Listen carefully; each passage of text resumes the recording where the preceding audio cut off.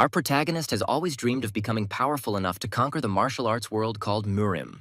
In order to fulfill his dream, he became the patriarch of the Heavenly Steed clan.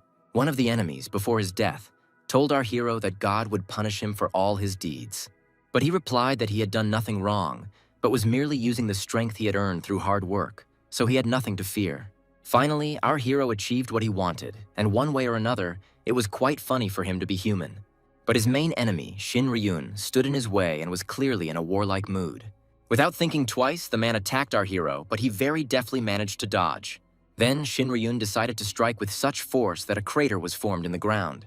But our hero withstood this blow too and managed to deflect it, although it was difficult for him. The man shouted that his enemy was the very embodiment of evil, and he vowed to wipe all evil from the face of the earth.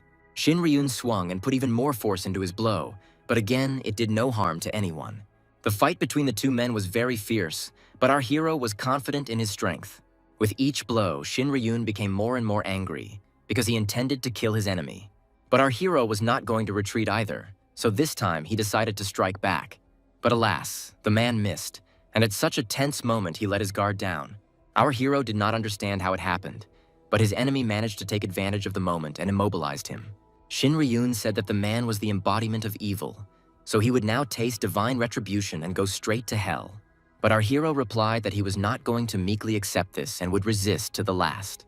Shin Ryun is truly a valiant man, so he chose a selfless and noble way of reprisal. Without thinking twice, he killed himself along with his enemy, as this was the only way to defeat him.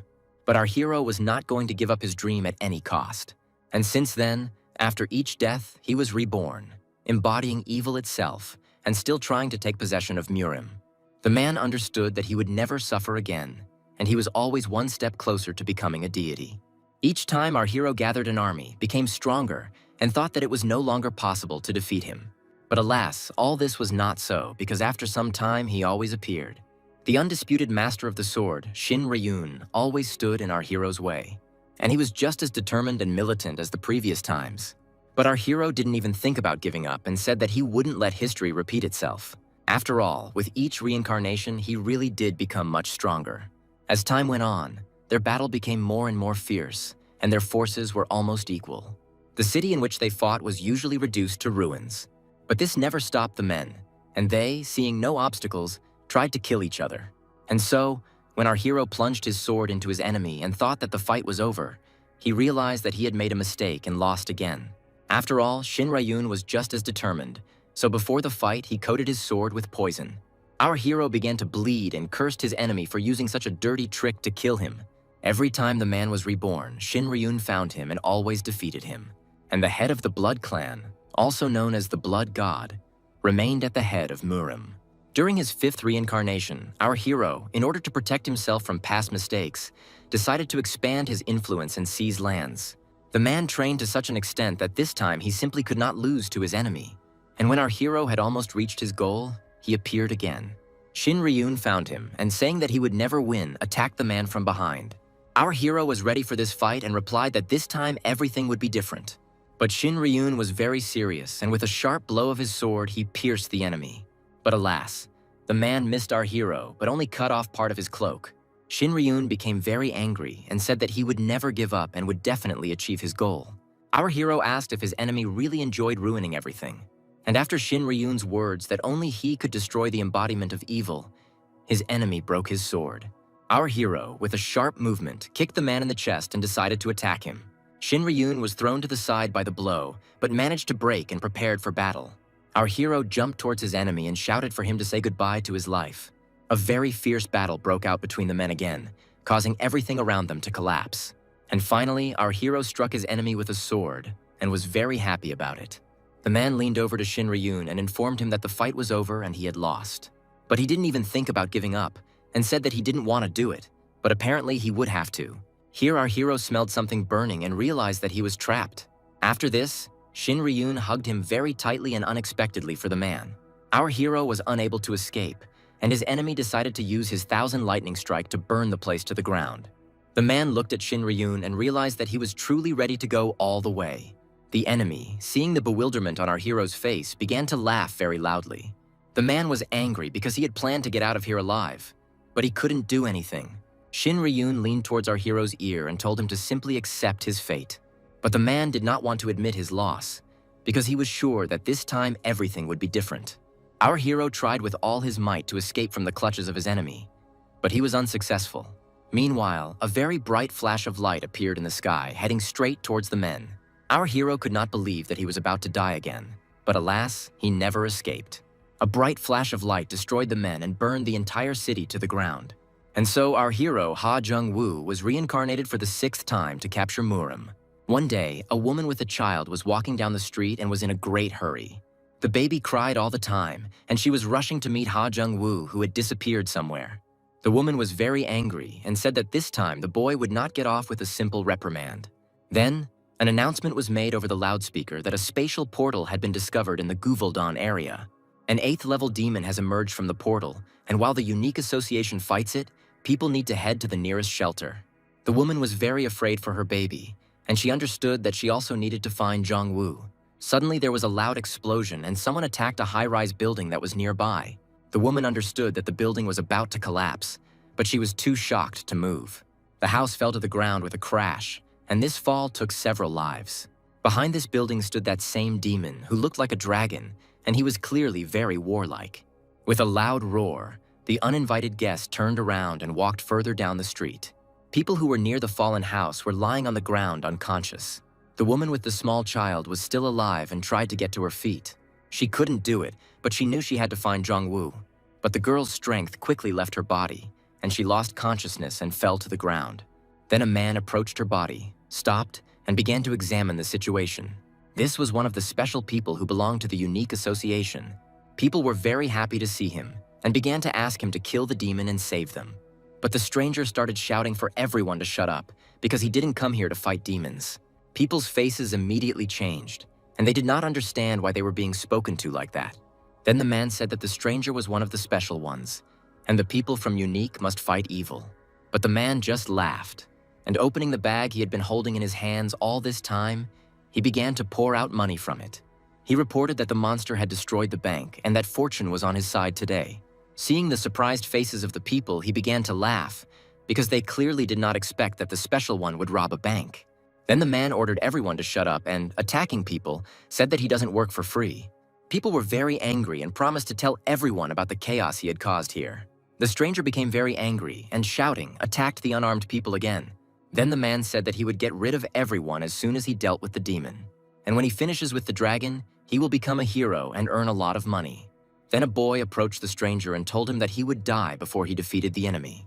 The man smirked and said that an 8th-level demon would never defeat him.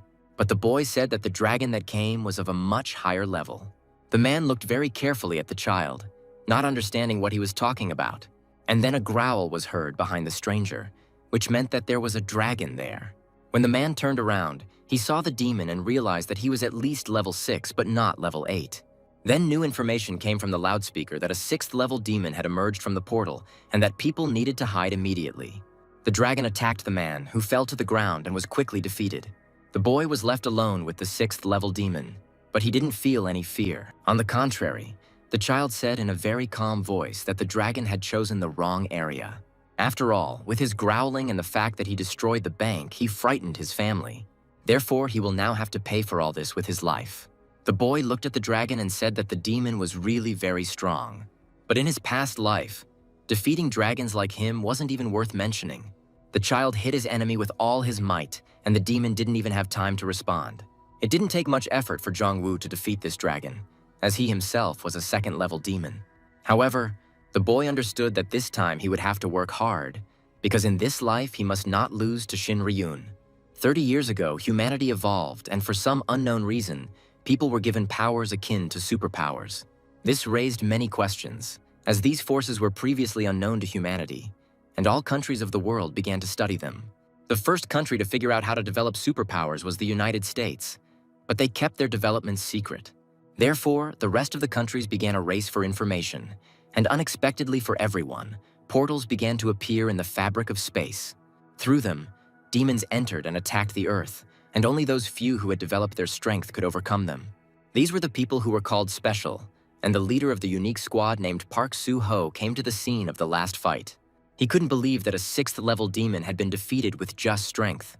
The man checked all the CCTV cameras, and the only thing he could find out was that the demon was defeated by the boy. Then Suho's nephew called out to him, and turning to him, he thought that the mysterious boy seemed to be a real monster.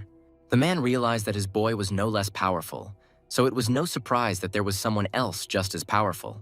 But for Park Suho, it was very surprising that 2 monsters were born at the same time. Ha Young-woo has been reincarnated 6 times in an attempt to conquer Murim, and this time he decided to train hard to defeat Shin Ryun. The boy understood that the enemy had defeated him in all his lives, and that they were reincarnated together again this time. But our hero was not going to lose, and knew that he would have to make every effort to defeat him. Shin Ryun had made a fool of Ha Jung-woo so many times that it couldn't be tolerated anymore. Our hero understood that in this life everything would be different, and he would train tirelessly to become stronger. After all, he must not lose to his enemy again at any cost. Then someone called out loudly to the boy, and he suddenly returned to reality. It was his mother who came into the room and started scolding him for playing his game early in the morning. Ha Young-woo replied that these were not toys and that this was how he trained, but these words made the woman even angrier. After all, the boy constantly bullied other children, and seeing his mother's reaction, he promised that he would not fight anymore. The woman leaned towards him and asked him to promise that he would behave well. Ha Young-woo, unable to bear the tension, shouted that he would not hurt anyone again. The mother calmed down and ordered the boy to wash his hands and go have breakfast. In his past lives, Ha Jung-woo learned to kill and torture people without any remorse, which made him stronger. But this time, everything was different, and now he was sitting at the table and his mother was forcing him to eat carrots. But strangely enough, he even liked all this strange food and the care of his family. And now it was time to go to kindergarten, which Ha Jung-woo didn't really like. During a walk, our hero stood to the side while the children played and tried to develop their strength. One of the boys, named Kang Chun, was clearly the leader and suggested that the other boys do something. This child really wanted to challenge Ha Jung-woo himself and defeat him. After all, he was the heir of the Golden River clan, which was the strongest of their great 8. But the boys doubted it, saying that every time Kang Chun challenged Jung-woo, he lost the battle. The child said that this time victory would be his, and for this reason he even asked his father to teach him the clan's secret technique. Kang Chun decided to prove to his friends that he really had become much stronger. So, approaching the tree, the boy prepared to show them his signature move. With a cry that he was using the Iron Fist of Fury, Kang Chun swung with all his might. Having struck the tree with all his might, its trunk shattered into small pieces. The boy was very pleased that he had finally succeeded, and his friends were shocked by what they saw and said that now he was definitely the strongest in the kindergarten. Kang Chun replied that it was not for nothing that he was a descendant of the Golden River clan. And finally, the hated Ha Jung-woo, who humiliated him in front of Yuhara, will get what he deserves. After all, Kang Chun will never forgive him for the shame that he had to endure back then. The boy's friends began to doubt that Ha Jung-woo would agree to take on this fight. But our hero was only glad to test his strength once again, so he agreed without hesitation. The children were shocked by what they heard and could not believe that a fight was about to break out. And Kang Chun didn't understand why Ha Jung-woo accepted this challenge so easily, because he saw him strike with a steel fist of rage. Our hero asked why the boy was acting tough in front of everyone, since he was clearly not the boss in this kindergarten. Kang Chun said that he didn't care and was ready to join this fight, as he had an ace up his sleeve. Ha Young-woo said that he didn't know what his enemy was planning, but he clearly would never win. The battle never took place that day, and one day all the children from the kindergarten came to the Golden River clan's domain. The kids were very happy to be invited to this huge house. Only Ha Jung-woo stood to the side alone and didn't want to talk to anyone. Kang Chun addressed the guests, saying how glad he was that everyone had come to his birthday party and that the best dishes had been prepared for them. The children began to shout praises, congratulate, and thank the birthday boy for everything. But only Ha Jung-woo stood to the side, watched all this, and simply remained silent. Then Yuhara entered the hall, who also came to congratulate the birthday boy. Our hero noticed the girl around whom all the children were gathered and noted to himself that she was very popular. Then Kang Chun also saw that Yuhara had come to the party and ran to meet her. Ha Jung-woo looked at all this with horror, not understanding the boy's joy. Yuhara handed Kang Chun a bouquet of flowers and wished him a happy birthday, and he said he was glad to see her. But then the girl's attention was drawn to our hero, who was still standing to the side. Yuhara approached him and said that she was very glad to meet him here. The girl started to have a nice conversation with Ha Jung-woo and asked him to teach her how to play online games. But all this angered the birthday boy. Kang Chun shouted at our hero to move away from his guest and not talk to her. Meanwhile, in another room, the birthday boy's father was talking with his colleague. And he told him that today, on his birthday, Kang Chun was going to beat someone up and even asked him to teach him some techniques. The boy's father was named Lee Ho-guk, and he was the head of the Golden River Clan. Kim Jong-gwan, who was the deputy head of the Golden River Clan, replied that even if that were to happen, they would be there for him anyway. The boy's father said that he was not going to help his son because he was already responsible for his own actions. Kim Jong-gwan looked closely at the man and decided to find out why he still kept the portal core. Lee Ho-guk asked what was wrong with that, since the cores were just transmitters that supported the portal from which the demons came out. This is a priceless artifact that can only be obtained by killing a demon, plus it can be easily sold for good money. Kim Jong-gwan said that this was no ordinary cannonball, it was cursed, and anyone who touched it would be wiped off the face of the earth along with their family. Lee Ho-guk looked at his colleague and said that all this was not true, and he certainly won't be cursed with some completely ordinary trinket. Here in the hall where the birthday party was taking place, a very loud sound was heard. It was Kang Chun who, using his family's secret attack, attacked our hero. There was a huge hole in the wall of the house they were in, and part of the street was also destroyed. And Ha Jung-woo was lying on the rubble of all this, and from the force of the impact, he lost consciousness. Kang Chun was very happy that his enemy was finally defeated, and right in front of Yuhara. The crowd began to rejoice with joy that the birthday boy had just defeated Jung-woo. The boy, turning to the girl, said that she no longer needed to be afraid of our hero because he would protect her. Yuhara replied that she was never afraid of Ha Jung-woo because he had never done anything bad to her. Kang Chun said that she never liked our hero, and she told him that the boy had not yet lost. The headman's son asked what she was talking about, because he had knocked the guy out with his signature blow, and he would be unconscious for several hours. But Yuhara replied that everything would be different, and if he didn't believe her, he would soon see for himself. After all, the girl's strength lies in her divine eyes, thanks to which she can determine the enemy's condition. All of this was a first-class skill, but Kang Chun didn't want to believe that Yuhara was right. Turning his head, the boy was shocked to see Ha Jung-woo standing behind him, unharmed. Kang Chun didn't expect this at all, so he screamed very loudly in shock. And our hero laughed and said that he allowed him to hit him only as a birthday present. The boy looked very carefully at his enemy and did not understand what he was talking about. And Ha Jung-woo thought that he had reincarnated a huge number of times, and this was the least he could do at the age of 7. But hitting him was one thing, challenging him was quite another, so now it was his turn to respond. Our hero, without thinking twice, very quickly headed towards his enemy to show him the difference in their strength. Ha Jung-woo said that the boy would remember this lesson forever and would never dare to defy him again. Kang Chun screamed in fear, but our hero didn't even think about stopping. The Golden River Clan building where everyone was suddenly shook violently again. The head of the clan realized that his son was most likely fighting with someone again. The deputy head asked Lee Ho-guk if he was planning to barge into a children's party. The man replied that he was simply curious who his son was fighting. Kim Jong-gwan said that he was more concerned about the portal's core, as he didn't know what the clan leader was planning to do with it. Lee Ho-guk got very angry and told his deputy that he had enough of this talk. The man simply knew that his boss knew absolutely nothing about this core. And Kim Jong-gwan knew everything about it and heard what kind of reputation they now have among other clans because of it. The head of the Golden River clan was very angry when he heard this and said that he didn't care about gossip. The clan's deputy said that they were considered empty-headed barbarians who had no understanding of the current world situation. After all, this core previously belonged to Kim Tak-soo, the previous head of the unique association. Seeing Lee Ho-guk's surprised face, the man said that it was all true. And 2 years ago, after his entire family was killed, Kim Tak-soo personally went inside the portal and retrieved this core. After that, it was passed on only to trusted persons, but they all died along with their families, which is why it was called cursed. Then Kim Jong-gwan asked if his boss could overcome this core, and he replied that it was difficult for him to say right away.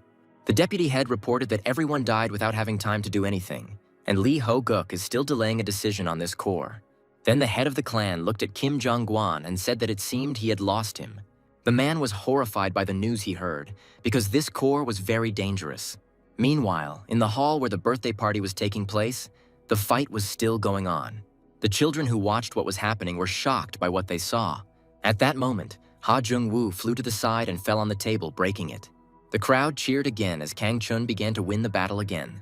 Yuhara looked at the boy very carefully and didn't understand why he was glowing red. She saw that Kang Chun's aura had changed greatly, and there was some strange stone in his hands. Our hero, getting to his feet, also noticed that the boy began to glow red. The girl's eyes filled with tears, and she said that she was very scared. Kang Chun's gaze changed, became much angrier, and he began to laugh very maliciously. Yuhara realized that something really bad was about to happen, so she shouted for all the guys to get out of there. Meanwhile, the head of the Unique Association, Park Soo-ho, approached the gates of the building. Without thinking twice, the man knocked on the huge doors of the Golden River clan's estate. After all, he understood perfectly well that the boy who defeated the 6th-level demon was here now. After watching the video from the surveillance cameras, the man noticed that the boy was wearing the uniform of the Chonsun Kindergarten. The squad leader thought it was Lee Ho-guk's youngest son, named Kang Chun, but he needed to make sure. Meanwhile, the children who were in the building began to run in different directions, and the son of the clan leader glowed red ever brighter and was already hovering in the air. Yuhara decided to talk to him and asked the boy to calm down. She looked at Kang Chun very carefully and said that he needed to come to his senses. But the clan head's son didn't even think about stopping, but only laughed very loudly. The girl became very scared. Tears started flowing from her eyes again, but she herself could not move. Ha Jung-woo understood that thanks to the divine eye, Yuhara could sense imminent danger. Kang Chun's expression had completely changed, and he laughed and said that he would kill anyone who stood in his way.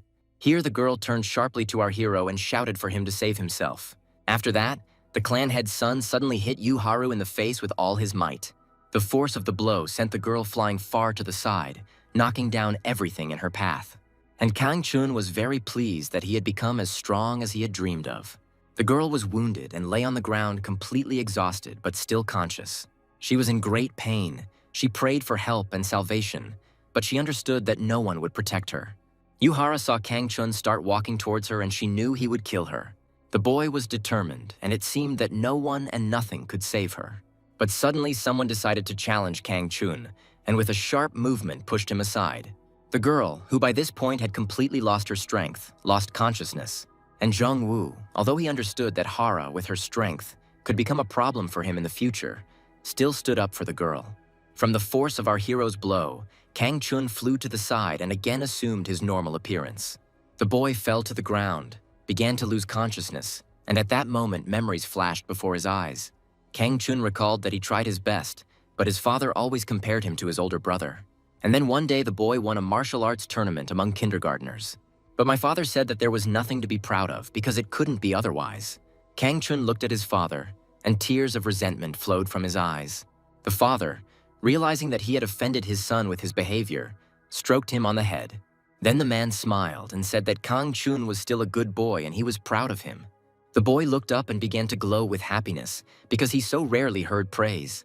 After this, Kang Chun came to his senses and, lying on the ground, began to get angry again. He remembered that time. His father had praised him for the first time, and then Jong-woo had appeared and ruined everything. Our hero did not hesitate to wait for his enemy to gain strength, so he struck him again. The boy didn't have time to block the blow and immediately flew back far again. Ha Young-woo was glad that Kang Chun had returned to normal and lost his new power. The boy looked at our hero and said that he was the only one to blame for all his troubles. Jong-woo laughed and told Kang Chun not to cry, since it was his own fault for being such a weakling. The boy grinned and said that his enemy was right and he would no longer complain to him.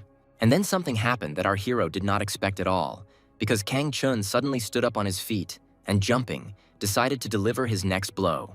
The boy kicked Ha Jung-woo in the face with all his might, sending him flying backwards. While our hero was flying across the room, he hit the floor several times, and then the wall. Even though the attack was quite strong, Jung-woo did not lose consciousness. Kang Chun was strong again and told our hero that he had made a good point, because the strongest always wins. The boy looked at his enemy, grinned, and his eyes began to turn red again. Meanwhile, in another room, Kim Jong-gwan was scolding his boss for losing the portal core. Lee Ho-guk said that he had no idea how dangerous this thing was. Here the head said that apparently this was a strong curse, since even the chairman of the association eunuch could not cope with it. Kim Jong-gwan reported that the cursed core can subjugate the spirit of the one who uses it. To put it simply, the owner of this artifact becomes possessed by the devil himself. Kang Chun continued to attack our hero, but he did not have time to defend himself. The boy was delighted with his new strength, and each of his blows became more powerful. Kang Chun looked at his enemy and asked how it felt to be beaten by someone stronger than him. Then he smirked, realizing that Ha Jung-woo had always thought he was better than everyone else, and that had finally changed. From the very first day, Kang-chun dreamed of gaining the power to crush the boy like a bug. And then one fine day, while in his father's office, he came across the portal core. It began to talk to the boy and told him that if he took it, he would have powers he had never even dreamed of. Kang-chun didn't even hesitate, and taking the portal core in his hands, felt that he had truly become stronger. The boy was happy, because finally he could defeat anyone, and finally his father would be proud of him. But our hero didn't even think of giving up so easily, so his lips spread into a smile. The boy looked very closely at his enemy and did not understand why he was grinning, and Jong-woo said that he found it funny to watch him pretend to be Kang-chun. The boy did not wait and decided to strike his enemy again. But our hero was just waiting for this, so he managed to dodge very deftly. Ha Jung-woo took advantage of this moment and grabbed Kang-chun by the hair, and then, with all his strength and without stopping, he began to hit the boy's head against the wall. After this, our hero said that he was now talking to a parasite that had taken over Kang-chun's body. Here the boy broke free from Ha Jung-woo's grip and, swinging his arm, decided to hit him. But our hero managed to intercept this blow, stopping Kang-chun's hand. After this, Ha Jung-woo pushed the boy away and kicked him in the back with all his might. Kang-chun hit his face against the wall again and immediately screamed in unbearable pain. But this did not stop our hero, and he very slowly moved towards his victim. The spirit inside Kang-chun realized that Ha Jung-woo was a real monster. He can't beat this guy in the body of a weak boy, and he needs to look for something better. At that moment, Park Soo-ho entered the room and asked what the children were doing there. Then the leader of the squad, Eunuch, asked if Kang-chun was among them by any chance. But he never heard an answer, because the monster in the boy's body, seeing the new body, rushed at him. Park Soo-ho didn't understand what was happening, so he looked at the child very carefully. Only a second later, everything changed dramatically, and the leader of the squad, Eunuch, began to scream in pain. The man's eyes changed, and his aura also began to glow red. The spirit entered Park Soo-ho's body, and Kang-chun fell to the ground, completely exhausted. And so the renewed leader of the squad, Eunuch, looked at our hero and told him to say goodbye to life. At that moment, Lee Ho-guk entered the room and asked what was going on. The man saw his youngest son, who was unconscious and bleeding. The clan leader looked at Park Soo-ho and asked if he did this to Kang-chun. The parasite in the body of the leader of the unique squad said that he was in a bad mood and ordered Lee Ho-guk to go to hell. The man looked very closely at the stranger and, grinning, said that he would not leave so easily. Moreover, his own mood suddenly worsened.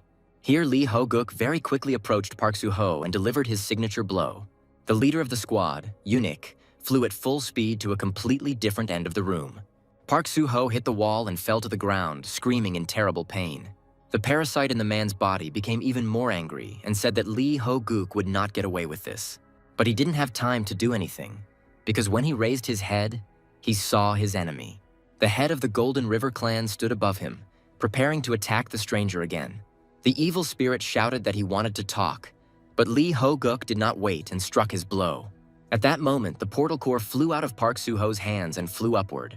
Kim Jong-gwan, seeing him, began to shout that they had found their missing artifact. After this, the deputy head of the clan shouted at Lee Ho-guk to grab him quickly. The man said that he had already figured this out himself and extended his hand forward. But the head of the clan didn't manage to grab it, and the cursed portal core disappeared. After all, Ha Jung-woo, who turned out to be much faster, managed to intercept him. Kim Jong-gwan shouted to our hero that this was a very dangerous thing, and they had to hide it in a safe place as soon as possible.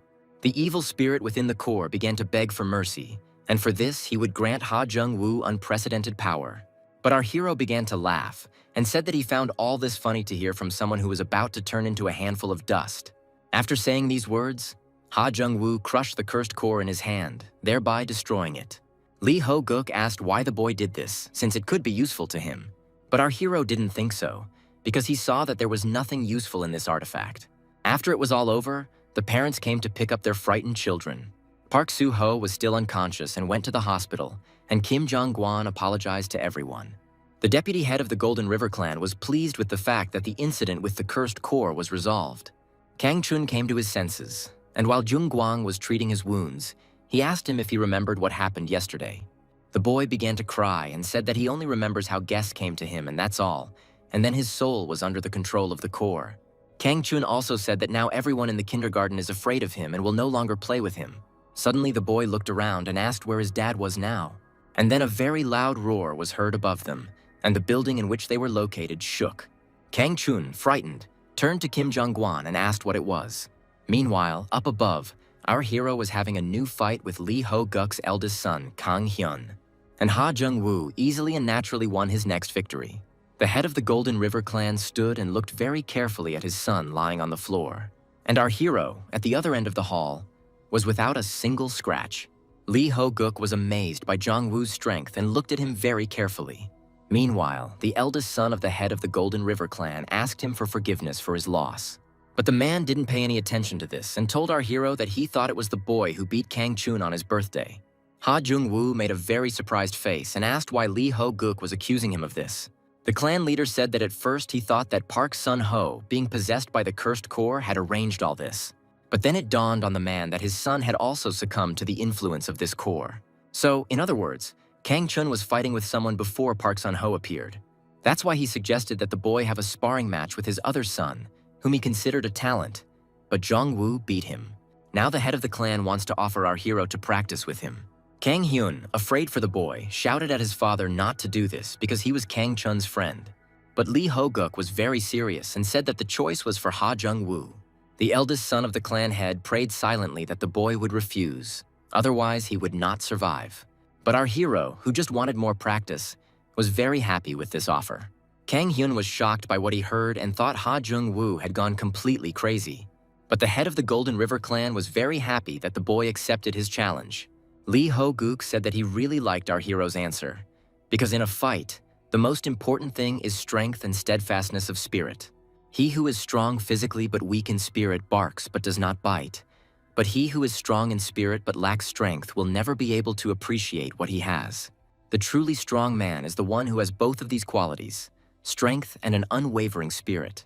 Ha Jung-woo looked at the man and noted to himself that this was why he liked such simple, uncomplicated types. The head of the clan grinned and asked if the boy was afraid of his superpowers.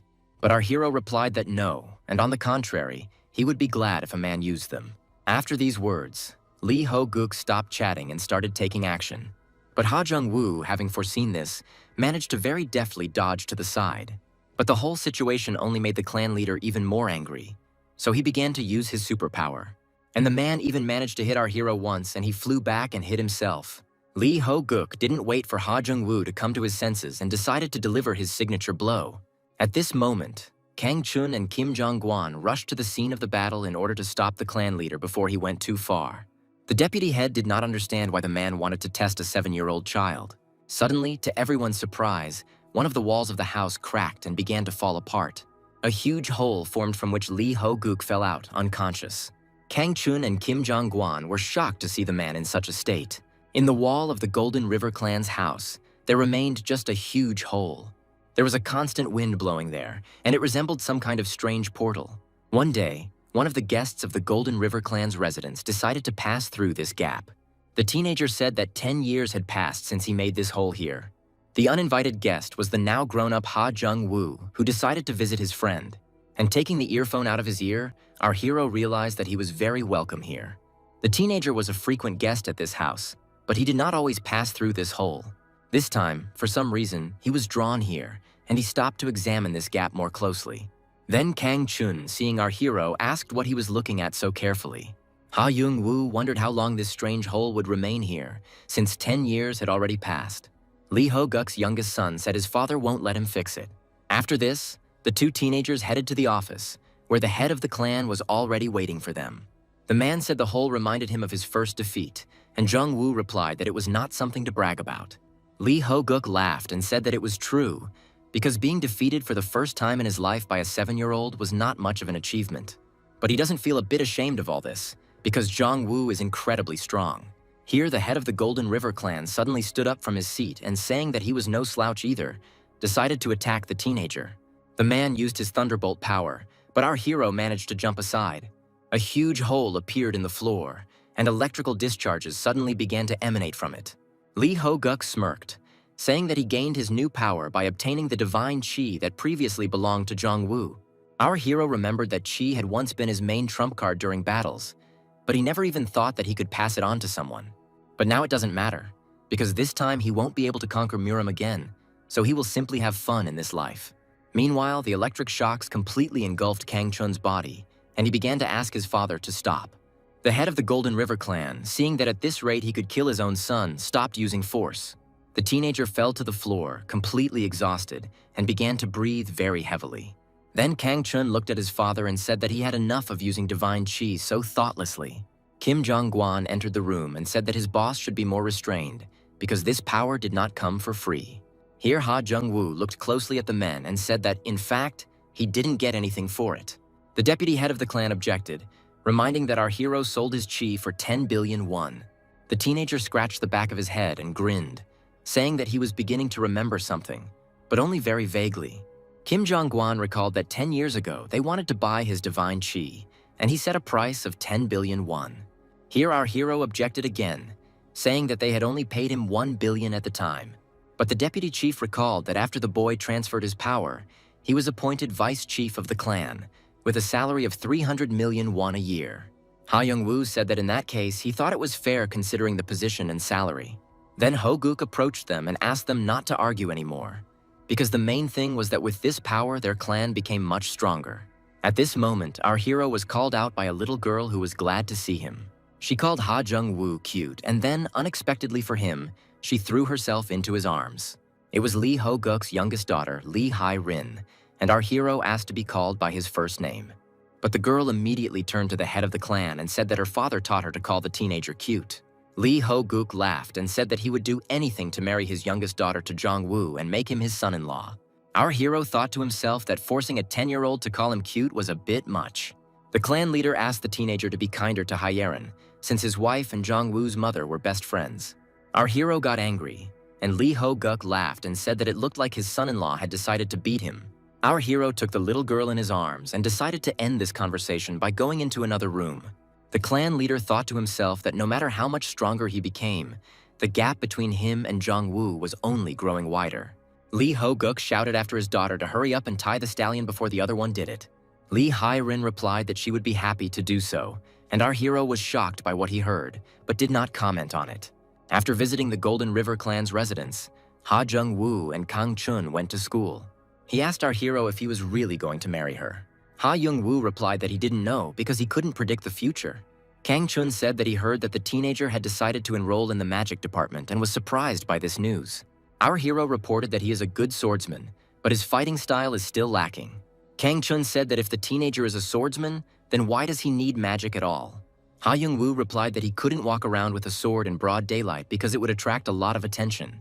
Our hero thought to himself that in this life he must become stronger, despite the fact that he had already given up on the idea of conquering Murim. While chatting, the teenagers didn't notice how they had arrived at a school that trains people with superpowers.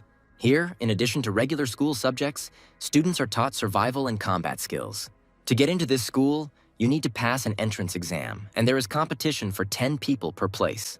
Kang Chu looked at the crowd of people wanting to study here and noticed Min Jin-yoon from the Red-Eyed Clan and Kang Mi-ho from Innovation.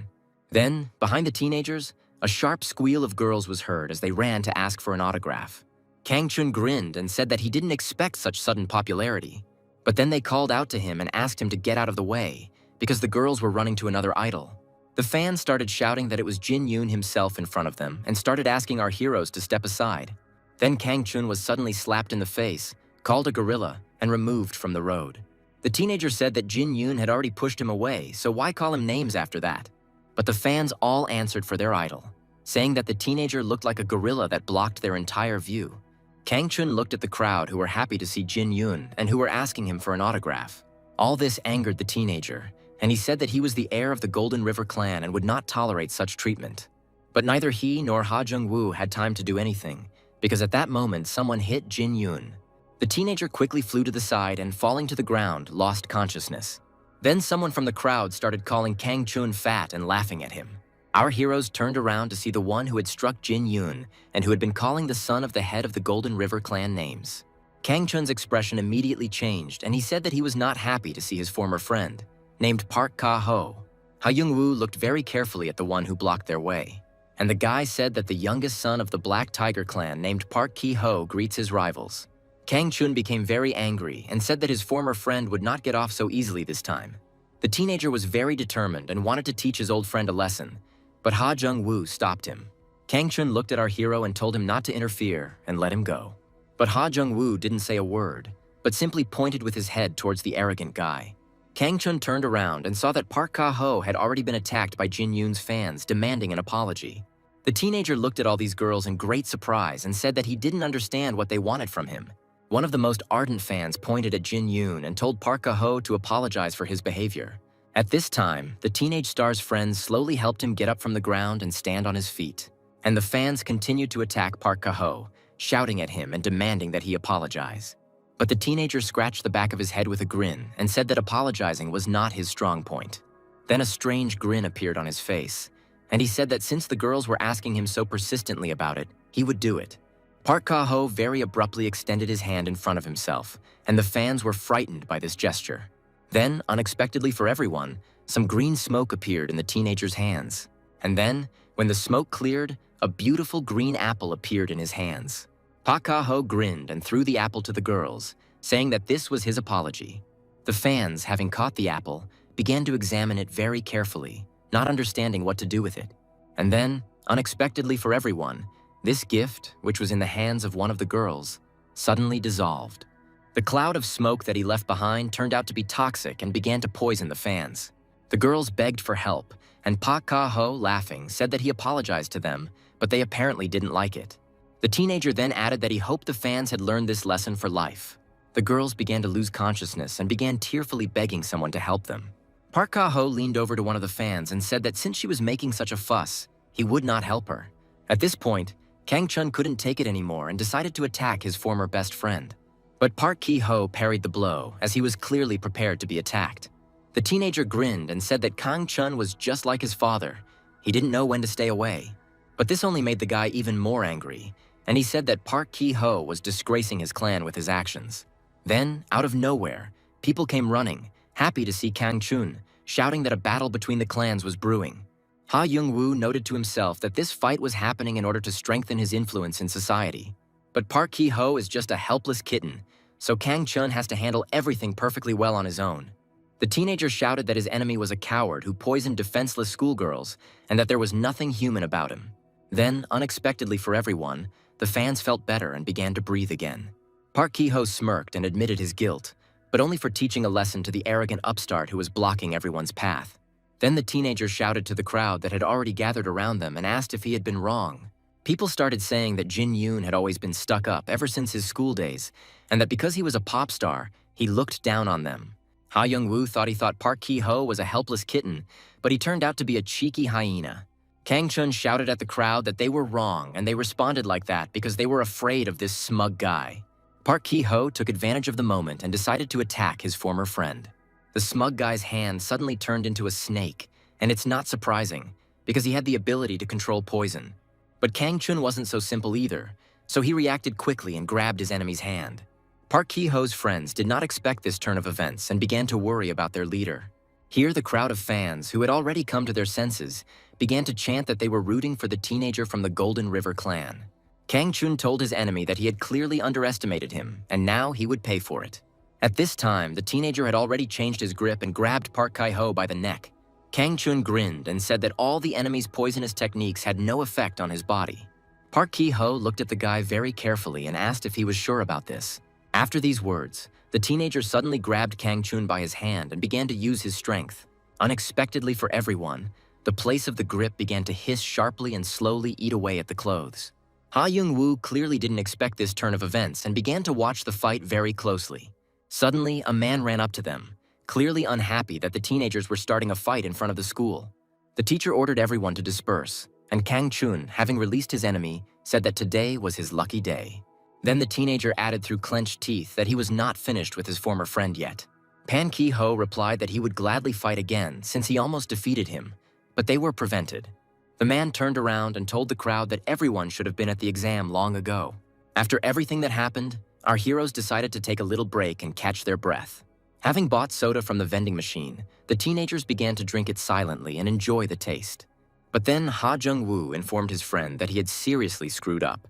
Kang Chun, choking, replied that our hero was sometimes simply unbearable, and that if it weren't for the teacher, his enemy would have been defeated. The teenager said that if his friend started a fight, then he needed to see it through to the end. Otherwise, what was the point of it all? Ha Jung-woo then revealed that this was the second time Park Ki-ho had tried to pick a fight with Kang Chun.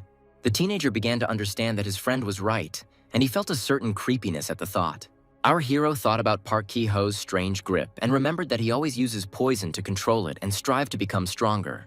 Ha Jung-woo, without saying a word, suddenly grabbed his friend's hand and pulled it towards him. Kang Chun, clearly not expecting such behavior, asked our hero what he was doing. The teenager did not answer this question, but silently lifted the sleeve of his friend's shirt and saw fingerprints there. Ha Jung-woo, looking at the handprints, realized that Park Ki-ho had used the power of absorption. Returning to school, our hero decided that the son of the head of the Black Tiger clan was a reincarnated demon.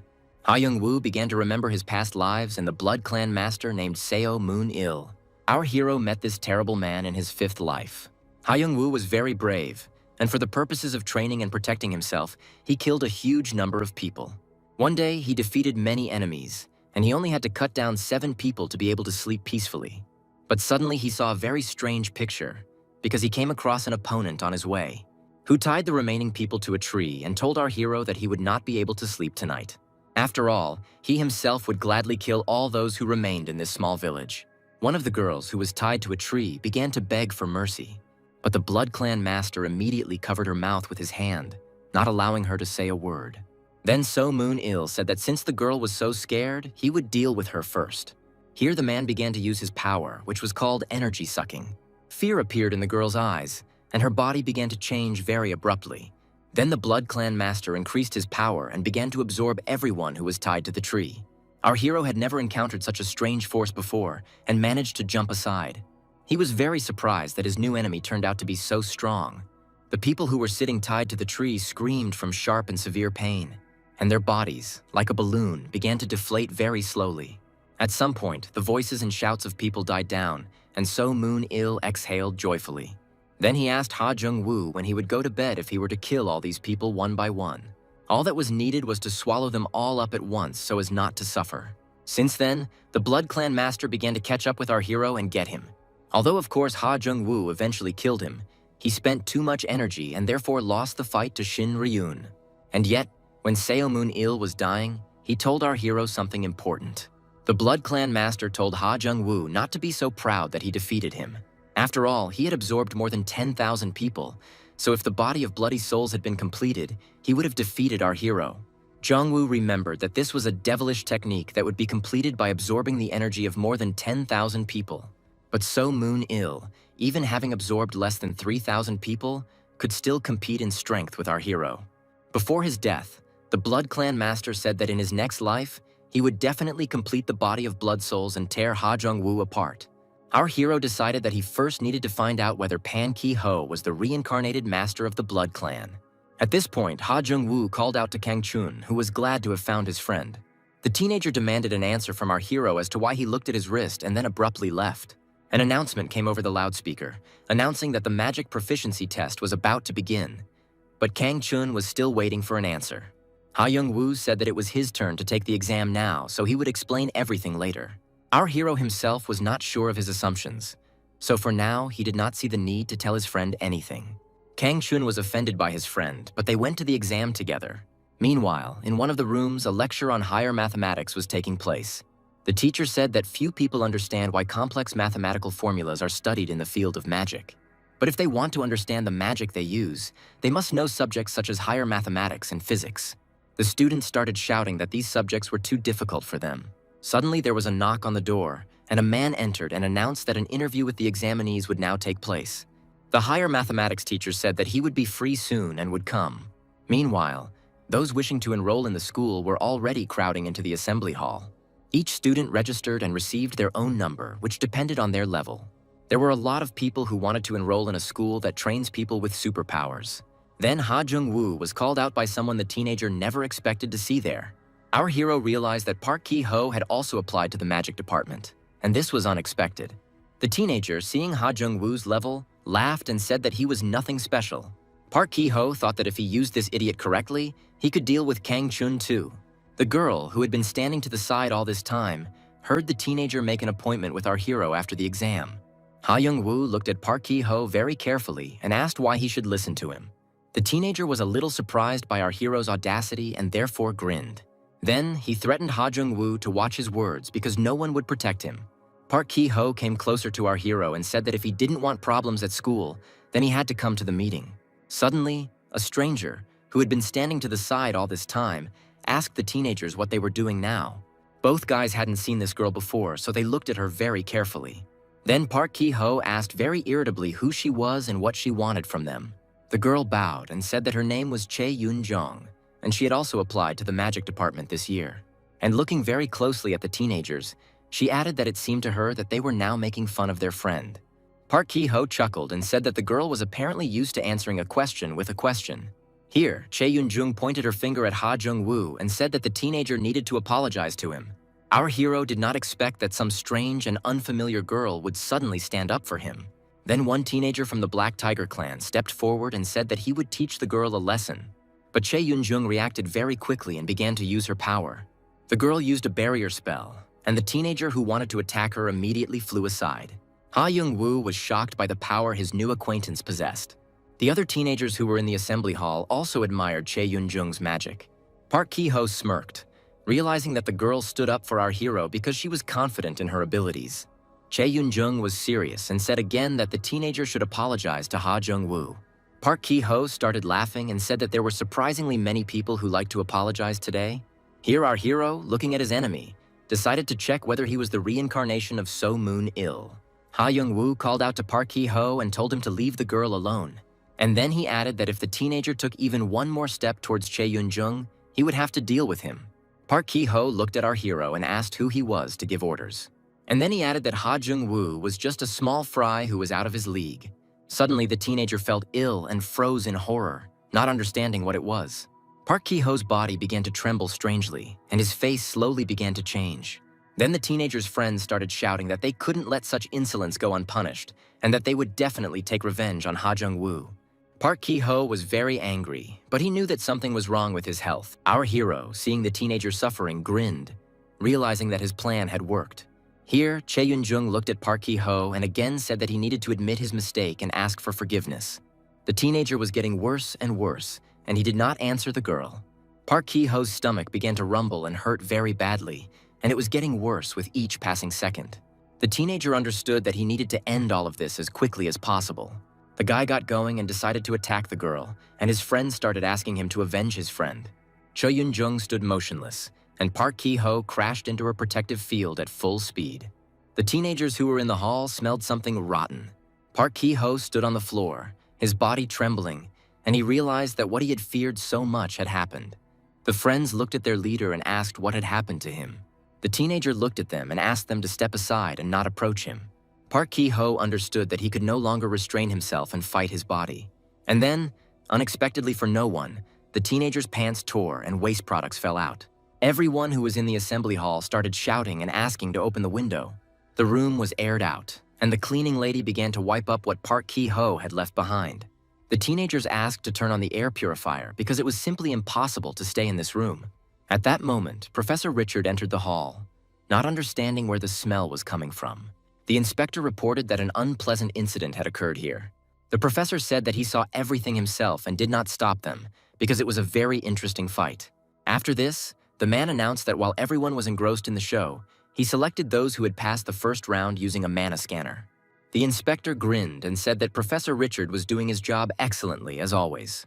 The man reported that several students had passed by and distinguished themselves today. Looking at Chae Yun-jung, he said that her mana reached 5 circles and that she was a true genius. She, seeing the teacher, bowed to him, asked for forgiveness for causing trouble, and would understand if she was not accepted into the faculty. The professor said that she passed, because even in America and England, it is very rare to meet someone with such strong mana. The girl was very happy to hear this and thanked the man, and he replied that he would be happy to watch her success in the future. Then the teacher looked very carefully at Ha Jung-woo and said that he too might pass. Our hero has heard about Professor Richard many times, and although everyone said that he is a mid-level magician, his skills are much higher. The man said that the amount and purity of the guy's mana is simply terrible, and he doesn't know if it's possible to put Jong-woo on the 3rd level. Chae Yun-jung, hearing these words, let out a very strange laugh. The professor said he didn't know whether he should be allowed to go further, and Ha Jung-woo mentally answered that he should. The teacher was shocked that a boy of his age already possessed telepathy. He understood that not everyone could use such complex, high-class techniques. Therefore, I mentally asked why the owner of such power came to study magic. Ha Young-woo said that he was very skilled in martial arts, but magic was an unknown area for him. The professor replied that it might seem like a good idea to be both a mage and a swordsman, but in the end, one might not succeed in either. If our hero wants to study magic just because he was blessed with mana, then this is a huge mistake and arrogance. Jong-woo replied that the special school was a place to learn combat skills and abilities, as well as to eliminate deficiencies. And our hero does not want to separate combat techniques and magic. The only important thing is that he develops.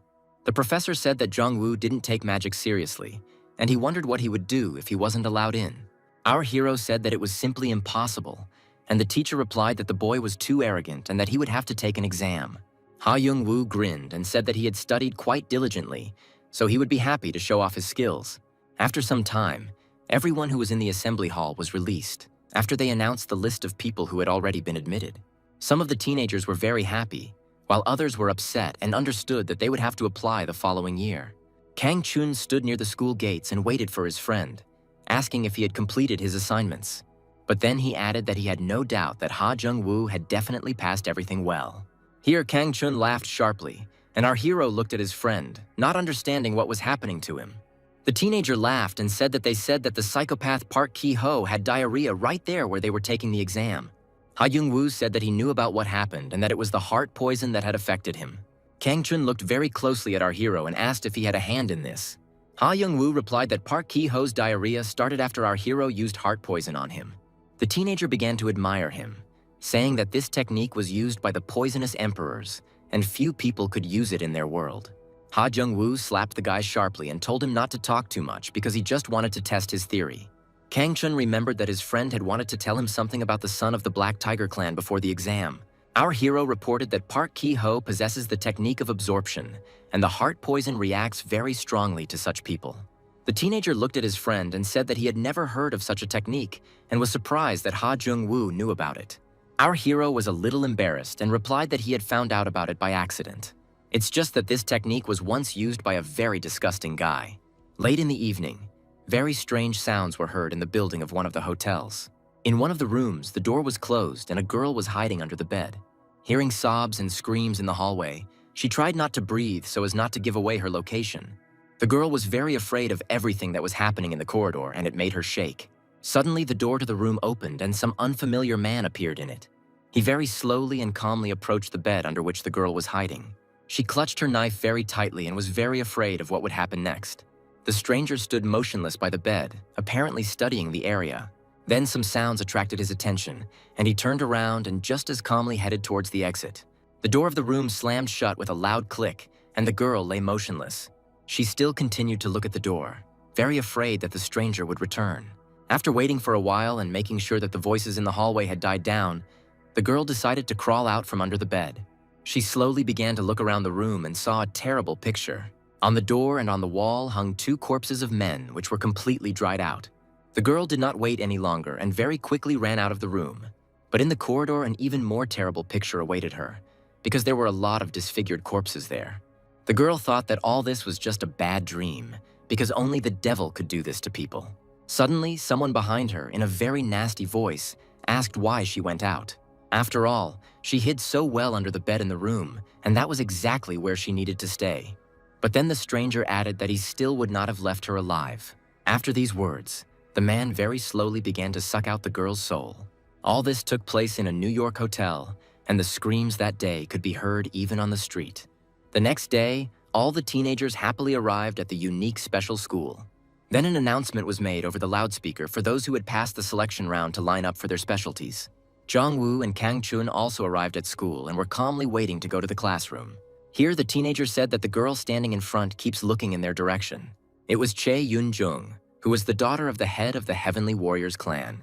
Ha Young-woo looked at the girl very carefully, not understanding what she wanted. Here, unexpectedly, Chae Yun-jung, sensing some kind of danger, turned away. At that moment, 2 teenagers walked past her, and she cast a barrier spell on them. Kang Chun asked in surprise what it was, and immediately noted that the girl had used force after looking at Ha Jung-woo. Then the teenager added that his sister was still very young, so he could find someone else. Our hero told his friend not to talk nonsense, and Kang Chun-woo decided to find out more information about the absorption technique. He asked if she was really that scary and if they should worry about her. Ha Jung-woo didn't answer this question, but looked to the side and said that Park Ki-ho was coming over there. The teenager's face was gone, but he still walked very confidently into the school building. Kang Chun said that his former friend had great strength of spirit, because if he were in his place, he would have died of shame. Our hero, without thinking twice, headed towards Park Ki-ho, telling the teenager to wait for him here. After all, Ha Jung-woo still needed to check something very urgently and make sure of something. Our hero quickly approached Park Ki-ho, called out loudly to him, and he turned around.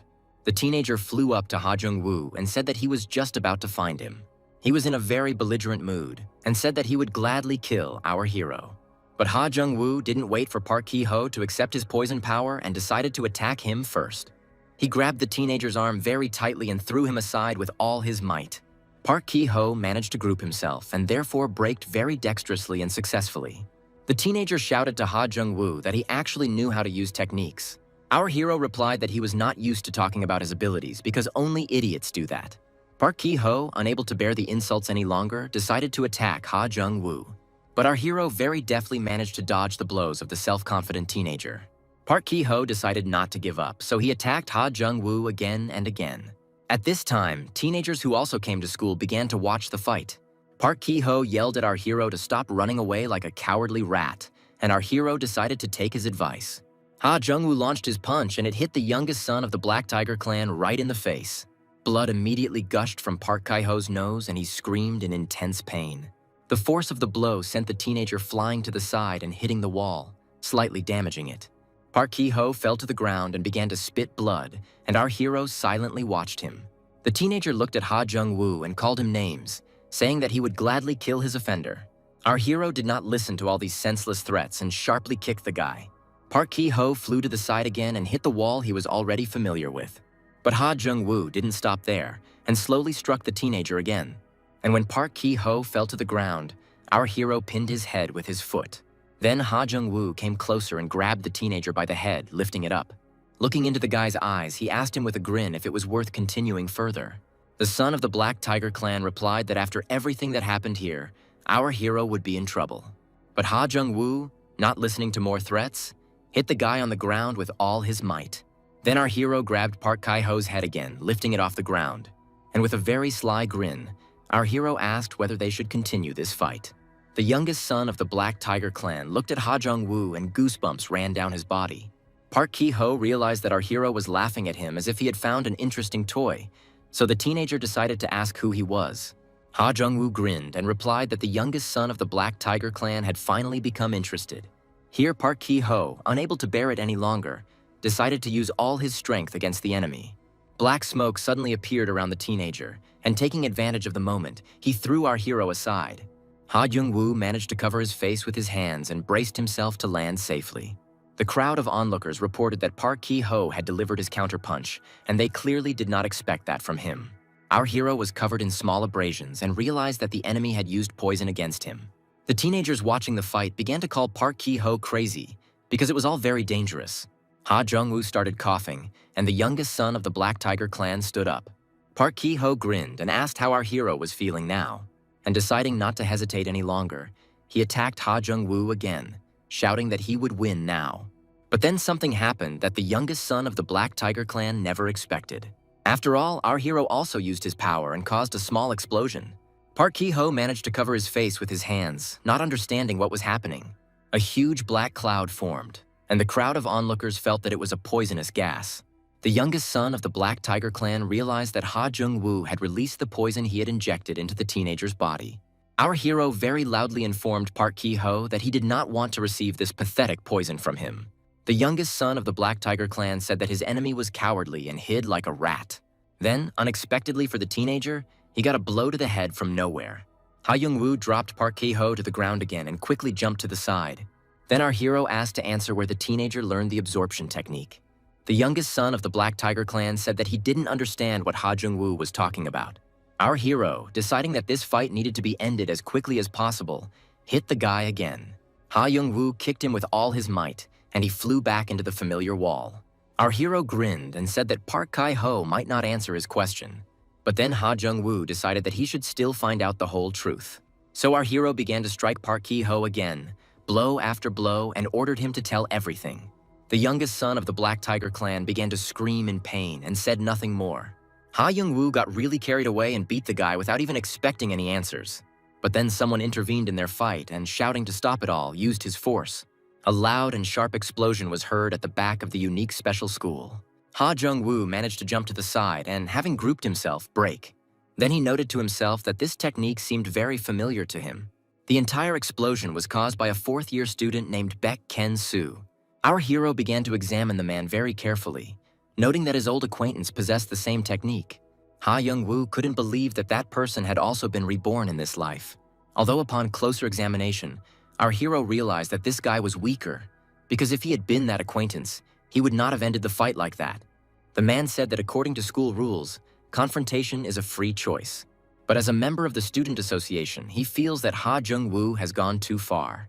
Our hero immediately objected, saying that his opponent had used poison. But Baek Kyung-soo replied that he saw no damage on the teenager's body. Ha Jung-woo said that his condition was not that important because they wanted to kill him and the poison remained in his body.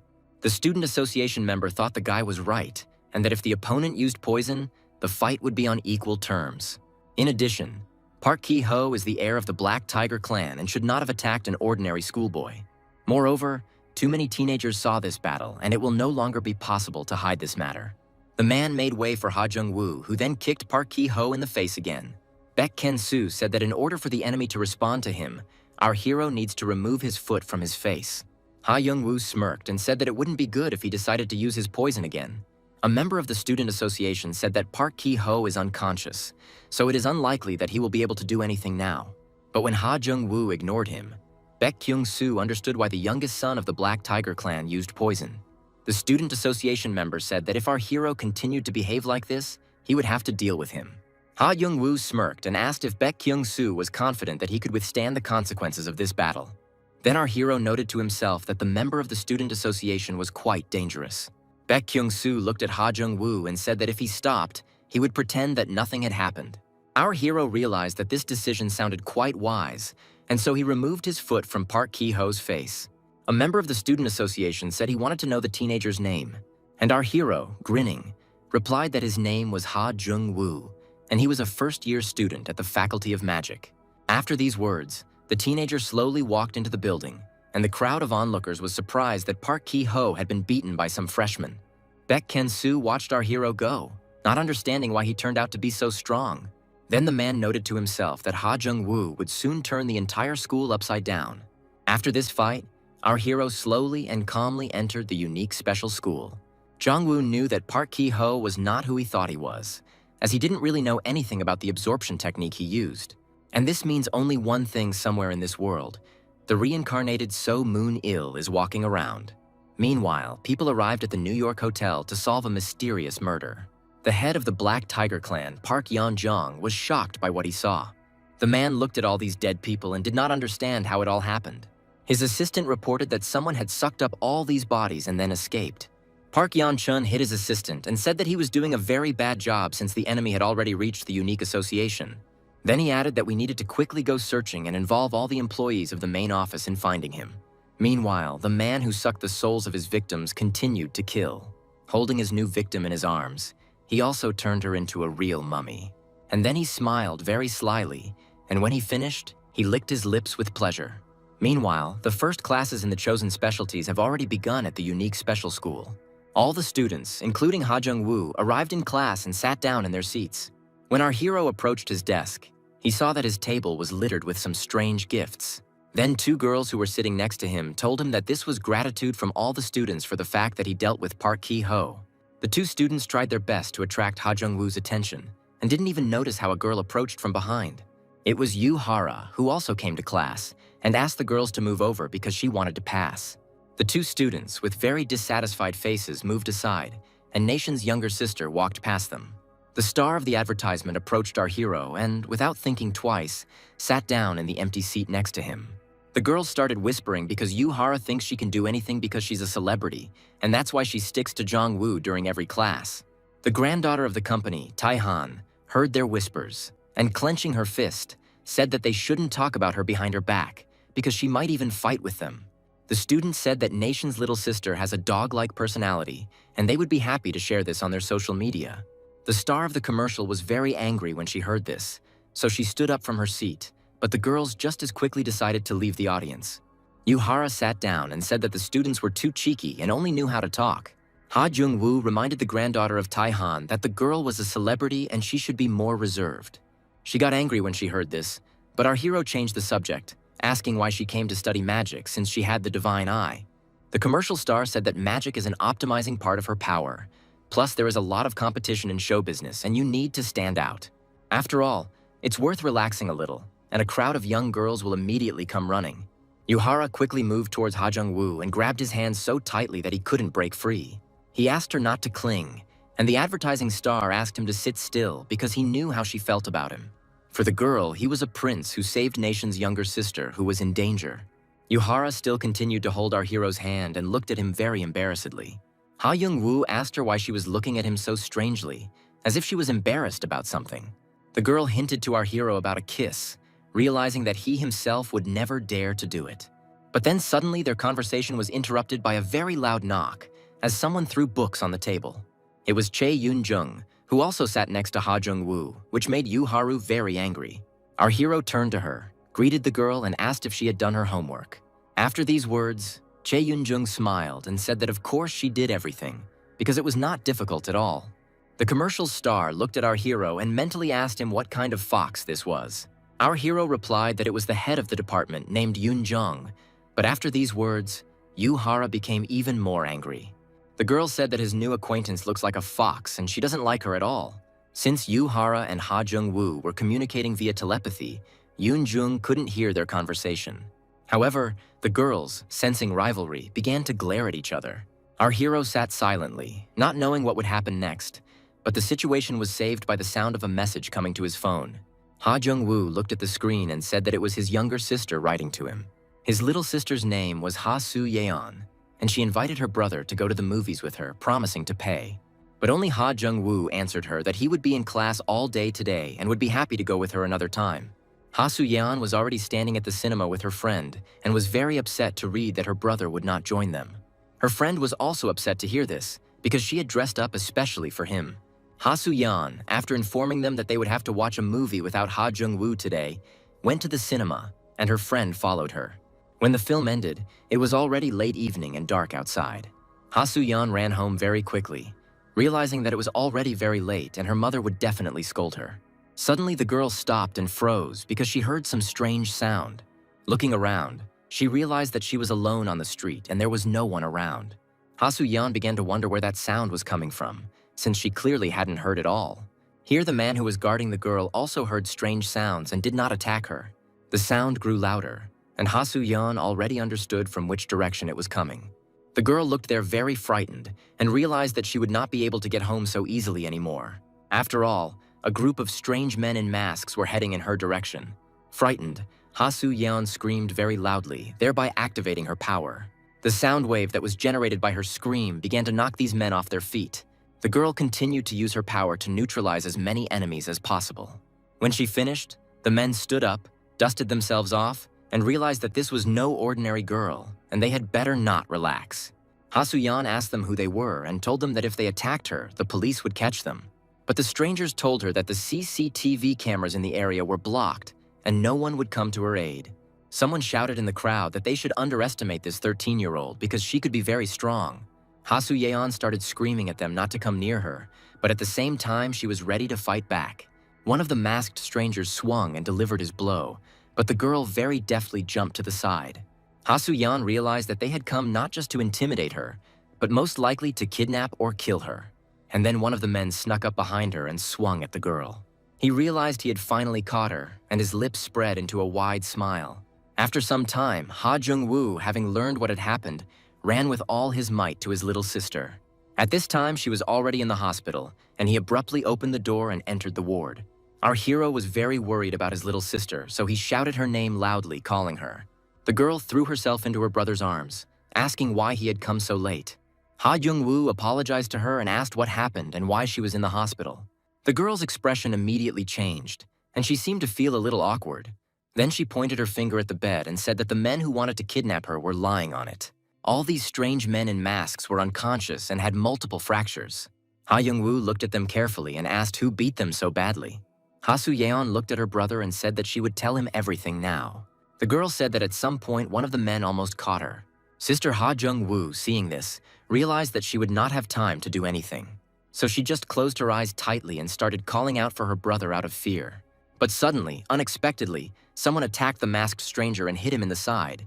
The rest of the team, also not understanding what was happening, watched in great surprise. Ha Soo-yeon became scared and began to look around warily.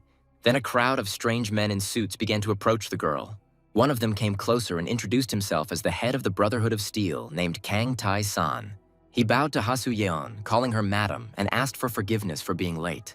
The masked men didn't understand who these strangers were or how they got there. The leader of the Brotherhood of Steel said that he was not there by chance, because he knew that an attack was being prepared against the girl. The masked strangers didn't understand how Kang Tae-san knew about this, since they hadn't told anyone about their plans. But the leader of the Brotherhood of Steel did not explain anything, and said that they needed to grind the men into dust in order to survive themselves.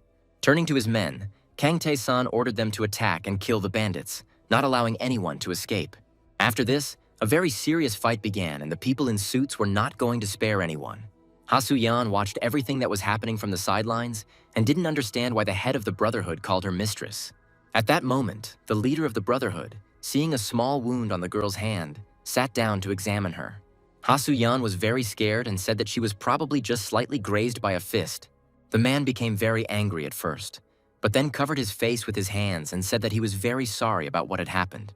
The girl said that she was completely fine, but he suddenly jumped up as if he had no longer heard her. Kang Tae-san suddenly shouted that he was declaring a high alert and ordered everyone to be killed. Ha Soo-yeon finished her story and, crying, told her brother that she was very scared because he didn't come. Then she looked at the masked men and said that she felt a little sorry for them too.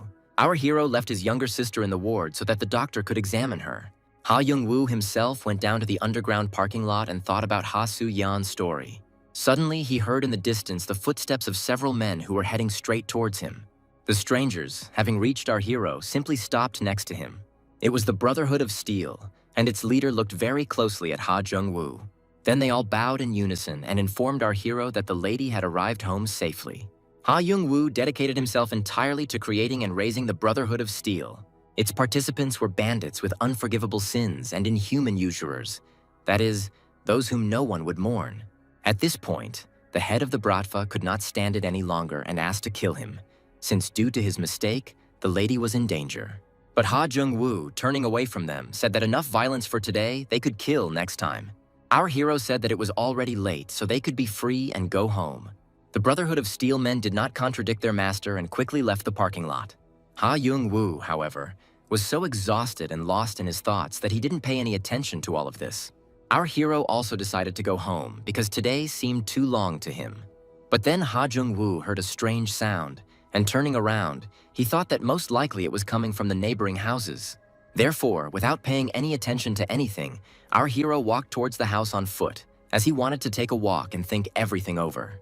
Ha Jung-woo disappeared from sight as he turned right and left the underground parking lot. But all this time, he was not alone there, because one of his reincarnated enemies was hiding in the darkness. It was Seo Moon-il, who was watching over Ha Jung-woo and was very happy to have found him. The next day, training was taking place at the Black Tiger Clan's residence.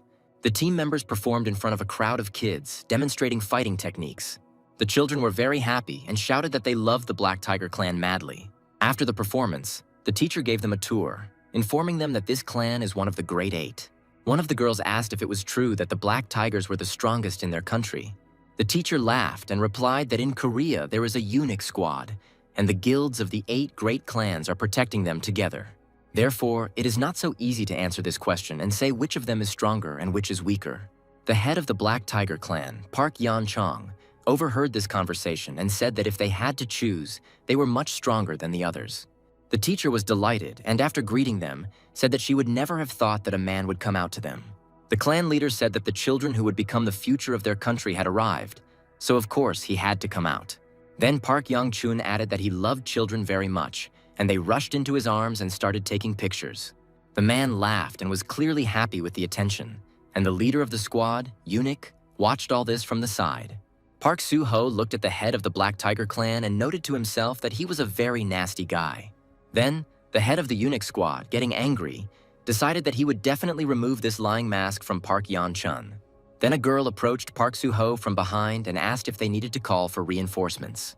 Squad leader Eunuch said that they need to be careful, because their enemy is part of the Great Eight, the Black Tiger clan, and their reckless actions could lead to a war between Unique and the Great Eight.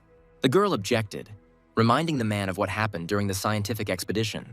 300 people gathered there simply disappeared for no apparent reason, and 3 tour buses also simply vanished.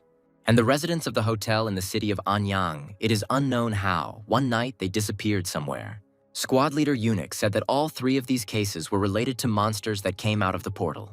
The girl said that it all looked very strange, because the monsters did not touch the buildings, but only took the people. She believed that the Black Tigers had something to do with all these incidents. Park Soo-ho knew that the girl wanted to find her twin sister, who disappeared during the investigation. But a year ago, the Black Tigers found something in their ancient burials, after which all these events began to happen. Until Park Soo-ho finds out what they found there, they need to proceed with extreme caution. Meanwhile, the children and their teacher were already leaving the Black Tigers' residence. Park Yeon-chun waved to the kids with great joy, saying goodbye to them in a friendly manner. Then he turned to his subordinate and asked if Park Ki-ho had returned home. The guard informed his master that his son was in the hospital wing. Park Ki-ho has already regained consciousness, but has not yet fully recovered from the fight with Ha Jung-woo.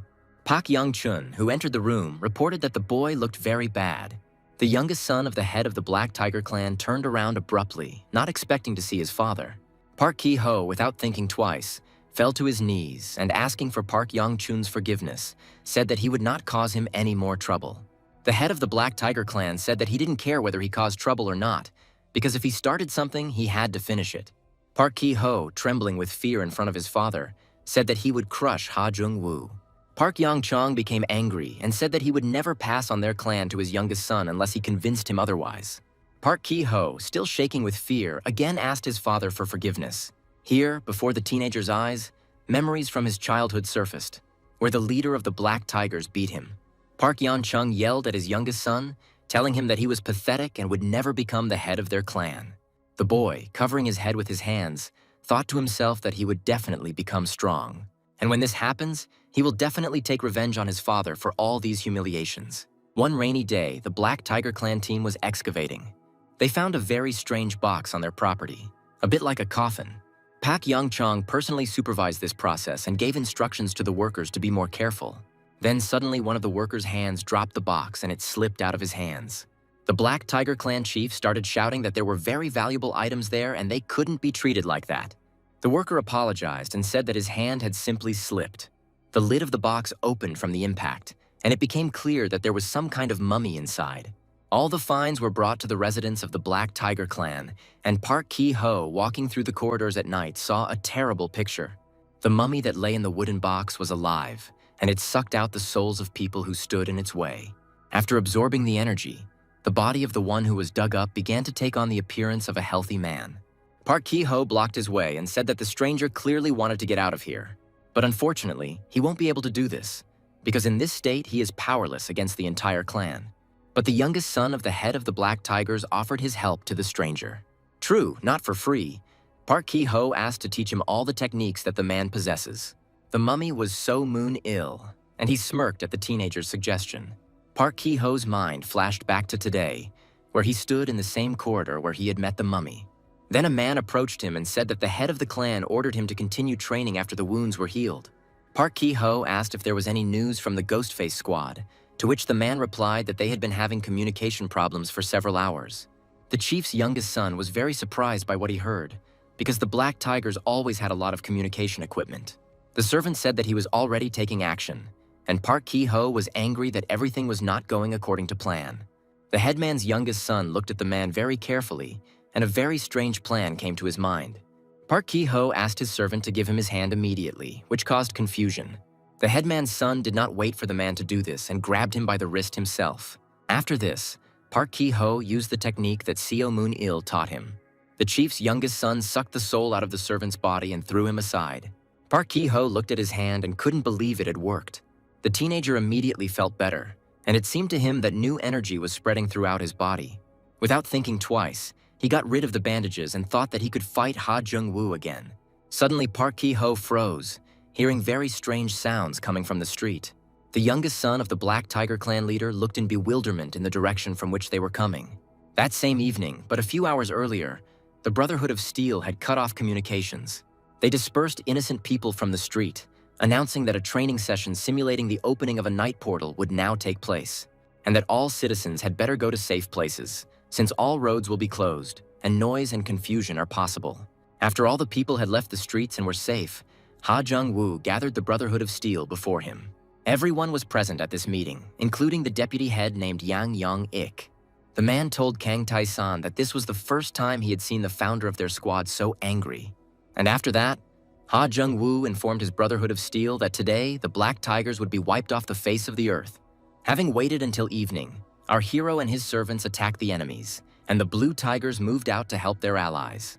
Their leader, Jang Se-jin, did not understand who this brave man was who suddenly attacked the Black Tigers. Suddenly there was a crash behind him and part of the team was eliminated. Jang Soo-jin realized that it was an enemy attack and ordered everyone to dodge. But his Blue Tiger team was not so agile, so they did not have time to group up. Jang Soo-jin managed to hide behind a pole, and turning around, he realized that he was completely alone. He became very angry and said that he would gladly kill those who attacked his team. Suddenly, someone's voice was heard behind him, and this person was standing very close. It was Ha Jung-woo. He smirked and said that he came here alone and defeated everyone alone. Jang Soo-jin told him that he would be happy to deal with the uninvited guest. But our hero was not frightened by these words, but only grinned. After that, Ha Jung-woo did not wait and attacked his enemy first. Yang Se-young managed to block the blow, but was still thrown to the side by the force of the blow. But his flight was short-lived, as he crashed into a wooden structure which immediately broke. The man was conscious, but from the force of the blow, his body was shaking violently. Raising his head and looking at his enemy, Jang Se-jong said that he had acted very stupidly by attacking the Black Tiger clan. After these words, the man turned around and saw that his entire team was lying on the ground unconscious.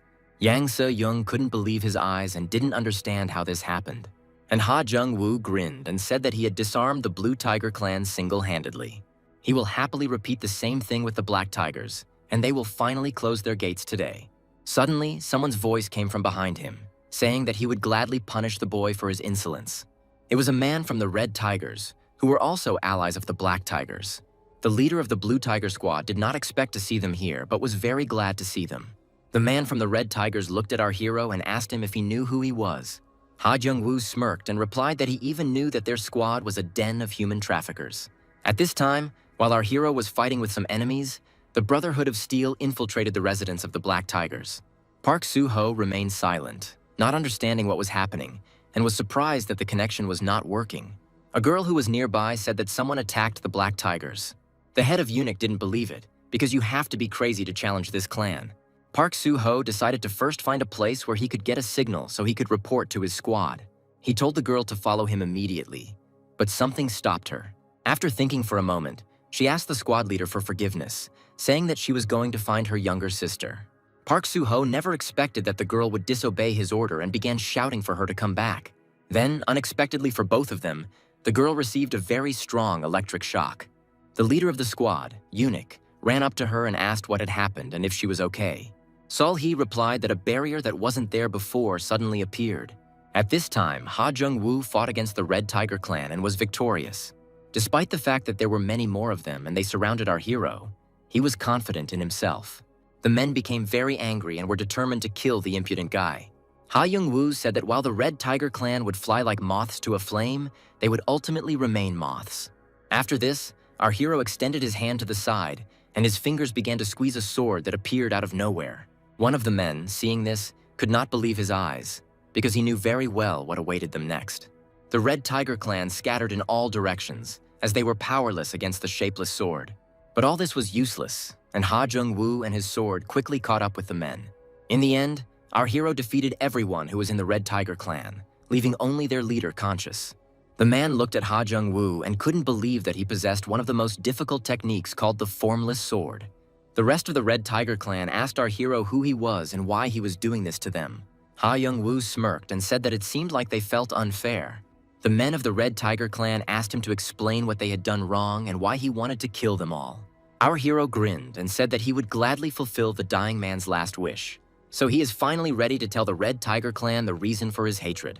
The whole point is that they were going to kidnap his little sister, although their attempt ended in failure. The men clearly didn't expect to hear such a strange reason. After all, they didn't even kidnap the girl, they just tried to do it, and because of this, he kills hundreds of people. Ha Young-woo smirked and said that those who earn their living with the sword have no human rights. The men of the Red Tiger clan looked at our hero in surprise, and then suddenly Park Ki-ho came out of the building and said that human rights are truly a luxury for them. One man from the Red Tiger clan looked at the young master and asked him to go to a safe place. But Park Ki-ho had no intention of running away, so he grabbed him by the shoulder. Then he looked into his eyes and asked who he was to give him orders. After this, Park Ki-ho began to use his new absorption technique. The Red Tiger clan's leader looked at the young master in surprise and asked what he was doing. But Park Ki-ho no longer heard anyone, and he certainly wasn't going to stop. As a result, the young master used his technique and absorbed more and more souls. The men of the Red Tiger clan, alas, could do nothing about it. Everyone asked Park Ki-ho to stop, but he didn't listen to anyone. The young master was possessed by a new power and felt invulnerable. At this point, the leader of the Red Tiger clan could not bear it any longer and attacked Park Ki-ho. But the young gentleman, although he was thrown to the side by the force of the blow, managed to break. The Red Tiger clan leader looked at Park Ki-ho and asked what he was doing. The young master was silent for a while, looking in the direction of the one who attacked him. And then he said that he was simply letting the man play his role. The leader of the Red Tiger clan did not understand what Park Ki-ho was telling him, and the young master remembered his childhood and how these people valiantly defended the Black Tiger clan.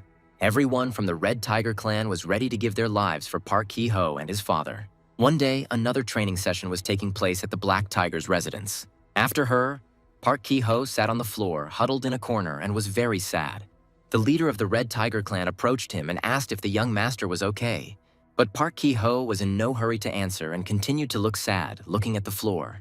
The man said that the master needed to gather his strength, because the head of the clan was only doing this to make him stronger. Park Ki-ho replied that he practices techniques every day, but his skills are not improving. The Red Tiger clan's leader looked at the young master with some sadness. Then the man decided to offer his help to Park Ki-ho in training. The young master raised his head and looked at the head of the Red Tiger clan. But the man smiled and said that he would be happy to help him so that he would grow up strong and become a worthy leader of the Black Tiger clan. The boy was very happy, so he stood up abruptly and hugged the head of the Red Tiger clan.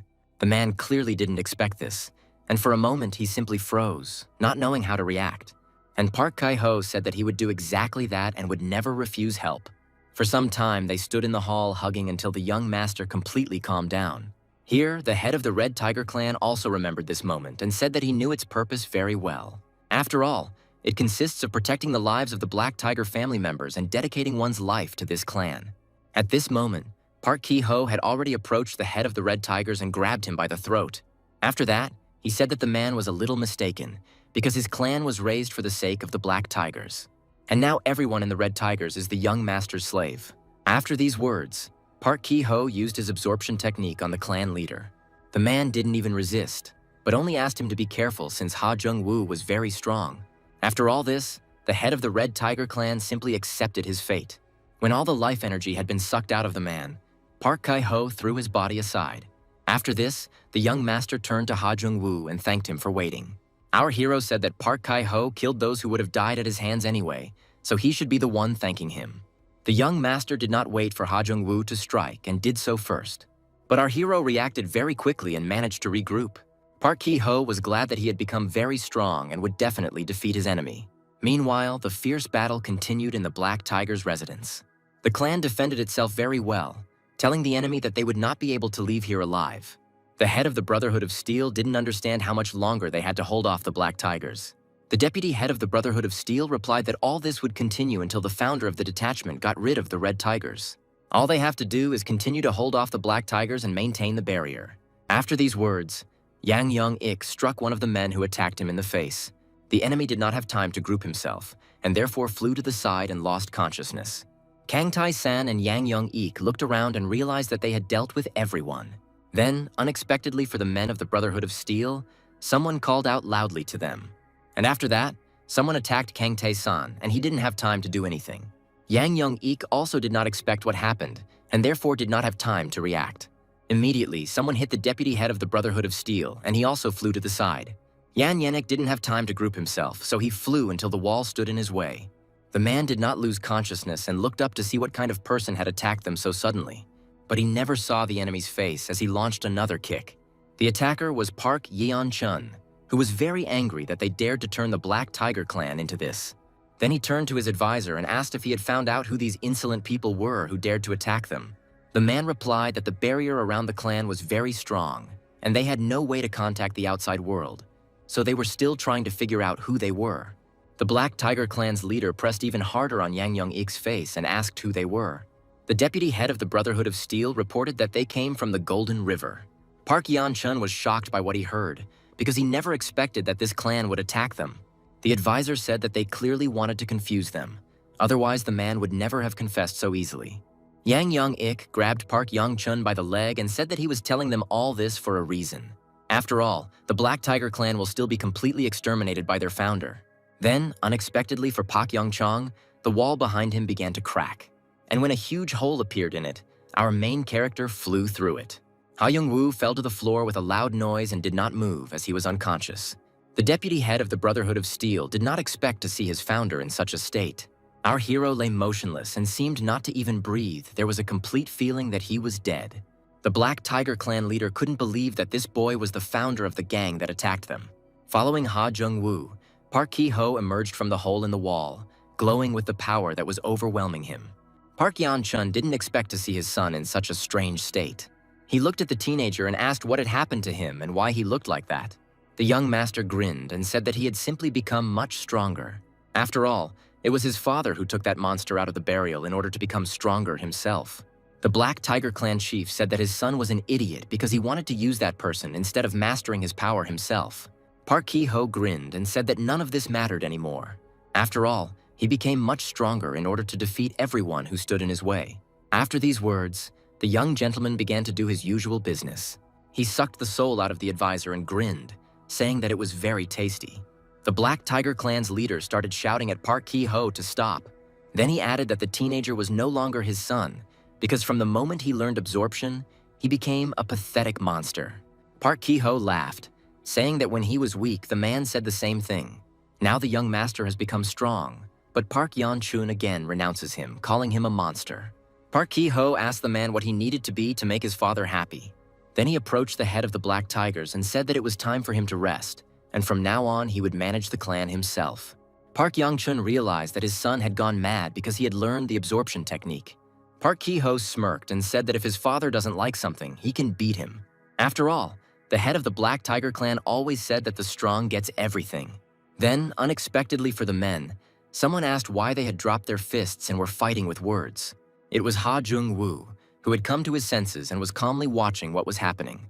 Our hero added that the men could take advantage of this opportunity to show a real fight between father and son. Ha Jung-woo saw the puzzled expression on the young leader's face and smirked. Park Ki-ho asked our hero how it happened that he survived and remained unharmed. Ha Jung-woo revealed that his team was also still alive and they were just pretending. After all, he used the immortal berserker technique on them so they wouldn't die even if their throats were cut. With a smug grin filled with confidence, the protagonist ordered the Brotherhood of Steel to go defend the barrier. The next second, as if by a click, the two fighters quickly left the room. Ha Jung-woo, looking at his enemies, announced that everyone who could hinder them had finally left, and he was ready to fight. Without warning, Park Yeon-jong rushes at the hero with monstrous speed. There was a loud bang and a wave of energy shot up into the sky, shattering everything in its path. Without losing his composure, the hero draws the formless sword and says that with his level, the leader of the Black Tigers will not be able to defeat him. But his enemy did not back down and said that Ha Jung-woo was to blame for his son becoming like this. Park Yeon-chun's face was the embodiment of evil. His eyes were glowing, and he was clearly intent on killing our hero. The man attacked Ha Jung-woo using a technique called Black Tiger Roar. But our hero was clearly prepared for this, so he flew to the side and managed to break. Gritting his teeth and mustering all his rage, Ha Jung-woo knew that his enemy wasn't that weak. And then he suddenly froze when he noticed that his opponent had somehow miraculously appeared behind him. Park Yeon-chun did not waste any time and launched his attack, called the Black Tiger Sally with all his might. Our hero was clearly not ready for this, so without having time to group himself, he flew to the side. Ha Young-woo realized that the man had the ability to shape space in the dark and move quickly through it. Park Yeon-jong, with a cold rage and an ominous glow in his eyes, activated his power again, and a sword appeared in his hands. Scarlet rays of rage burst from his eyes, in which one could read the desire to take the life of our hero. The Black Tiger leader launched his attack, and Ha Jung-woo was thrown back without having time to regroup. Our hero, looking at his enemy, said that he accepted his skills and admitted that he was very strong. But then, with a sly smile, he added that if Park Yang-chun wanted to catch him, he wouldn't succeed. After these words, our hero thrust the blade of the formless sword into the ground, and a wave of destructive force erupted from the earth, shaking the space. Park Yeon-chun, clearly not expecting this, tried to reflect the blast wave with his sword. But alas, nothing worked for him, and the man, screaming with anger, did not understand how such an attack could happen. Our hero had no intention of stopping, and gathering all his skill, created a destructive whirlwind. This tornado went beyond the building and destroyed everything in its path at breakneck speed. Park Yeon-chun tried to fight this, so he quickly regrouped. He didn't understand how someone like Ha Jung-woo could have such strong internal energy. Our hero did not stop and called forth another whirlwind to throw his enemy as far away as possible. However, Ha Jung-woo longed for the death of the Black Tiger clan chief, but due to the technique, he was unable to approach him. Our hero grinned and told Park Yang-chun that all this would soon end. But then suddenly someone came up behind him, and Ha Jung-woo froze in horror. The head of the Black Tiger clan screamed, because Park Ki-ho was standing behind our hero. The teenager angrily grabbed Ha Jung-woo, telling him that he would gladly suck out all of his internal energy. After this, Park Ki-ho began to use his absorption technique, and our hero let out a painful cry and slowly began to lose his strength. Park Ki-ho felt that the power that was in Ha Jung-woo's body began to flow into him very quickly. Our hero, all this time, was screaming in horror and despair, no longer trying to fight. But then Ha Jung-woo suddenly opened his eyes and began to remember the past. Namely, why he wanted to kill that terrible So Moon-il at the time. Park Ki-ho, with a wild smile and a mad gleam in his eyes, was delighted to be absorbing such enormous power. Suddenly, Ha Jung-woo gathered his strength, attacked his opponent, and began to suck out his strength. The head of the Black Tiger clan rushed to help with shouts and asked his son to move away from our hero. But Ha Jung-woo, with a malicious smile, said that it was already too late. It was as if the teenagers had switched places, and now our hero began to suck the strength out of Park Ki-ho. A few moments later, the young gentleman had gone limp and life had left his body. The Black Tiger clan leader realized what was happening in horror and began to scream. Ha Jung-woo coldly explained that he had already been reincarnated many times, so he had also learned the absorption technique. Our hero calmly threw away Park Ki-ho's exhausted body and added that he simply hadn't used this power before. Park Yang-chun could not contain his rage. His face was distorted and expressed some kind of madness. In a furious rush, he shouted for Ha Jung-woo to immediately revive his son. With cold irony in his voice, our hero said that it was simply impossible to revive a dead person. After these words, their swords clashed fiercely and another battle began. A surge of pain pierced Park Yang-chun's chest, and crimson blood burst from his mouth. He stood on his feet with the last of his strength, gritting his teeth and breathing very heavily. His voice trembled, not from fear, but from pain, and he asked hoarsely why Ha Jung-woo had decided to kill all the Black Tigers. The answer to this question was a lightning strike, furious, sharp, not giving time for understanding. After this, our hero, with a predatory grin, said that his enemy was talking too much and thrust the blade deeper. After delivering the final blow, Ha Jung-woo added that if you do something bad, you must be prepared to bear the consequences. The lifeless body of the Black Tiger clan's leader fell to the ground, and our hero stood motionless for a while. He looked at the ruined battlefield and, among the silent bodies, said out loud that this was the end. Ha Jung-woo looked at Park Ki-ho's body and thought that he should have asked him first how he learned the absorption technique. But realizing that it was too late, our hero turned around and noticed a shimmering blue stone float above Park Yang-chung's body. Ha Jung-woo's gaze became very serious as he recognized the portal core and realized that it gave power to the head of the Black Tiger clan. The hero didn't understand what Advisor Kim from the Golden River was doing, because such things shouldn't have escaped intelligence. Suddenly, Ha Jung-woo froze, his gaze becoming wary because he understood that something was wrong. And then, like a whirlwind, a new enemy burst from the sky, leaving behind cracks and a dusty trail. Our hero noticed this, so he managed to jump to the side quickly enough. The enemy swung his sword and decided to use the mixed lightning technique in mid-jump. Ha Jungwoo managed to jump aside, quickly recognizing the stranger as one of the members of the Northern River Clan family. Our hero struck back, and the enemy froze in panic, his whole body covered in horror. Ha Jungwoo pinned his opponent against the wall and thrust his sword next to him, telling him that he didn't have time to play this game. The stranger asked the teenager if he knew who he was and was told that, judging by the technique he used, he was from the Peng family. The enemy, in desperation, reveals his identity and says that he is the third heir of the North River clan and his name is Peng Se-gi. He only received an invitation from the Black Tigers, and if Ha Jung-woo harmed him, his family would not let it go so easily. Our hero, with a devilish smile, admitted that in his past life he had slaughtered the Peng family for fun. And then an idea came to his mind to make it look like it was a battle between the Northern River clan and the Black Tigers. Peng Se-gi said that no one would believe it, because he was a friendly delegate who came at the invitation of this clan. Ha Young-woo smirked and said that if the teenager wanted to live, he needed to get up. Panic took over and the boy stood up, shouting that he really wanted to live. Taking advantage of the moment, our hero takes out some kind of pill and throws it into the teenager's mouth. Ha Jung-woo smirked and told Peng Se-gi to get used to his new self, and then he would be able to live. There was panic in the teenager's eyes. He couldn't understand what would happen to him next. With a frightening smile, our hero says that he will control Peng Se-gi through the darkness of the spirit, like a puppet. He loudly orders the head of the Brotherhood of Steel to take the teenager, train him, and add him to their team. The prisoner flinches as a cold, commanding hand falls on his shoulder. Kang Tai-san, holding the guy with a bow, promises that he will teach Peng Se-gi so that next time he won't even dare to look at his boss. Ha Jung-woo coldly orders that traces of the Peng family's techniques be left on the bodies of the Black Tiger clan in order to distort the truth. The Brotherhood of Steel immediately carried out their creator's orders and left the scene of the battle. The bodies of Park Ki-ho and his father remained lying on the ground along with the portal core. It glowed very brightly and waited for someone to notice it again and take possession of it. Suddenly, a clawed hand reached out to the portal core and tore it from the ground. It was So Moon-il, who clutched the crystal with a mad smile. Without thinking twice, the man directed the portal core into his body in order to become stronger. His face began to change. He was being reborn, screaming in unbearable pain. The body began to absorb the energy of the core, and So Moon-il waited for it all to end. At some point, the man falls to his knees. His body shudders. He undergoes a metamorphosis. Seo Moon-il lifts his head, breathing heavily, and begins to examine his renewed body.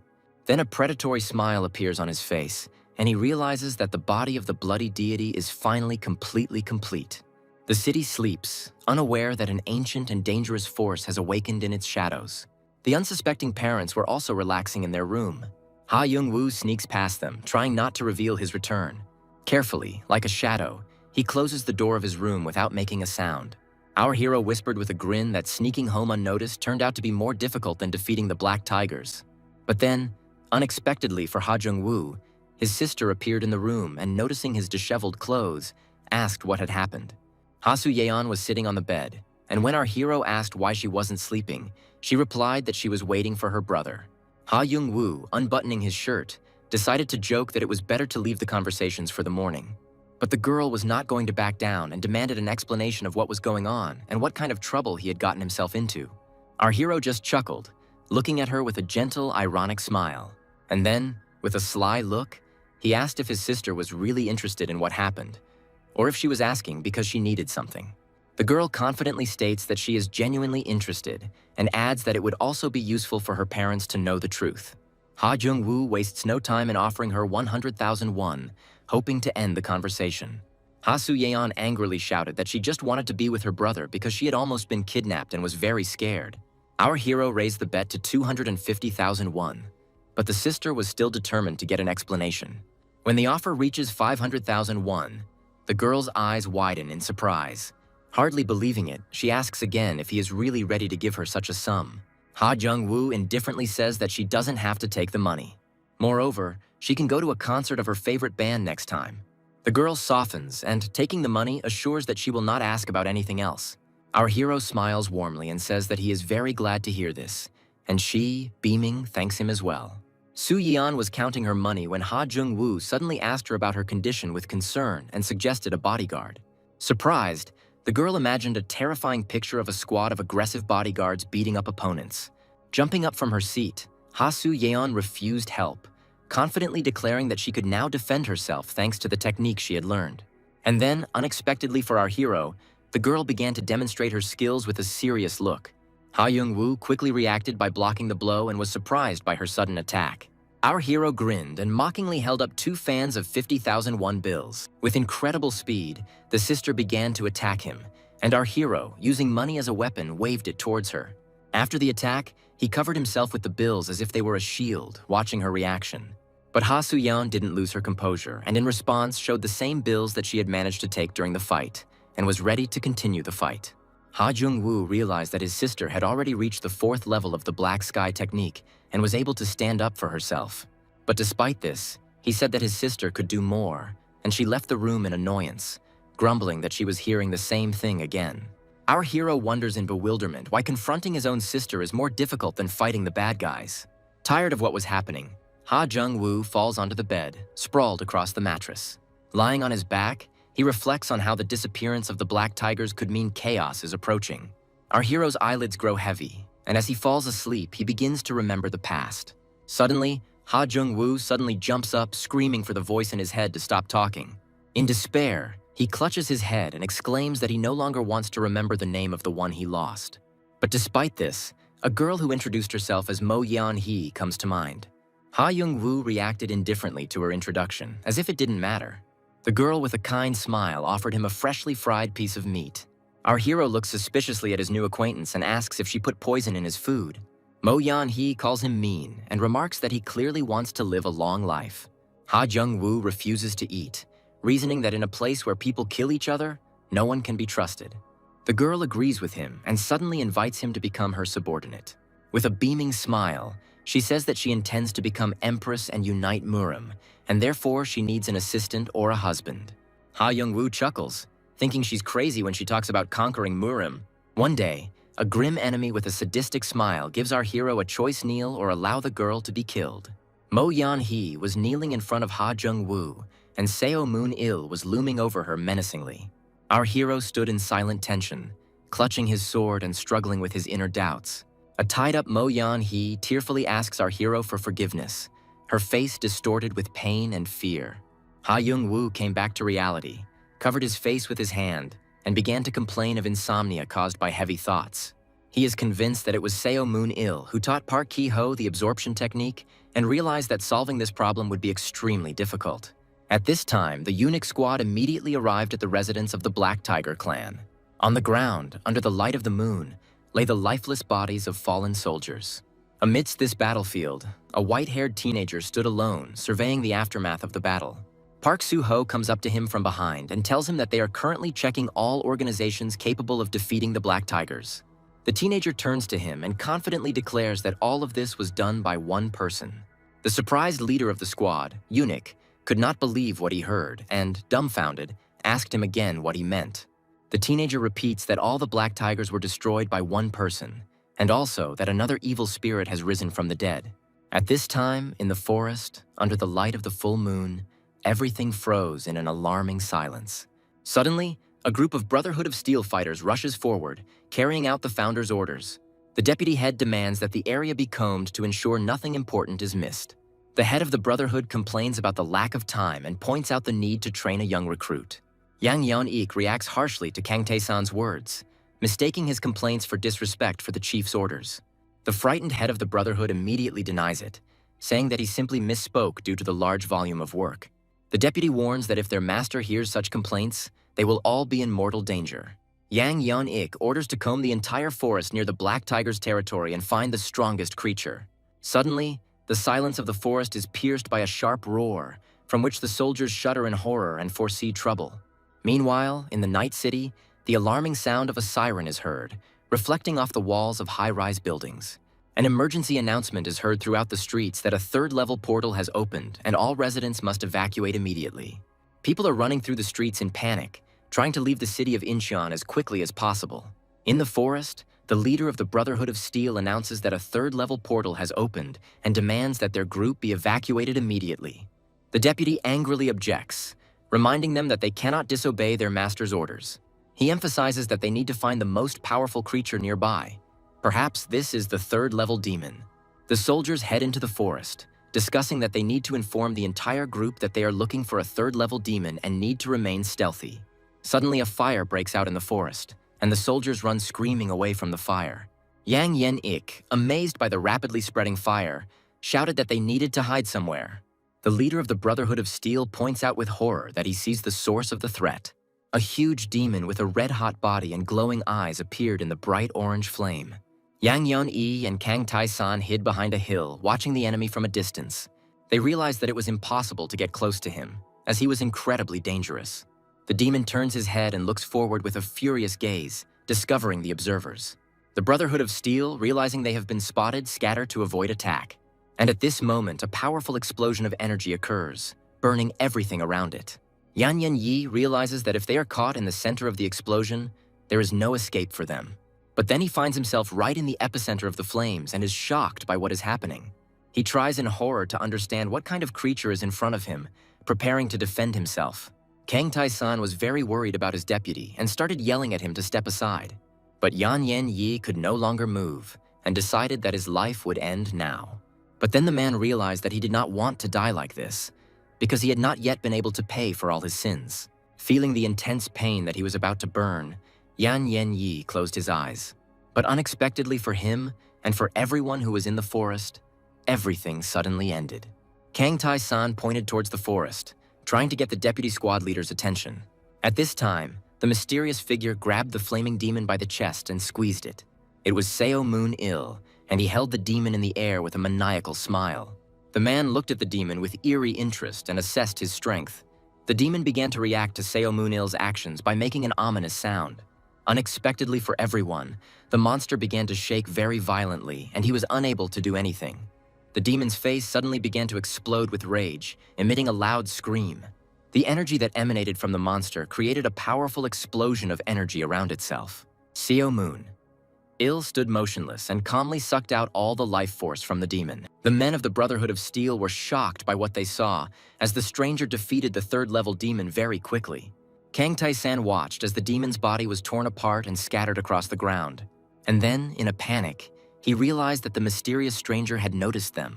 The Brotherhood of Steel soldiers quickly fled, not hiding their horror.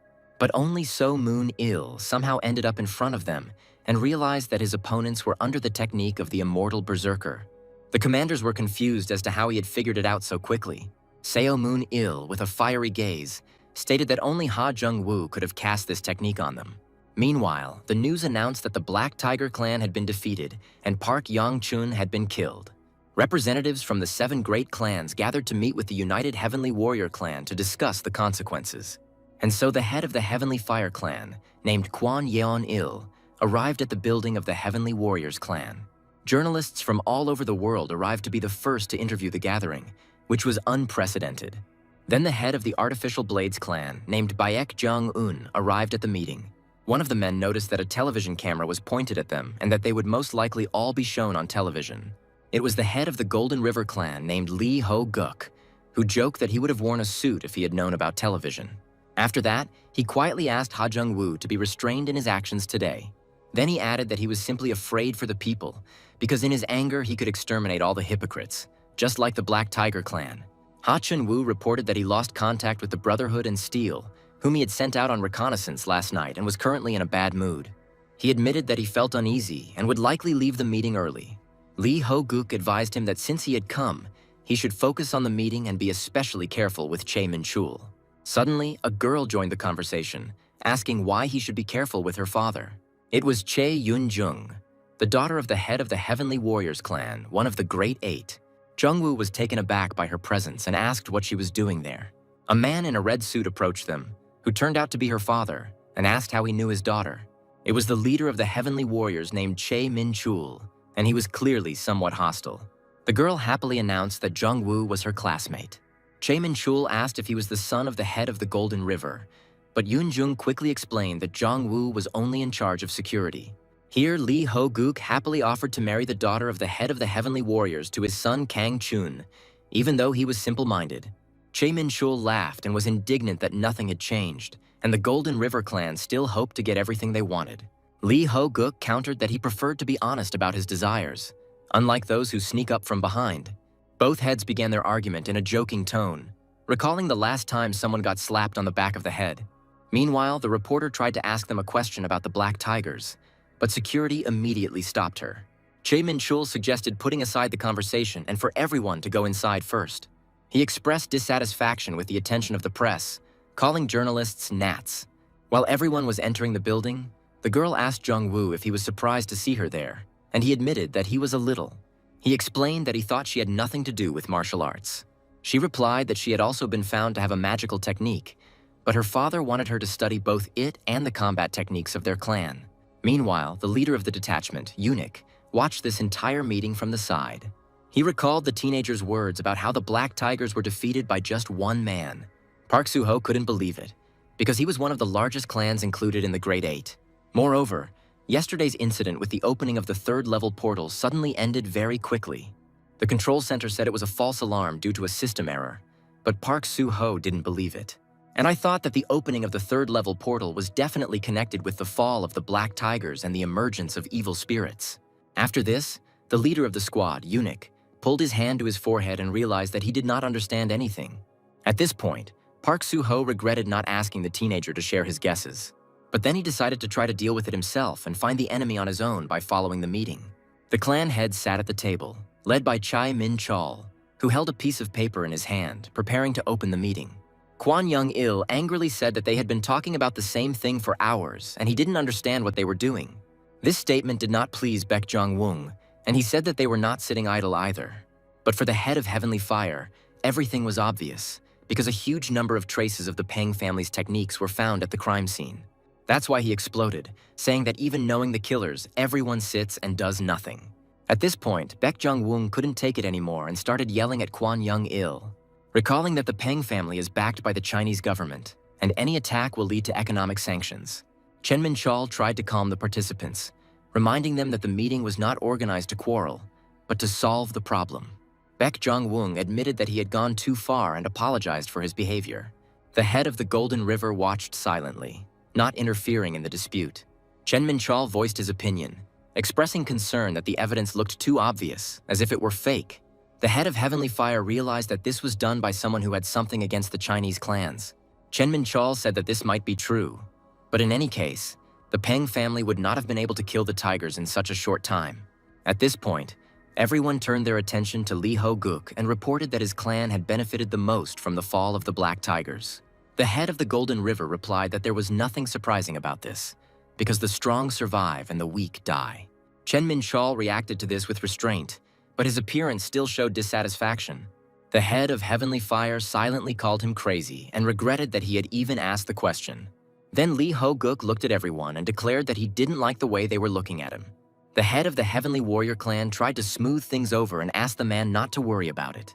Here, Lee Ho-guk noted that the discussion had lost its meaning and suggested ending the meeting. The leader of the Heavenly Warriors agreed and declared the meeting over, allowing everyone to go about their business. Meanwhile, in the park, two young people were sitting together in the gazebo and talking. Cho Yun-jung speculated that the clan meeting would likely drag on. Then she said that she had baked a cake in the morning and asked Ha Jung-woo to wait for her here, as she would bring it now. But then the girl decided to clarify whether our hero liked sweets, to which he nodded his head in the affirmative. Hearing this, Che Yun-jung happily ran away, promising to return quickly. Ha Jung-woo thought about the fact that the girl was the daughter of the leader of the Heavenly Warriors, and that everything had become too confusing. He thought that despite the meeting's decision, the Pang family would still remain murderers. Then he remembered the Brotherhood of Steel and couldn't understand where they all disappeared to. Suddenly, Ha Jung-woo's attention was distracted by an unexpected phone call. It was Advisor Kim, whose voice was very worried. And without delay, the man told our hero some not very pleasant news. A huge crater was visible in the forest, as if from an explosion or a powerful blow. Ha Jung-woo and the advisor arrived there, and Kim explained that this was the site of yesterday's fierce battle with the Brotherhood of Steel. However, the main character, having examined everything, said that it did not look like a battlefield. He realized that someone here was attacking the members of his clan with wild fury, and he informed the advisor that this was not a place of battle, but of merciless murder. Kim Jong-gwan asked in horror if the entire Brotherhood of Steel had really been destroyed. And then Ha Jung-woo suddenly jumped up and rushed somewhere with anxiety. After that, he landed on the ground and began to quickly look around. Soon, a terrible sight opened up before him. These were the bodies of the Brotherhood members, and they were lying everywhere, showing no signs of life. The advisor caught up with our hero and asked how this could have happened. But then his expression changed to one of alarm because he saw a terrible picture. After all the members of the Brotherhood of Steel were dead and looked like dried-out mummies. With a hint of desperation, Ha Jung-woo shouted the name of his Brotherhood very loudly. Then he shouted in a commanding tone at those who were lying down, demanding that they get up. Suddenly, the dead men's eyes began to tremble and open, as if they had come to life. The dead bodies slowly rose and began to respond, like soldiers before a commander. The advisor screamed in panic, not understanding how this was possible since they were dead. But Ha Jung-woo laughed and explained that after using the Immortal Berserker technique, they couldn't die so easily. After everything that happened, our heroes, along with the Brotherhood of Steel, went to the residence of the Golden River clan. Kang Tae-sang handed the drawing to Ha Jung-woo, explaining that he tried to depict the attacker. Yang Yong-ik, trembling with fear, said that this was an unprecedented and incredibly strong warrior. Looking at the drawing, our hero confirmed his suspicions in horror. He added that Kang Tae-san doesn't know how to draw at all because he depicted the enemy as a funny caricature. Ha Young-woo angrily asked the victim for a pen so he could pretend to be the attacker. After this, our hero buried his face in his notebook and began to draw with concentration. When Ha Jung-woo finished, he showed his drawing and asked if this was what the attacker looked like. Kang Tae-sang and Yang Young-ik looked at the image in delight and confirmed that it was him. Our hero realized that his guess was correct. It really was So Moon-il who killed Mo Yeon-hee. Memories of her and the day Ha Jung-woo had rushed into battle came flooding back to him. Then our hero was unstoppable, and he dealt with So Moon-il with fierce rage. Ha Jung-woo returned to reality, and he knew that his enemy had definitely died that day, and he had no doubt about it. But since Seo Moon-il had easily defeated his Brotherhood of Steel, it could only mean one thing. One of his worst enemies was finally able to take possession of the body of the bloody deity. Ha Jung-woo was shocked by this realization and didn't understand how Seo Moon-il did this. However, he immediately thought that this was not really the most important thing right now. And during the clash with the Brotherhood of Steel, Seo Moon-il most likely realized that they were under the influence of the Immortal Berserker technique. And the man deliberately did not finish them off, because he realized that Ha Jung-woo had also been reborn in this life. Meanwhile, in the night forest, So Moon-il was racing along a dark road with members of the eunuch squad chasing him. The pursuers, realizing that the man was too fast, began to attack him with magical techniques. However, So Moon-il easily dodged their attack without even slowing down. He called his enemies small flies with a contemptuous grin. And then one of the fighters suddenly screamed in pain, causing shock among the others. The warriors began to regroup to surround Seo Moon-il, while ordering them to keep their distance from him. Seo Moon-il chuckled and coldly remarked that his opponents were starting to get on his nerves.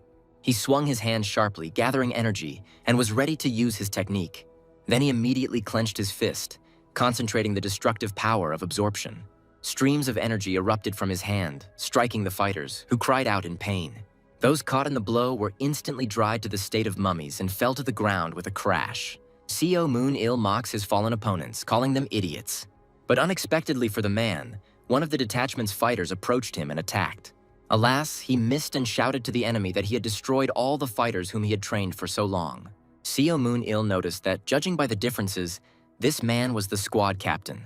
The man introduces himself as Park Han-dong, captain of the 12th group of the unique squad.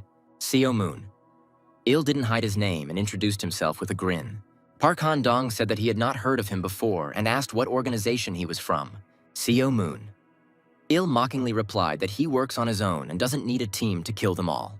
Park Han-dong became angry and began threatening to force the information out of the enemy. Seo Moon-il grinned and confidently replied that he wouldn't succeed. But Park Han-dong was not at all frightened by this, and he rushed at the enemy with a cry. He approached the man and said angrily that he would definitely catch him. Seo Moon-il grabs Park Han-dong's face, and Park Han-dong promises to find out who the mysterious enemy is before killing him. Seo Moon-il looked at the man with a grin and replied that he still didn't understand anything. The next second, he squeezed his opponent's face with all his strength with his hand. Without thinking twice, Seo Moon-il activated a technique called disintegration. After this, Park Han-dong's body immediately began to disintegrate into thin air. Seo Moon-il grinned and watched the result of his attack with interest. But then his gaze changed, and the smile disappeared from his lips. because something happened that he never expected. Suddenly, Park Han-dong, who had risen from the collapse, appears behind the enemy. The captain of the 12th group attacked the enemy with a technique called disintegration and connection, piercing him through with his sword. He said that he had mastered this technique to perfection and demanded that the enemy reveal his identity before dying. Despite the threat, the man smirked and declared that he was so moon-ill, which angered his interlocutor. Then he confidently added that his name would thunder many times in the future because he was going to rule in Murim. Park Han-dong responded mockingly, dismissing his opponent's words as nonsense. Seo Moon. Il stated that it doesn't matter whether Murim exists in this reality or not, but he will create it anew and rule there. The captain of the 12th group began to lose patience, expressing dissatisfaction with the pointless conversation. But the next moment, the tide of the battle suddenly changed, and Seo Moon-il grabbed the enemy's sword and began to suck out energy from Park Han-dong. After the body of the captain of the 12th group was completely sucked out, it fell to the ground with force. Seo Moon. Il turned around smugly and asked for his opinion on what had happened. This question was asked with a grin to a stranger who appeared in the distance. The mysterious man looked angrily at the enemy, calling the name of Chin Kang Baek. Huge black clouds gathered in the sky, and flashes of lightning illuminated it. Amidst all these peals of thunder, a figure appeared, flying to the ground. It was a terrifying skeleton in a black robe with a scythe and glowing eyes. A huge blue dragon appeared behind him, letting out a mighty roar. The monster stood majestically before the skeleton, preparing to attack. The unknown quickly rushed towards the dragon, swinging his scythe. In a furious attack, he delivered a powerful blow aimed straight at the monster's body. The dragon, not expecting such a rebuff, screamed very loudly in severe pain. At this moment, Ha Jung-woo suddenly opened his eyes, not understanding what was happening. Our hero, looking around, realized that he was in his room, realizing that he had had a terrible dream.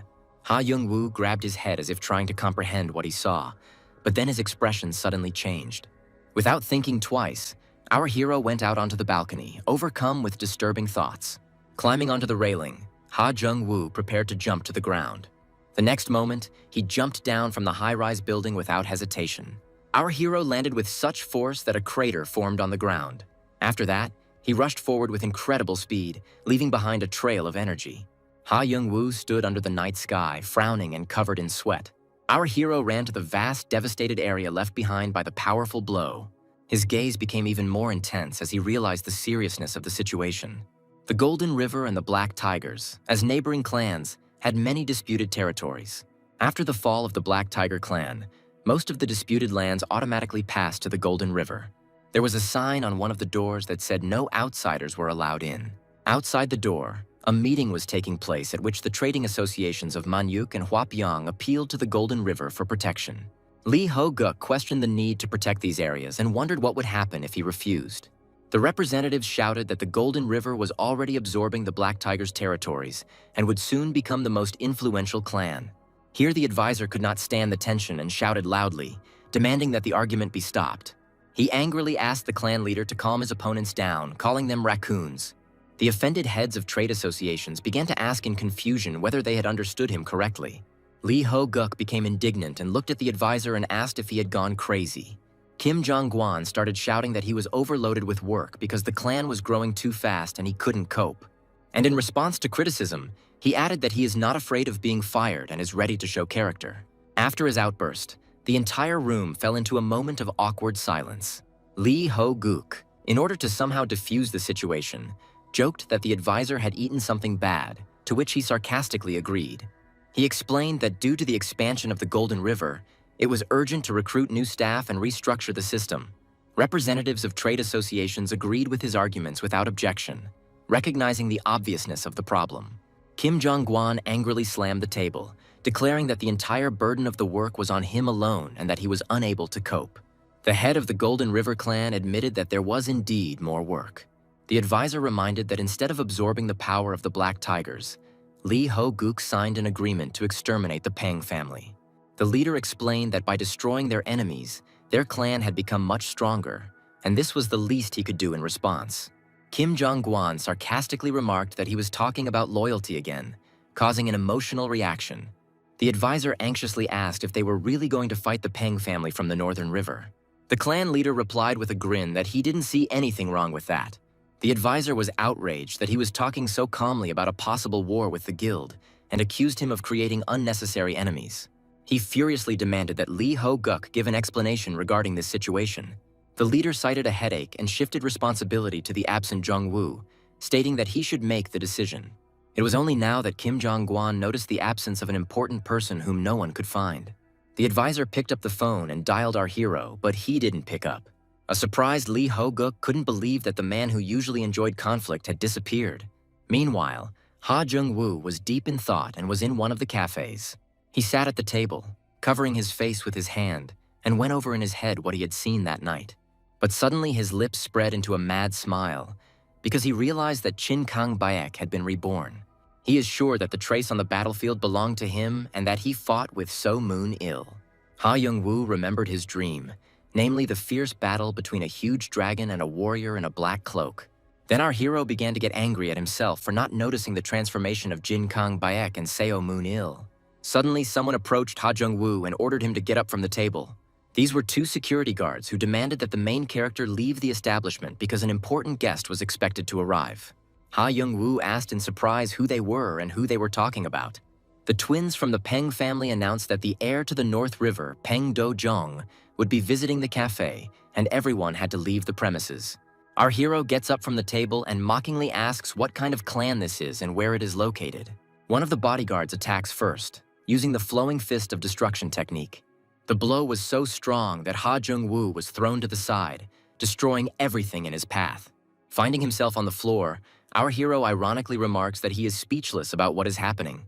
He gets up from the floor, saying that suddenly everything around him has become too interesting, and he was just planning to live quietly for a while. Looking up, Ha Jung-woo was surprised to see someone throw a stack of Korean banknotes at him. It was one of the guards who told our hero to get treatment with this money. Ha Jung-woo didn't have time to react, and the North River twins suddenly stood at attention. Unexpectedly, they bowed to the man who entered the room and announced that they had finished cleaning. It was Peng Do-jong, from the Peng family of the North River clan, and he looked at our hero with a cold expression. Without thinking twice, the man sat down on a chair, put his feet on the table, and began to observe what was happening. Then he ordered the guards to clean up the trash more thoroughly since they were already doing it.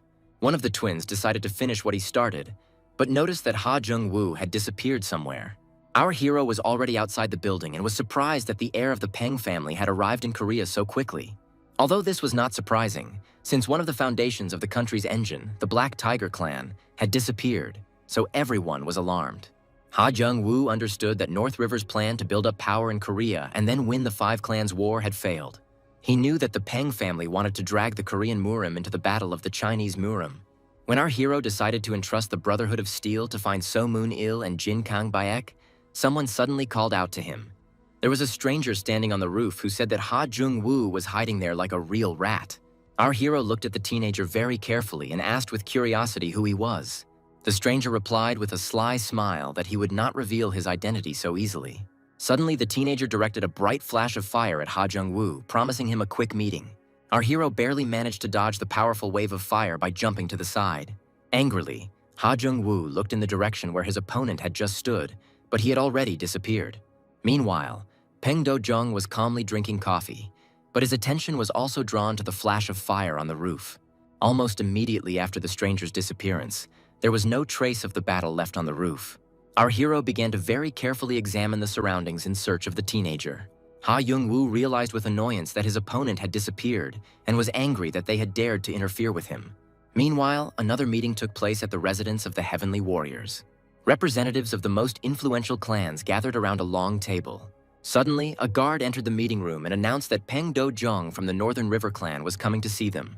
After this, the man confidently entered the hall, accompanied by two bodyguards. The head of the Heavenly Warrior clan greeted him warmly and began to introduce himself. He smiled, showing hospitality, but Peng Do-jong didn't even pay attention to him. The man, without expressing any emotion, sharply ordered everyone present to listen to him.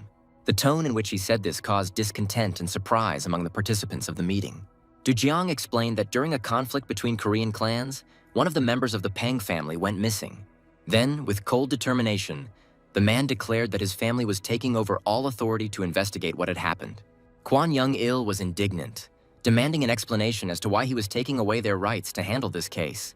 But Peng Do-jong didn't say anything, He just slammed his hand down on the table. The impact created a powerful wave of energy that stunned everyone present and smashed the table into pieces. Some members of the congregation watched what was happening with alarm in their eyes. The others, including Li Ho-guk, remained confident despite the show of force. Peng Duzhang sharply demanded that the criminal be handed over to him if they did not want to hand over the investigation rights. The head of the Golden River laughed, asking if the man was confident that he could stand up to all the clan heads. Che Min-chul tried to stop the conflict and reminded them that it was just as important for them to find the criminal. The man mockingly remarked that the head of the Heavenly Warriors clan would not be able to stop him. Unable to bear such insolence, Che Min-chul addressed all the leaders, calling on them to attack Li Ho-guk if he showed aggression. The other clan heads, although they considered Peng Dozhang's behavior unacceptable, supported the idea and tried to end the conflict. But Li Ho-guk was not going to stop and decided to use the power of thunder to call everyone to fight. Peng Do-chang, who was watching the events from the sidelines, irritably called everyone present savages. He then calmly repeated that the Peng family was officially taking over all powers of investigation. Meanwhile, Ha Jung-woo sat in the gazebo in the garden and pondered what was happening. He knew that Do-jang would try to gain the right to investigate because he needed to hide the use of Korean Murim. Our hero understood that the Peng family would simply find a suitable victim and accuse her of kidnapping, and then destroy everyone. His thoughts were interrupted by the voice of a girl who was joyfully running towards him. Ha Jung-woo suddenly remembered that Chai Yoon-jung, who was also in danger, was also living in this house. The girl approached him and asked why he had disappeared last time, and our hero cited urgent matters. She noticed that he hadn't been going to school, to which Ha Jung-woo replied that he had problems that needed to be solved. Meanwhile, Che Min-chul and Kwon Young-il stood behind the bushes, watching the couple closely. They realized that the person speaking with Che Yun-jung was the leader of the Brotherhood of Steel, which was the reason why the Golden River was rapidly growing stronger. Kwon Young-il asked his interlocutor what he was going to do next. Min-chul was outraged by Peng Do-chun's behavior and said that he was behaving this way because he supported the Chinese government. The man concluded that they had no choice but to accept the Peng family's terms since they were unable to fight them. The head of the Heavenly Fire clan thought about it and reluctantly agreed with this statement. Min-kul said that if they handed over the right to investigate, it was important to preserve the honor of their clans. Otherwise, they would become a laughingstock. Then the head of the Heavenly Warriors clan said with resignation that before that, he first had to do everything to convince Li Ho-guk of this. Kwon Young-il replied that it would be difficult because he almost started a fight. Che Min-chul said that this is why they need Ha Jung-woo, because if they deal with him, the strength of the Golden River spirit will be shaken. Then, unexpectedly, a white-haired guy approached the couple who were in the gazebo and greeted them. Ha Jung-woo was shocked to recognize the stranger as the same man from the rooftop. The girl happily grabbed the teenager by the hand and led him to meet our hero. Ha Jung-woo watched in amazement as the girl became happy to see the stranger and realized that they knew each other.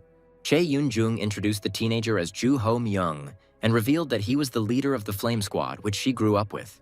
The white-haired teenager hugged the girl and reminded her with a smile that they were going to get married when they grew up. Ha Jung-woo was shocked by what he heard, and Jun Ho-myung added that he didn't like the way he was talking to his fiancée. After these words, the teenager angrily hit our hero in the face, shouting an insult. Meanwhile, the clan leaders were slowly leaving the residence of the Heavenly Warriors. Li Ho-guk was surprised to find Ha Jung-woo not at the place where he was supposed to wait until the end of the meeting.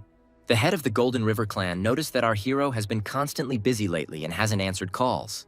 Kang Chun admitted that Ha Jung-woo also doesn't tell him anything, even about the attack on the Brotherhood of Steel. Li Ho-guk tensed, admitting that the situation was getting stranger. After all, even the clan heads at the last meeting were full of determination and intended to fight him.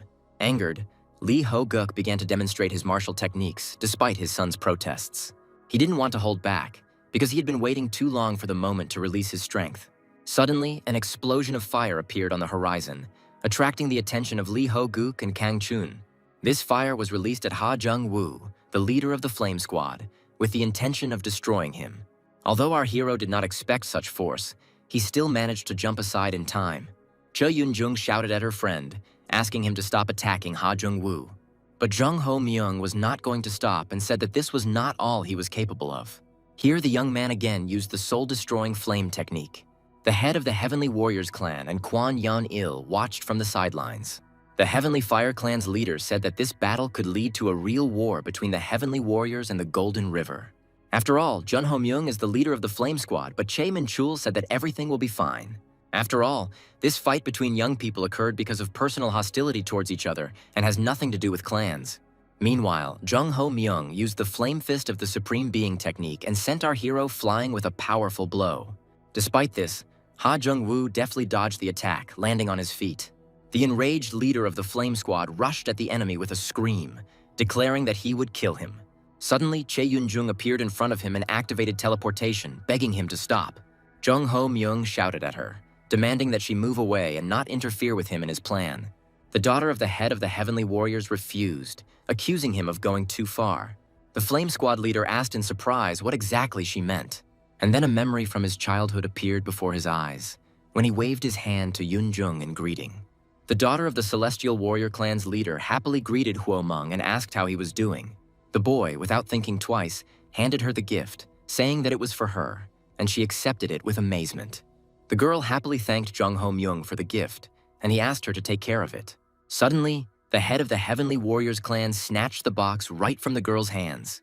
He looked at the boy very carefully and asked who he was. Huo Meng introduced himself to the clan leader as a junior disciple of the Flame Squad and expressed his respect. Che Min-chul asked with irritation how the impudent student could even think about being friends with his daughter. The boy was confused and scared, because he didn't understand what he had done wrong. Yun-jung immediately turned to her father, asking him not to speak so terribly. But the head of the Heavenly Warriors clan didn't even think of stopping, and calling Huo Meng impudent, ordered him to disappear immediately. Night fell. Everyone went to bed, and the offended and lonely Ho Meng sat in a dark room, pressing his knees to his chest. Ko Yun-hyun from the Flame Squad entered the room and asked if it was true that the boy had been reprimanded for giving a gift to the clan head's daughter. Ho Meng nodded reservedly, and the man advised him to be glad that it all ended just like that, and that he remained safe. The boy could not stand it and exclaimed that it was unfair, because he had done nothing wrong, and Yun-hyun said that this was how the world worked. He added that if Ho Myung really wants to be with Yun-jung, he needs to become the strongest. The boy confidently declared that he would become the strongest, to which Yun-hyun, smiling, suggested starting by defeating him. The time came, and somewhere on a snowy cliff, in the harsh weather, the boy began his difficult training. He climbed the icy steep slope, overcoming fear and cold. Every day he became stronger and stronger, and now he is fighting a group of opponents, confidently repelling their attacks. Having defeated everyone, he stood alone in the midst of his defeated opponents and shouted that he had finally become stronger. Then Jun Ho Myung came back to reality and rushed at Yun-jung, shouting that he did all this for her. The boy suddenly grabbed the girl by the shoulders and she screamed in surprise. But the Flame Squad leader did not stop and continued shouting that he was trying to become a man worthy of Yun-jung. The girl tried to stop him and said that he scared her a little. But the guy seemed not to hear her and continued to shout and get angry at Yun-jung. He said that today he was watching the girl from the side and saw her flirting with Ha Jung-woo. And he didn't like all of this at all, especially when she tripped and dropped the cake and our hero didn't come to her aid. Jun Ho Myung was angry and started shouting that he liked the girl very much. Then he stated that from now on, before she could do anything, she would have to get his permission. At some point, Yun-jung couldn't stand it anymore and used her strength to push the teenager away. Jung Ho Myung clearly didn't expect her to treat him like that and demanded an immediate explanation. To which Yun-jung furiously declared that she had seen what he really was and was disappointed in him. Jung Ho Myung couldn't believe what he heard and didn't understand how she could do this to him. Rage got the better of him, and without thinking twice, he rushed at the girl demanding an explanation. But Ho Myung didn't have time to do anything because Ha Jung-woo stood up for Yun-jung. Our hero said that he had endured everything, but the leader of the Flame Squad had already gone too far. After this, Jung Ho Myung stood up from the ground, gritting his teeth in pain and began to curse our hero. Ha Young-woo coldly stated that he had enough problems without all this, but the Flame Squad leader had gone too far. Jung Ho Myung began to radiate energy and smirked as he said that our hero had lost his mind if he thought he was a bad guy. Ha Young-woo chuckled and said that the kind of power the teenager was currently exuding was worth playing with. After these words, the leader of the Flame Squad dealt a crushing blow to our hero. Ha Young-woo tried to dodge but found that he couldn't move. Jung Ho Myung shouted in anger that no one dared to stand in his way. Ha Young-woo responded by accusing him of confusing love with violence and coercion. After these words, our hero dealt a powerful blow to the leader of the Flame Squad. Jung Ho Myung stood up from the ground, not understanding what kind of coercion his enemy was talking about. And then he screamed at Ha Jung-woo not to hurt his feelings, because he had done so much for love. But then Yun-jung intervened in the conversation and stated that she didn't like all of this. After all, she never asked Jung Ho Myung to do anything for her. And then she added that the feelings of the head of the Flame Squad were only one-sided love. After hearing these words, Jung Ho Myung turned around abruptly with bewilderment on his face. His gaze became intense as he repeated to himself what he had heard. Ha Young-woo immediately realized that the guy was about to explode, so he started chasing Yoon-jung away. But the girl didn't move, so our hero shouted at her, explaining that she was only getting in the way. The girl turned around and looked at Ha Jung-woo and froze, not understanding what was happening. But literally a few seconds later, she finally agreed to leave and, activating the magic circle, disappeared, wishing Jong-woo good luck. Here, unexpectedly for our hero, Jung Ho Myung laughed loudly, looking at his opponent. He seemed to be mad with rage and promised to kill Jong-woo for trying to trample on his feelings. After this, the head of the Flame Squad rushed at our hero with a scream. Kwon Yeon-il asked if Min-chul was afraid for his daughter, but the head of the Heavenly Warriors clan replied that only victory in battle was important to him. The head of the Heavenly Fire clan was shocked by how inhumane the man was, considering the fight more important than the life of his own daughter. The Celestial Warrior clan chief admitted that he could be considered heartless, but he actually had everything under control. Kwon Young-il looked around and saw Peng Do-jong standing next to him along with his guards. The leader of the Heavenly Fire Squad turned his head to the other side, and seeing the other leaders, was surprised by their sudden appearance. Chae Min-chul explained that although the fight was unofficial, it reflected Ho Myung's sincerity. Meanwhile, the Flame Squad leader released his very powerful attack. After that, Ha Jung-woo felt like his body was paralyzed again. An explosion of fire engulfed the entire space, showing the power of Jung Ho Myung's attack. All this caused dust to rise, and it was completely unclear what was going on. The attack continued with a chaotic barrage of fire, and everyone had the feeling that Ha Jung-woo was losing. Kang Chun was in a panic and couldn't believe what was happening and asked his father if he was sleeping. Lee Ho-guk, looking at all this, reported that he had heard about the unusual technique of the head of the Flame Squad from the Heavenly Warriors clan. Kang Chun looked at his father with doubt and asked what kind of unusual technique this was. Lee Ho-guk admitted that he doesn't know for sure, but rumor has it that he can defeat even the strongest with one blow. At that moment, Jung-woo was thrown to the side by the force of the blow, and he realized that the opponent was using a technique that blocked the movement of his body. He looked at his enemy very carefully and began to assess the situation. And the head of the Flame Squad did not hesitate and struck again, accompanied by a powerful explosion.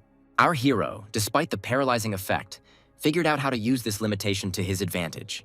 At this time, Jung Ho Myung, shouting that it was not over yet, rushed to attack. Jong-woo chuckled and thought that he needed to force his body to move no matter what.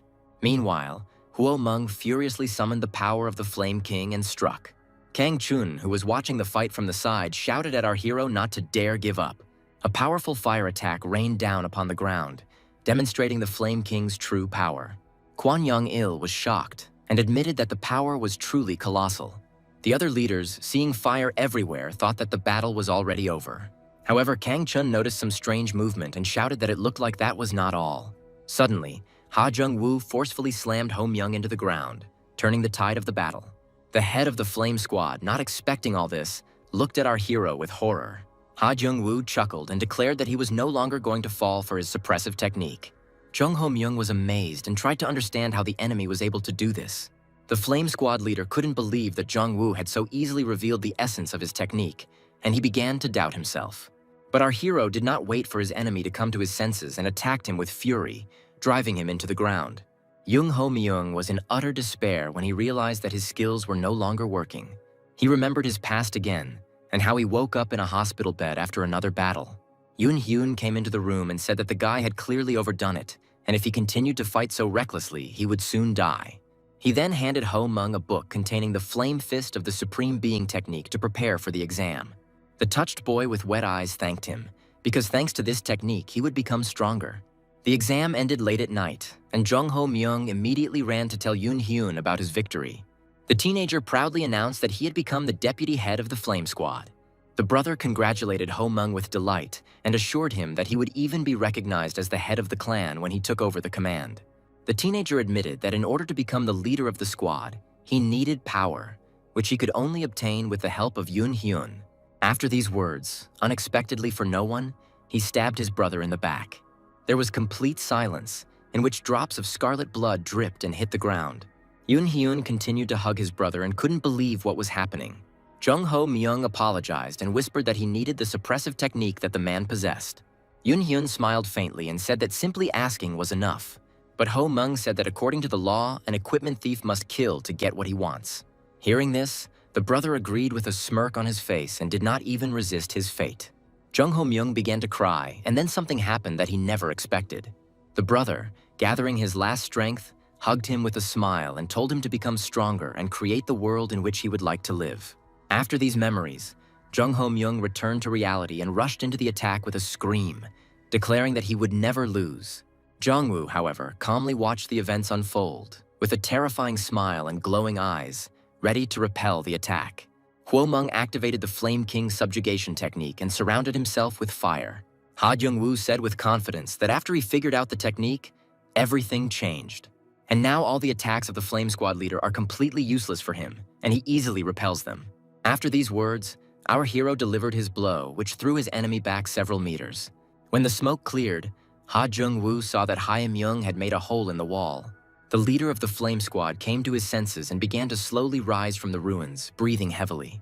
The teenager was struggling to contain his cough and could barely stand on his feet.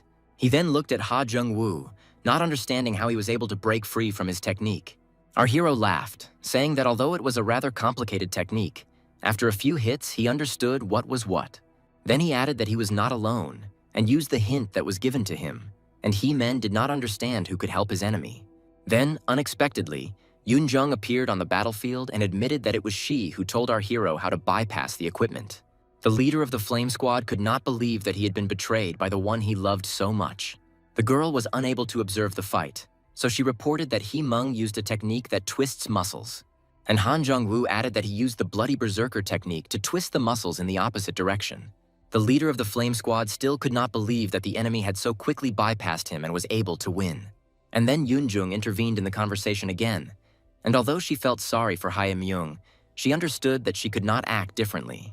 She said that Yoon Hyun also trained her and tested his powers on her.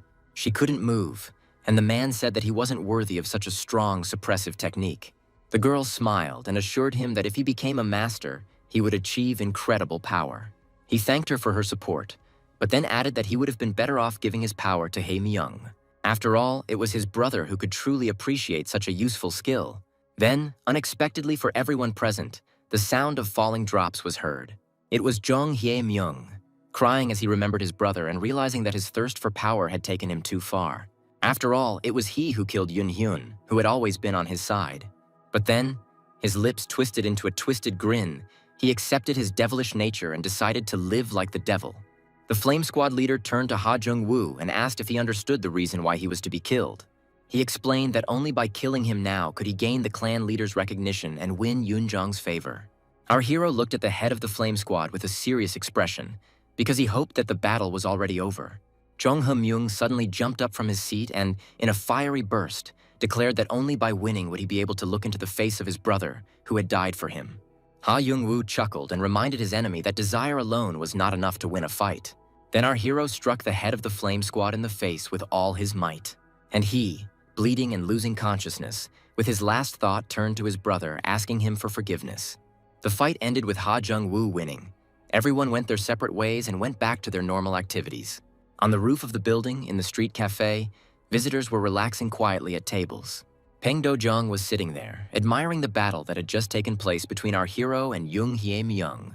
One of his guards said that the fight was indeed good, but Ha Jung-woo was stronger than they thought. The heir of the Peng family agreed that our hero's abilities surpassed even the techniques of the clan heads. He added that the recent rise of the Golden River is most likely due to Ha Jung-woo. Tok Ko-il suggested getting rid of the boy before he became even stronger, since it was their duty to eliminate the warriors of the peninsula. But Peng Do-jong stated that instead of eliminating Ha Jung-woo, he would rather help him. Then he irritably reminded his interlocutor of the events he had witnessed at the meeting. Namely, the relationship between Ho-guk and the heads of other clans is strained like water and oil, and any war will not cause surprise. Moreover, the leader of the Heavenly Warriors, Chae Min-chul, only pretends to be perfect. But inside, there is actually a cunning devil lurking. He expressed confidence that a large-scale battle awaits them ahead, but for now they can observe the internal war of the Great Seven. At this time, Chae Min-chul, sitting in his residence, angrily slammed his fist on the table. He screamed in rage. not understanding why the leader of the Flame Squad had lost, while the assistant standing next to him tried to justify him. Chae Min-chul hated and accused Ju Ho-myung of betrayal because he even killed Ko Yun-hyun, whom he considered a brother.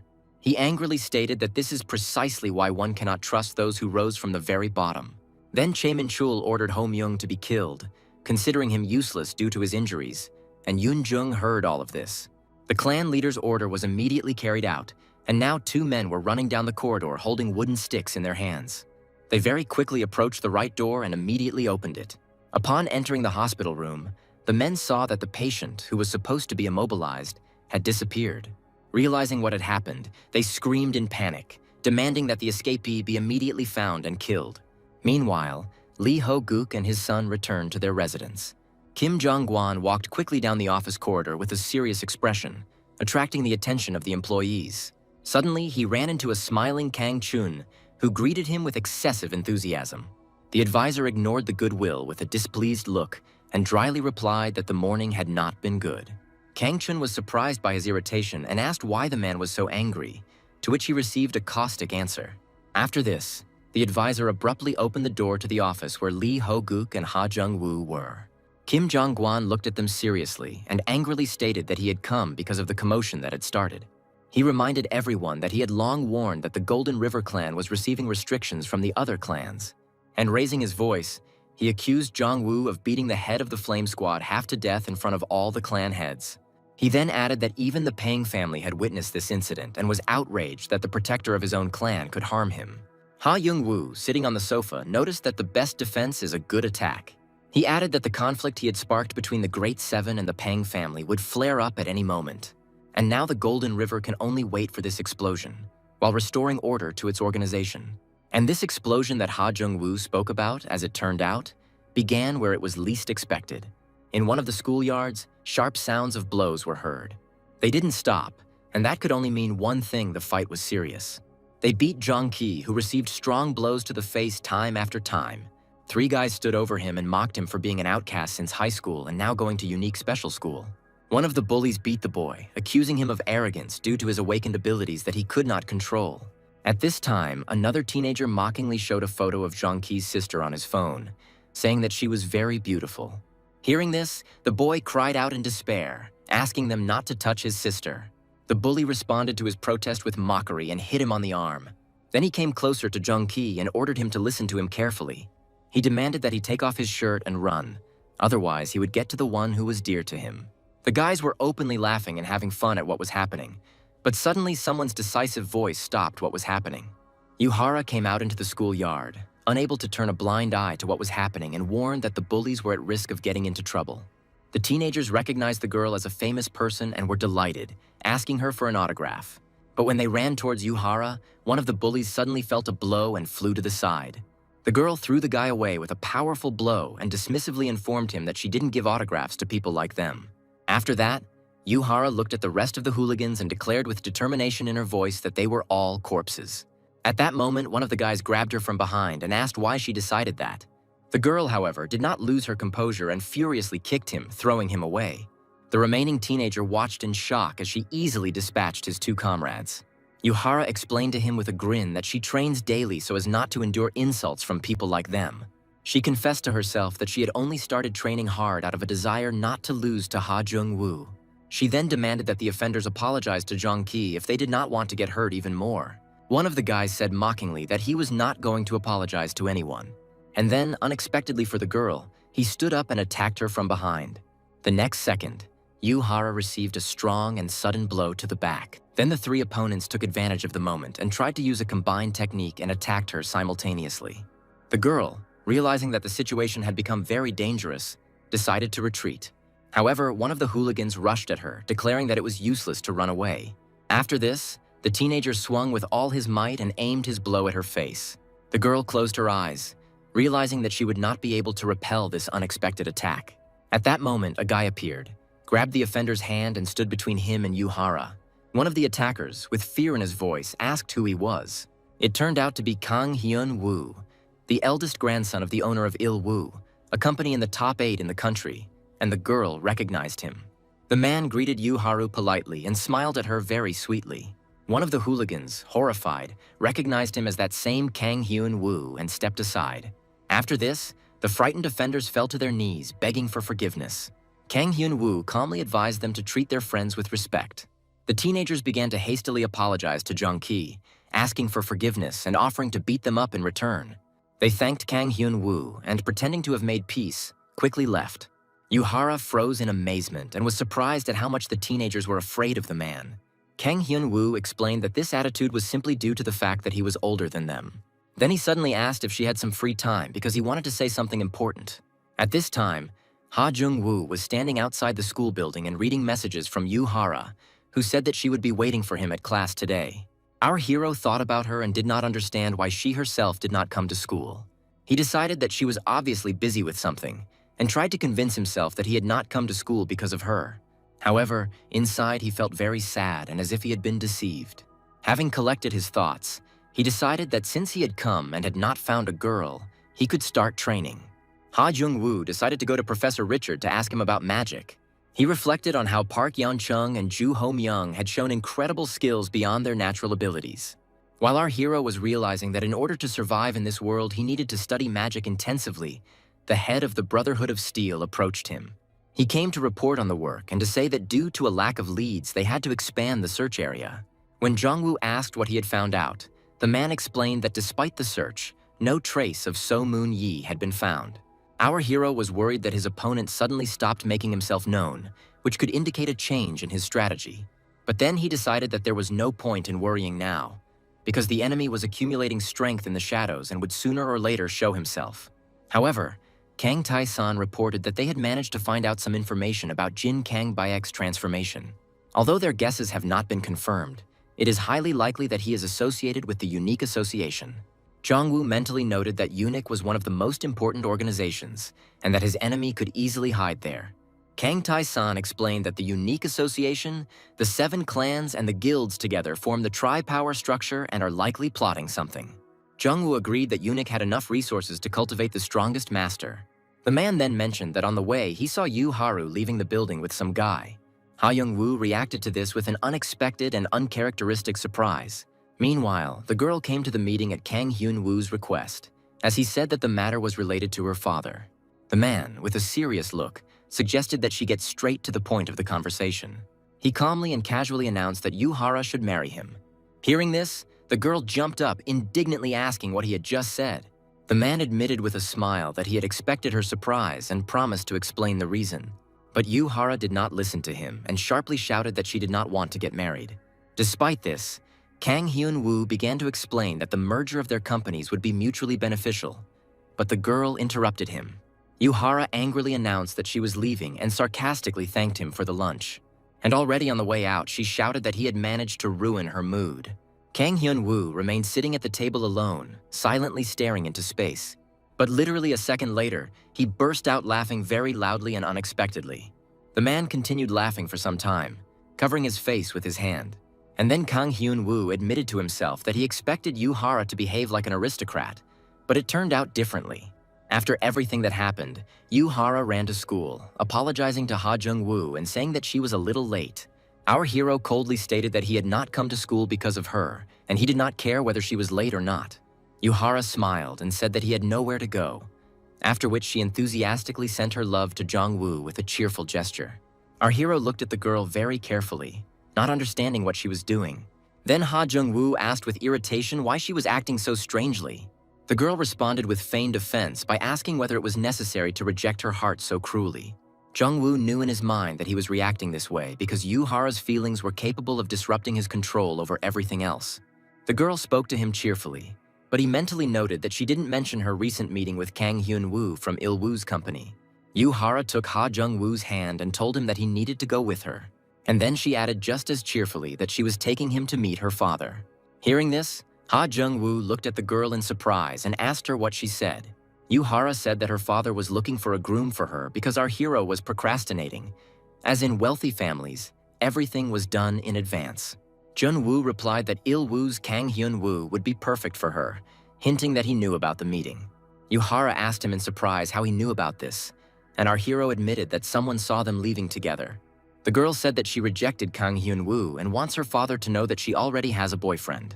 Ha Young-woo sighed and remarked that her grandfather would hardly be happy about such an acquaintance. Meanwhile, Yu Hara's grandfather, Yu Man-chul, was furious and indignant that many people were calling him tactless. Our hero's father, Ha Yun-chul, tried to smooth things over and explained that new technologies needed investors. The company's chairman, Tai Han, emphasized that he places great importance on honor and does not tolerate lies for the sake of gain. Then Yu Man-chul added that he would consider the possibility of investing in the development of the Energizer. Ha Yun-chul stood up, bowed to the man, and thanked him for the meeting.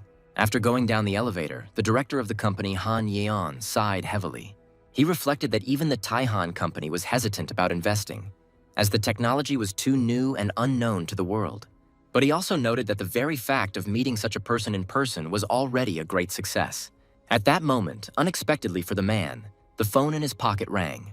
Ha Yun-chul answered the call, introducing himself as the director of Han Yeon's company. Suddenly the man, stunned, asked again if he had really heard correctly and if his interlocutor wanted to invest in their company.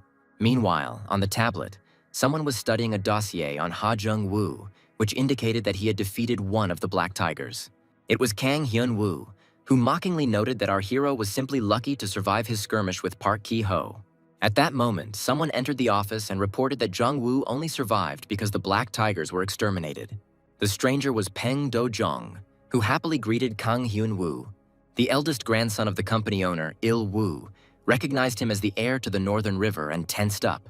Peng Do-jong said mockingly that Kang Hyun-woo had become even worse looking over time. The company owner's eldest grandson, Il-woo, greeted the guest with cold politeness. The heir of the Northern River reacted aggressively to Kang Hyun-woo's smile, calling him a scumbag and threatening to break his neck. The man, smiling, said that Peng Do-jong could do whatever he wanted. But then the agreement between their families would be terminated. The heir of the Northern River, unexpectedly for no one, grabbed Kang Hyun-woo by the neck with fury and ordered him to shut up. And then, adding that Il-woo's company was of no use anyway, he twisted his interlocutor's neck. But Kang Hyun-woo was not so simple. He deceived his guest by giving him an illusion, while the man himself sat calmly on the sofa. Noticing this, Peng Do-jong smirked and called the company owner's eldest grandson Il-woo Lis. Kang Hyun-woo, without losing his composure, invited him to sit down and stop joking. But Peng Do-jong refused to sit down, saying that he had only come to briefly discuss the matter. He accused Il-woo's company of breaking promises and not keeping agreements. Kang Hyun-woo didn't answer right away, falling into a tense silence. Peng Do-jong continued, adding that if the terms of the agreement were not fulfilled, their family would renege on their promises and become an enemy. Then he noted with a grin that he really hoped for Kang Hyun-woo's understanding. The eldest grandson of the company owner, Il-woo, asked me to convey a message to the head of the family. He declared that the Peng family would soon see the 7 great clans and the unique association kneel before him. The heir of the Northern River only silently looked at Kang Hyun-woo with a half-smile. Then he turned around and, as he left, said that for now he was ready to take his word for it. And almost leaving the room, Peng Do-jong stopped at the door, remembering something important. He turned around and said that he wanted to tell me something about Ha Jung-woo. And after that, he warned with a grin that underestimating our hero would lead to serious problems. The eldest grandson of the company owner, Il-woo, silently watched as Peng Do-jong left and pondered his words. Sometime later at the company, Han Yeon, its manager, thanked the investor for the massive purchase of their newest product, the Energizer. The investor turned out to be Kang Hyun-woo, who said with a smile that he was happy to help the father of his school friend. Ha Yun-chul thanked for the trust and promised timely delivery. After the investment, the factory, called Han Yeon Enterprise, continued its operations. The employee, looking worried, reminded the director that he had even taken out a bank loan to expand production. But Ha Yun-chul reassured the man, assuring him that the delivery to Il-woo's company was going according to plan and that everything would be fine soon. Suddenly, another employee burst into the room with the alarming news that they were going to return all the batteries they had supplied. Ha Yun-chul asked again with horror in his eyes and a trembling voice what had happened. After hearing this, the director of the company, Han Yeon, immediately went to the headquarters of the Il-woo company. Kneeling before Kang Hyun-woo, the man begged in panic for salvation. The eldest grandson of the company owner, Il-woo, without hiding his irony, pretended not to understand what was being discussed. Ha Yun-chul panicked and begged them not to cancel the battery order, otherwise his business would collapse. Kang Hyun-woo calmly stated that there were many defective goods among the goods, and that this decision could not be changed. The director of the company, Han Yeon, desperately began to object, insisting that all the goods had been checked, which irritated Kang Hyun. Ha Jung-woo's father began to make excuses, ask for forgiveness, and promised to make a new delivery of a fully functional product. But the eldest grandson of the company owner, Il-woo, didn't want to hear anything and said that he was terminating the contract. Ha Yun-chul, in a panic, grabbed the man by the clothes and began to beg for mercy and help. Then Kang Hyun-woo issued an ultimatum, stating that they would only accept the product if they were given the development of the Energizer. The company's director, Han Yeon, was stunned and unable to utter a word from shock. After everything that happened, Peng Do-chen laughed when he heard what Kang Hyun-woo did to Ha Jung-woo's father's business. He condemned Khan's actions, saying that if someone wants to destroy our hero, they should do it personally, not through the family. One of the North River twins asked what they should do, but Peng Do-chen replied that they would not interfere with it, and he suggested that revealing the secret of the destruction of the Black Tigers would give them the opportunity to subjugate the 7 great clans. Then they approached the gate, which had become covered in cobwebs and on which a sign of the Black Tigers was displayed. Peng Do-chen noted that with each step of the investigation, one thing became clear to him, namely that whoever destroyed the Black Tigers acted alone. This man controlled the surrounding area and moved freely throughout the territory. Toko-il doubted this possibility, recalling that the emperor of the underworld, Park Yan-chung, was a difficult opponent. The heir of the Northern River said that even the strongest defenders can be defeated if they meet someone even stronger. He then added that the mysterious attacker had concealed his identity and pretended to be someone else while collecting the loot. He said that the place to look was the one that had benefited the most after the fall of the Black Tigers. The Northern River twins simultaneously exclaimed with a frightened expression that everything pointed to the Golden River clan. Peng Do-chen, with a smirk on his lips and very satisfied, confirmed their guess. However, he immediately doubted it, because this clan was not considered so strong, and it all looked somehow dubious. He remembered Lee Ho-guk and said that even with his power, he could not have dealt with the Black Tigers alone. He then thought about it, remembering the creepy figure of Ha Jung-woo that appeared in front of him. But he immediately dismissed this thought, deciding that our hero could not be such a strong master. Peng Do-chen concluded that someone had single-handedly wiped out the entire clan, and now it was important to find out what was the reason for such rage. He ordered the North River twins to find this master using all available clues. Meanwhile, Ha Jung-woo was walking calmly down the street, completely immersed in his thoughts. Kang Chun caught up with him, informing him that Kang Hyun-woo seemed to have started following him. But our hero did not react to these words in any way, saying that he had no time to think about all this, since he was going to meet Yu Hara. Kang Chun cried out indignantly, thinking that he was going to marry her. Ha Jung-woo, however, dismissed the idea with a smirk, saying that at his age it was too early to think about marriage. Then Kang Chun returned to the topic of surveillance again, and said that Kang Hyun-woo was interested in him, and this was very bad. Our hero thought that since Kang Chun was so worried about the surveillance of the company's successor, Il-woo, it meant that he really was strong.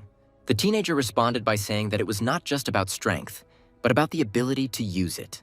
After all, Il-woo's company is one of the top 5 in the country, and Kang Hyun uses its influence to suppress the enemy before the battle begins.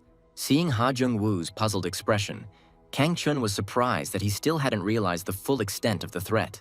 He explained it more simply by saying that Kang Hyun-woo was cutting off the oxygen supply to his opponents using the power of his corporation. At that moment, our hero's sister, Su Yeon, quickly ran up to them. Kang Chun greeted the girl with joy, showing affection despite her resistance. Su Yeon ran to Han Jung-woo in a panic, saying that now was not the time to mess around since something bad had happened to their father. Meanwhile, a meeting of the entire staff was taking place at Han Yeon's enterprise. There, the director regretfully admitted to the employees that he had come to deliver bad news. He explained that the company was on the verge of bankruptcy after a failed attempt to bring a new product to market. The workers responded by exclaiming that they had no intention of giving up and believed they could start over with a new investor.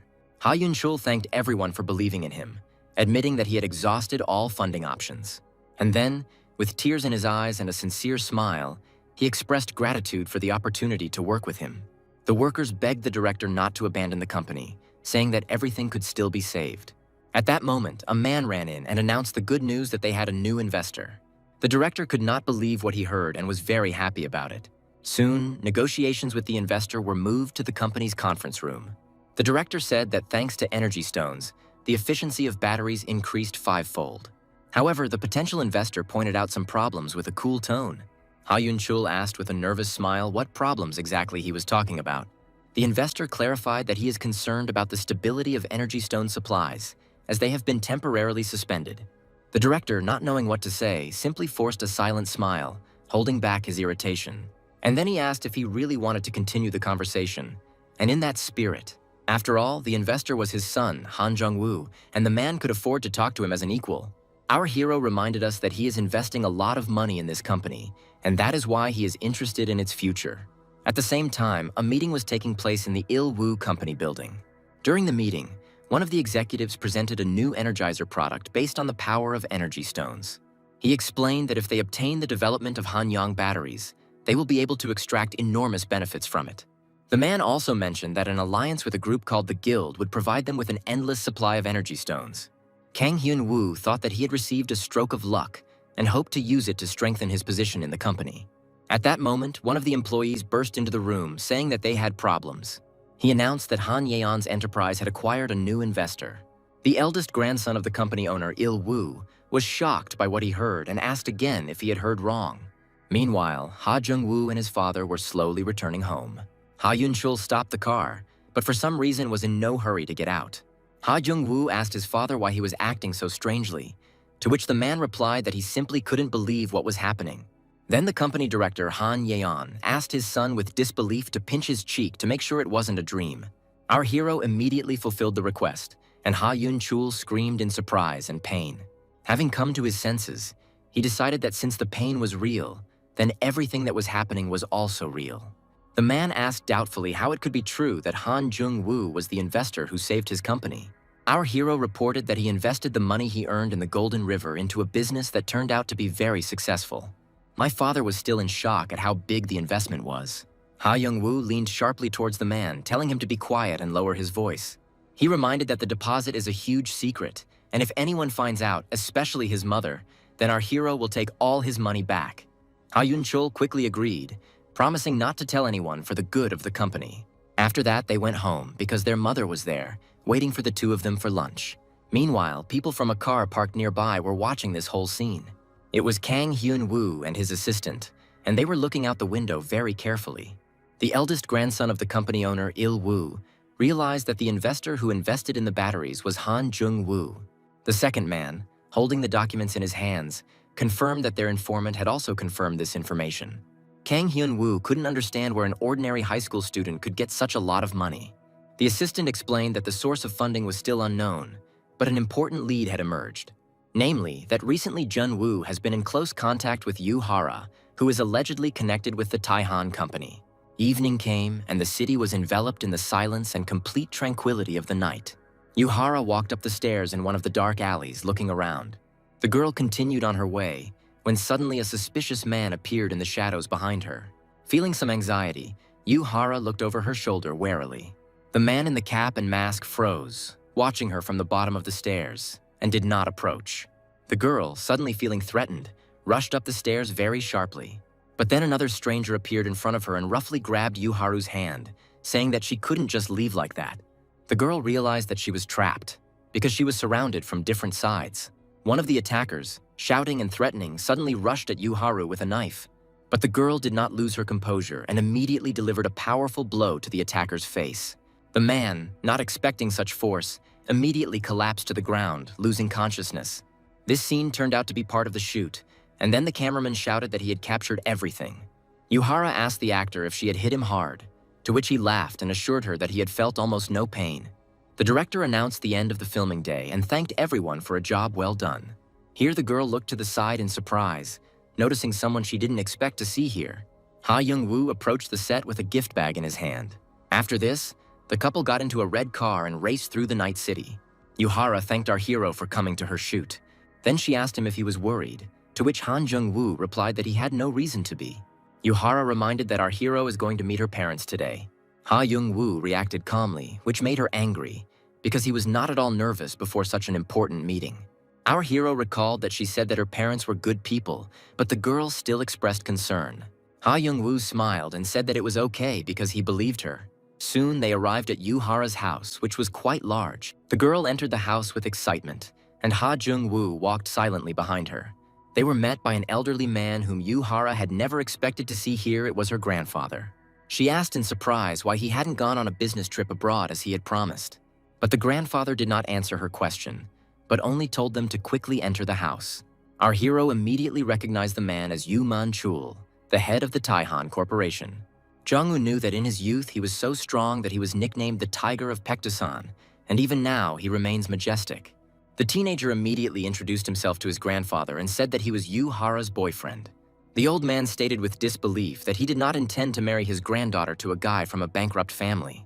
The girl asked in amazement what her grandfather meant and what he was talking about. Yu Man-chul explained that after Il-woo's company withdrew its investment, Ha Jung-woo's family went bankrupt. The teenager said with a grin that the Taihan Corporation had outdated information, since his father's company had recently received investment support. The old man indignantly shouted that he was well aware of the situation and knew that Ha Jung-woo was the investor.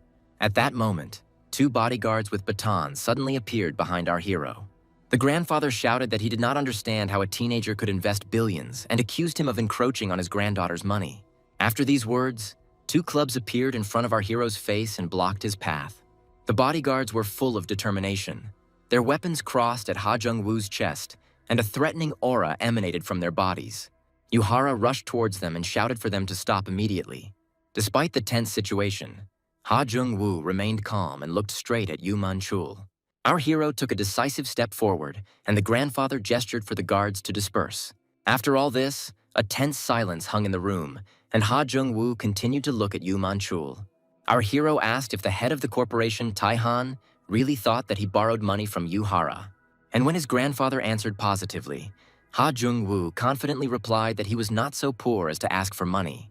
Yu Man-chul said that if this was true, then our hero would have no problem presenting evidence that he could believe. Ha Jung-woo asked a counter-question and demanded to know what the head of the Taihan Corporation would do if he proved his case. Grandfather promised that he would then admit to his relationship with Yuhara, but asked what Jung-woo would do if he was not satisfied with the evidence. Our hero replied with a serious expression that in that case he would no longer see Hara.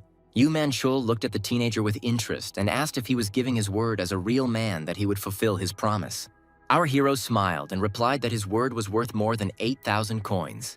After this, Ha Jung-woo placed a small, elegant box on the table in front of his grandfather. He suggested that the head of the Taihan Corporation open it himself, hinting at the importance of the contents. The old man carefully took the box in his hands, saying that he would be happy to do so.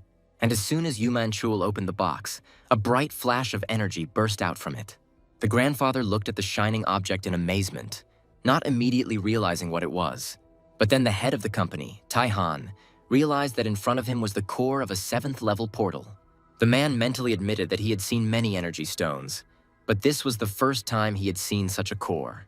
Shocked, Yu Man-chul looked at Ha Jung-woo and asked who he really was. Our hero replied that he didn't want to tell anything about himself, which caused even more confusion. The head of the company, Taihan, was indignant and said that he could not give his granddaughter to a stranger. And despite everything he saw, the old man said that it didn't change anything at all. Yuhara was indignant and shouted at her grandfather that all this was unfair, begging him to change his mind. The old man said that there was a family with whom he had arranged a marriage, to which the girl replied that she would rather die than marry Hyun-woo. After these words, Yu Man-chul became furious and said that even though Ha Jung-woo brought the portal core, it didn't change anything.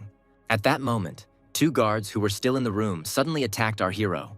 But then one of them, before he could do anything, received a powerful blow to the face and flew back. In anger, another guard also tried to attack, but only missed. The next moment, Ha Jung-woo intercepted one of the attackers and threw him head-first onto the floor. He fell with a deafening blow, breaking his forehead through the stone tile. Our hero twisted the guard's arm, and Yu Man-chul simply stood silently and watched what was happening.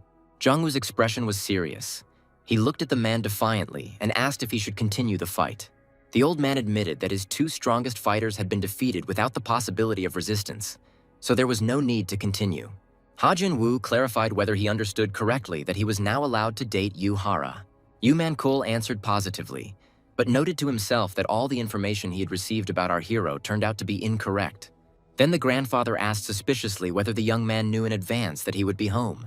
Yuhara looked at the guy with the same surprise and demanded answers. And Ha Jung-woo confidently stated that if he hadn't known that Yu Min-chul was at home, he wouldn't have taken the cannonball with him. The head of the corporation, Tai-han, called him a snake in irritation, but our hero took it as praise. The grandfather anxiously asked the girl if she could cope with such a dangerous young man. Yuhara took Ha Jung-woo's hand and said that she had asked herself this question many times before and realized that she could handle it. Yu Min-chul sadly admitted that his granddaughter was head over heels in love and didn't care at all about his worries. The girl reminded that she would not be able to stay under the same roof with her grandfather forever. The head of the corporation, Tai-han, looking at the couple, noticed that Yuhara was really becoming more and more like her chosen one.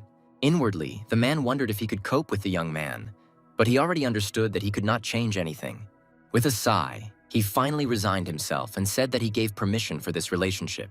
Yuhara happily hugged her grandfather, thanking him, and he in return complained of back pain and asked her not to jump like that. Ha Jung-woo, watching this, realized that it was time for him to move on to the next level.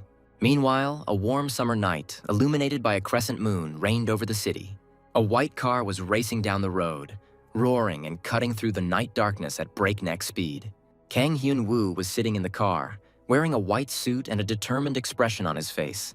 He recalled how Chairman Yu personally asked him to pretend that there was no wedding contract. After the meeting, when it became known that Han Yan's company had found a new investor, the man came to his father's office. Kang Chul-min yelled at him in anger, disappointed that he couldn't win Yuhara's heart, and now they were a laughingstock. The young man, returning to reality, gripped the steering wheel, furiously thinking about how Ha Jung-woo dared to challenge him. And at that very moment, Kang Hyun-woo screamed furiously that he would gladly kill him. Meanwhile, on the other side of the city, in one of the houses, something terrible was happening. Shots rang out throughout the mansion, and security guards ran and shouted to protect the boss. Soon, the area around the house was littered with the bodies of guards who had fallen in the shootout.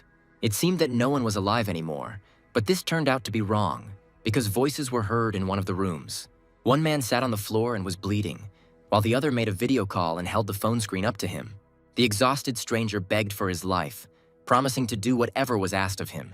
But only the man who was on the other end of the line ordered his killer to kill everyone. The next second, the room was filled with blood. The execution was complete, and the killer stood emotionless next to the body. At this point, he had already dropped the video call, but the phone vibrated in his hand again. The man immediately picked up the phone, briefly replying that he would be happy to accept the new assignment. After listening very carefully, Park Woo-shik, the fifth-ranked assassin in the guild, confirmed the order to kill Ha Jung-woo. Meanwhile, in another residential area of the city, it was quiet and very calm. Ha Jung-woo returned home, entered the apartment, and looked very tired. But then he noticed with surprise that there was complete silence in the apartment and no one was there.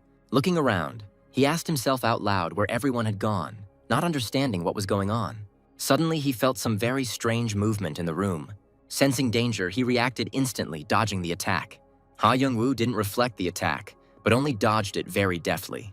Then, stopping, he reproachfully reminded them that they needed to move more quietly. At that moment, his younger sister pounced on him, screaming, explaining that she had been very quiet. It just turned out that our hero has too good a hearing and it's hard to catch him off guard. Upon landing, Ha Soo-yeon indignantly declared that she had been hanging in the air at first, meaning there couldn't have been any sounds. And then the girl indignantly accused her brother of never giving in to her, as if he seriously wanted to defeat the child. Ha Jung-woo, with a slight chuckle, advised her to continue to hone her black sky technique if she wanted to win.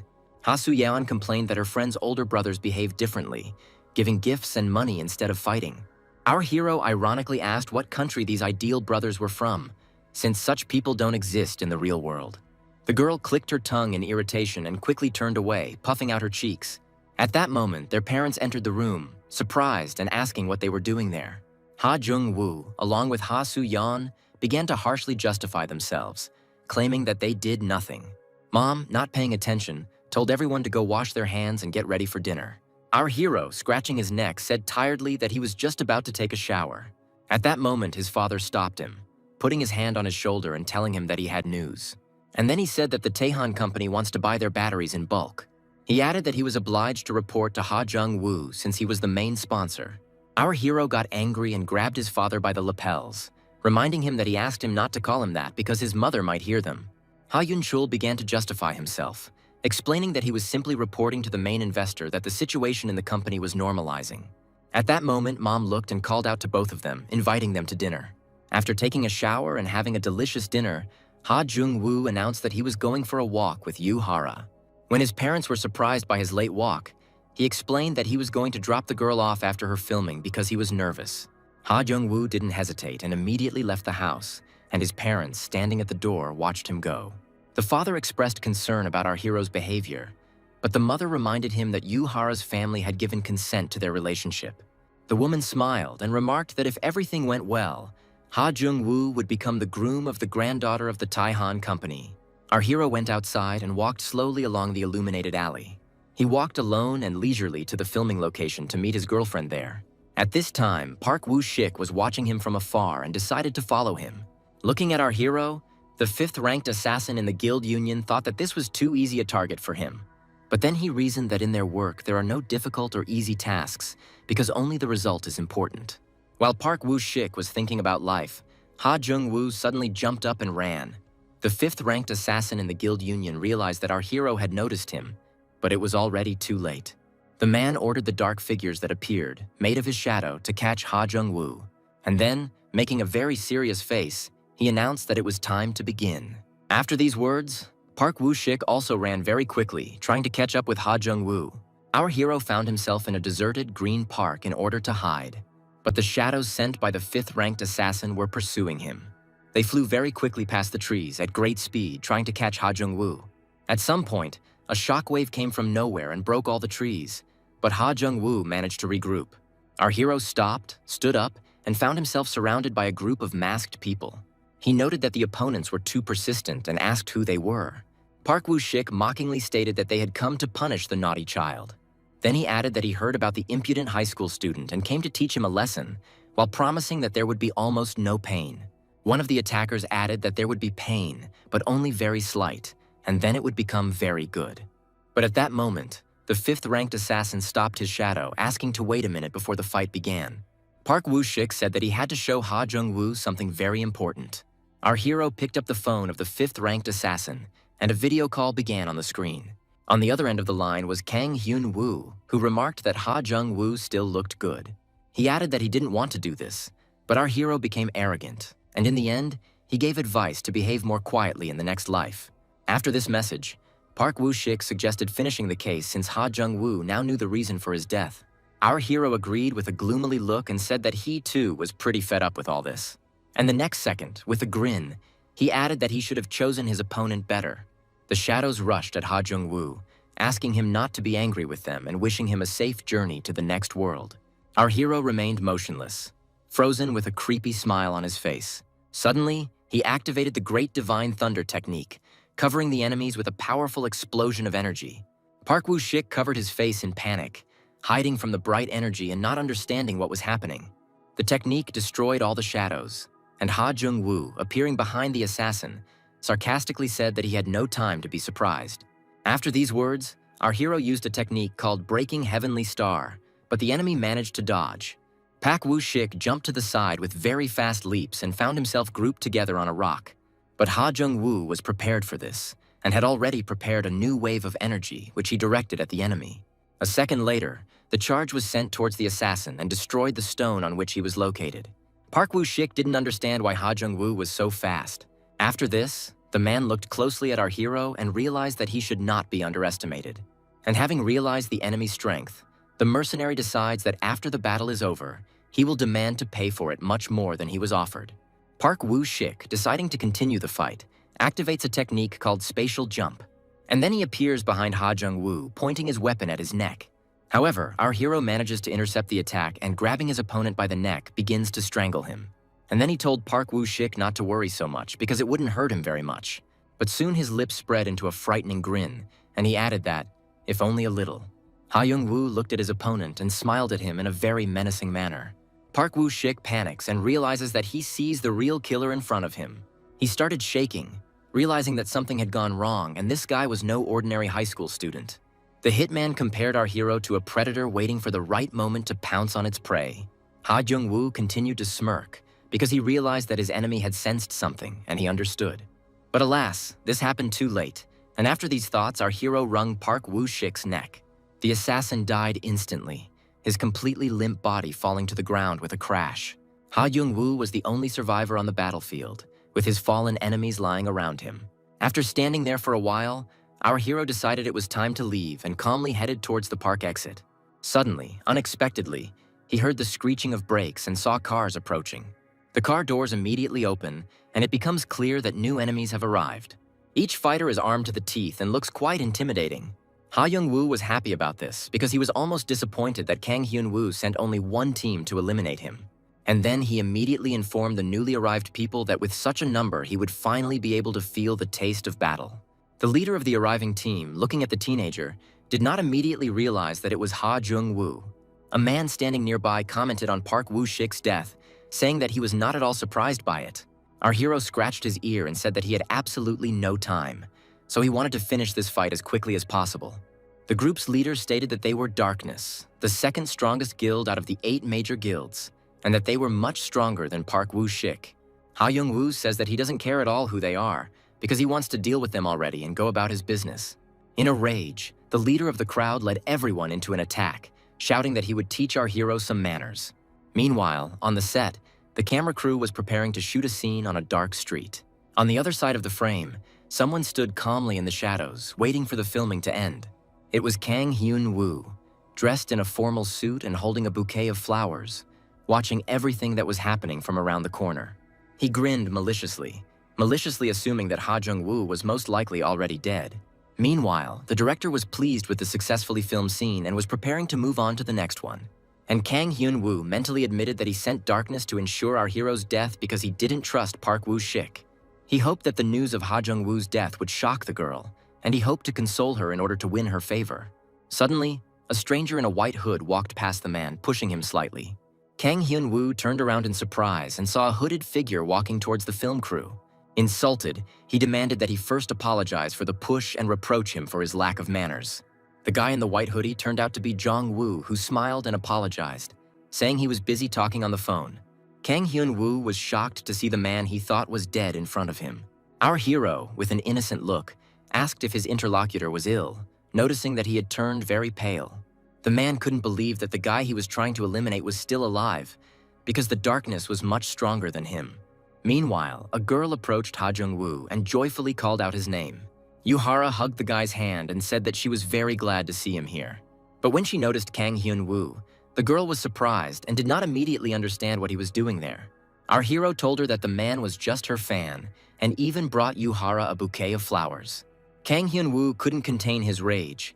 His whole body began to shake and he clenched his teeth in anger.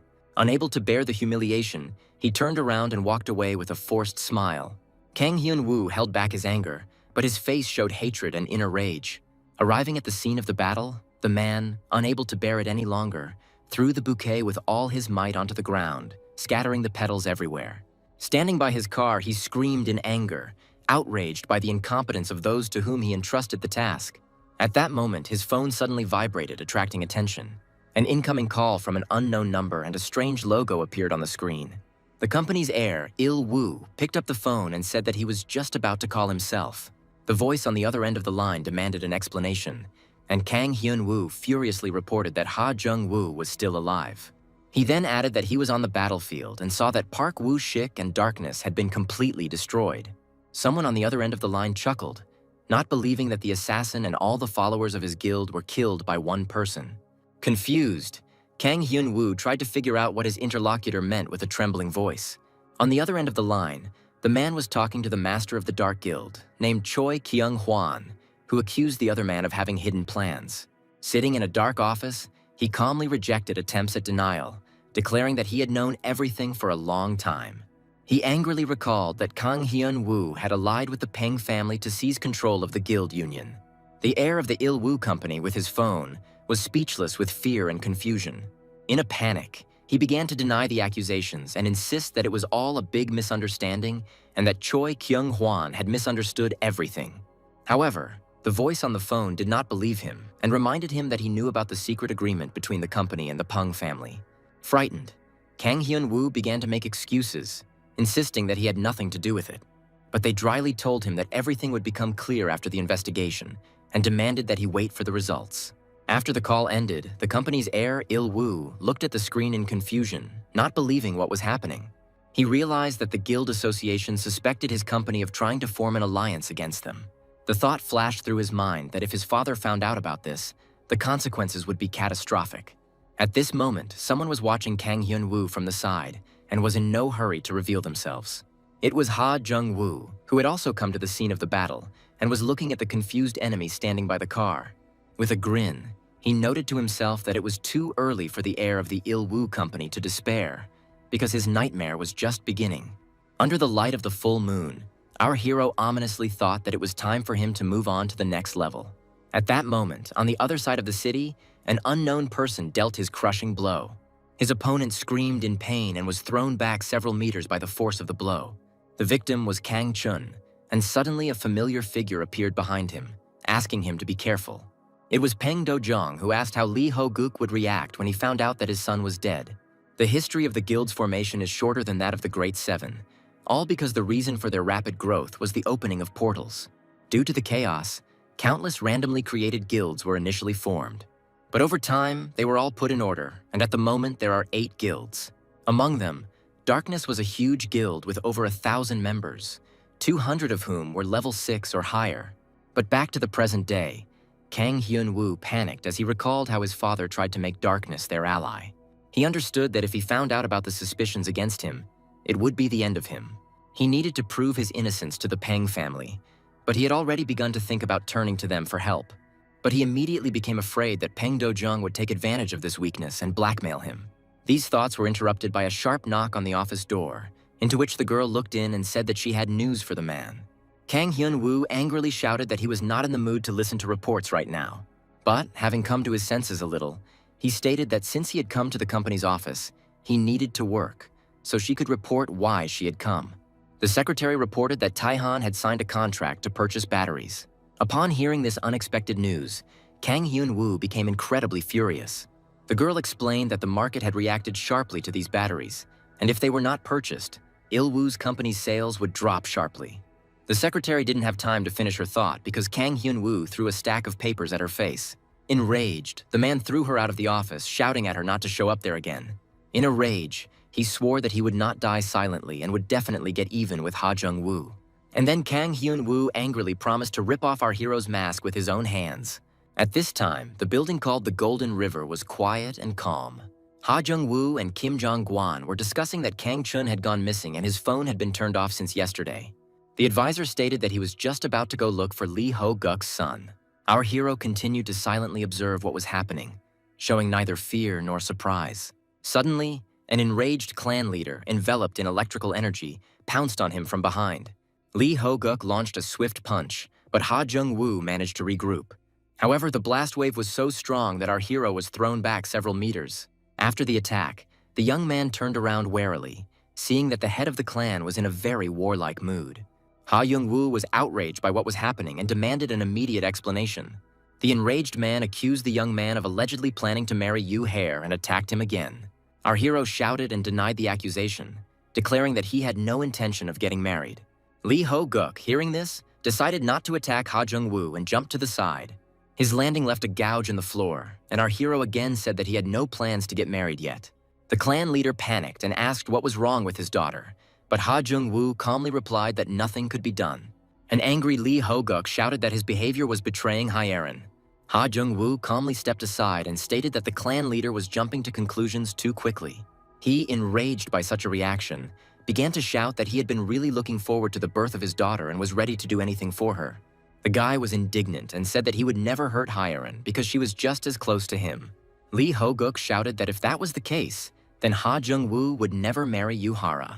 Our hero reminded us that this was his wedding and his business, and that the man wasn't even his father, to which the head of the clan shouted that he wanted to become his father-in-law.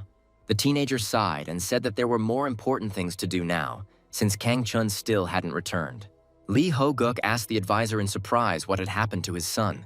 Kim replied that he had been unable to contact the young master since the previous day, and noted that the situation around him had become alarming. The clan leader said that most likely nothing terrible had happened, and Kang Chun himself would return later. And then he confidently declared that his son was capable of getting out of any trouble. Advisor Kim watched with alarm as Lee Ho-guk burst into loud laughter after that. But after that, the man admitted that perhaps it was worth starting the search after all. The advisor watched what was happening with alarm, containing his excitement. Here, the head of the Golden River clan slowly began to realize that something bad might have happened to his son. Ha Jung-woo also started thinking about it, but he remained silent and showed no emotion. The city was bathed in sunlight as life went on as usual. Our hero walked down the street with a heavy heart, thinking about his failure in finding Kang Chun, and he had a bad feeling about this. He gave the order to mobilize all members of the Brotherhood of Steel to search for the missing person. Finding himself at the crossroads, he looked around and, not seeing any people around, tensed up. After all, this address was sent to him with a note that Yu Hara was filming there, but there was no one around. He approached the massive door, thinking about how the girl had been calling him to meetings lately under the pretext of filming. Entering the room, he found himself in an empty filming hall and looked ahead warily. Ha Young-woo doubtfully thought that he had come to the wrong place, but then a voice in the audience announced that he had come to the right place, because this was the film set. Kang Hyun-woo appeared in the hall and announced with a mysterious smile that his true nature would be revealed here. Hearing the sharp sound of the door closing, our hero became wary and looked around. The heir of the Il-woo company, with a crazy grin, offered to start their conversation. The space around me flared with blue panels, creating a strange digital atmosphere. Suddenly, they found themselves in a room surrounded by numerous holograms displaying their images. Our hero and Kang Hyun-woo found themselves surrounded by screens that were showing their images. In another room, Choi Kyung-hwan watched everything that was happening thanks to the cameras that were installed there. He grinned slightly, thinking that Kang Hyun-woo had come up with something interesting, and the fun would finally begin. Meanwhile, in the digital room, Ha Jung-woo continued to stand in front of the company's heir, Il-woo. He realized that Kang Hyun-woo used Yu Haru to lure him to this place. Then our hero noticed that everything that was happening was being recorded and broadcast through cameras. It was then that Ha Jung-woo noticed one of the surveillance cameras pointed directly at them. And then our hero looked around and noted that there were quite a lot of cameras here. The heir of the Il-woo company said with a sly smile that this was his apology. Ha Jung-woo asked him incredulously why he had decided to apologize in such a way. Hyun-woo stated that he apologized for underestimating the teenager, as he defeated Park Woo-shik and the Dark Guild members single-handedly. Our hero only grinned in response, not hiding his smugness. The company's heir, Il-woo, continued by stating that he had personally come to fight him as an apology. Ha Young-woo coldly reminded him that he had disturbed his family and that such a thing would not go unpunished. Kang Hyun-woo laughed, saying that his opponent was too confident and didn't know anything about his capabilities. Our hero wanted to answer him, but didn't have time, because at that very second, some kind of glowing stick stuck into the floor in front of him. A scratch with a drop of blood appeared on the teenager's face, and he clearly did not expect such an outcome. And his enemy said that he was studying at the Faculty of Metal Management, which only the best students had access to. He added that he was studying control over all metals and was proud to be among the top 0.100th of the students in the entire world. After these words, the heir of the Il-woo company sent all the metal objects that were in this hall towards Ha Jung-woo. And our hero asked with a grin whether his opponent really expected to win by relying only on his own abilities. After these words, the teenager very quickly disappeared from the place where the metal projectiles were flying. When Kang Hyun-woo's weapons missed their target and crashed into each other, a powerful explosion occurred, destroying part of the hall. At this moment, Ha Jung-woo appeared behind his opponent and declared that he was not interested in hearing about this incredible faculty. And then he asked what he would do if the heir of the Il-woo company couldn't advise the best students. At this moment, our hero disappeared from his enemy's sight to attack him again. But Kang Hyun-woo was ready for the attack and managed to use his defense. Ha Young-woo noted with irritation that he was faced with a magical technique again. The heir to the Il-woo company reminded him that he controls metals and that he was tired of the teenager underestimating him.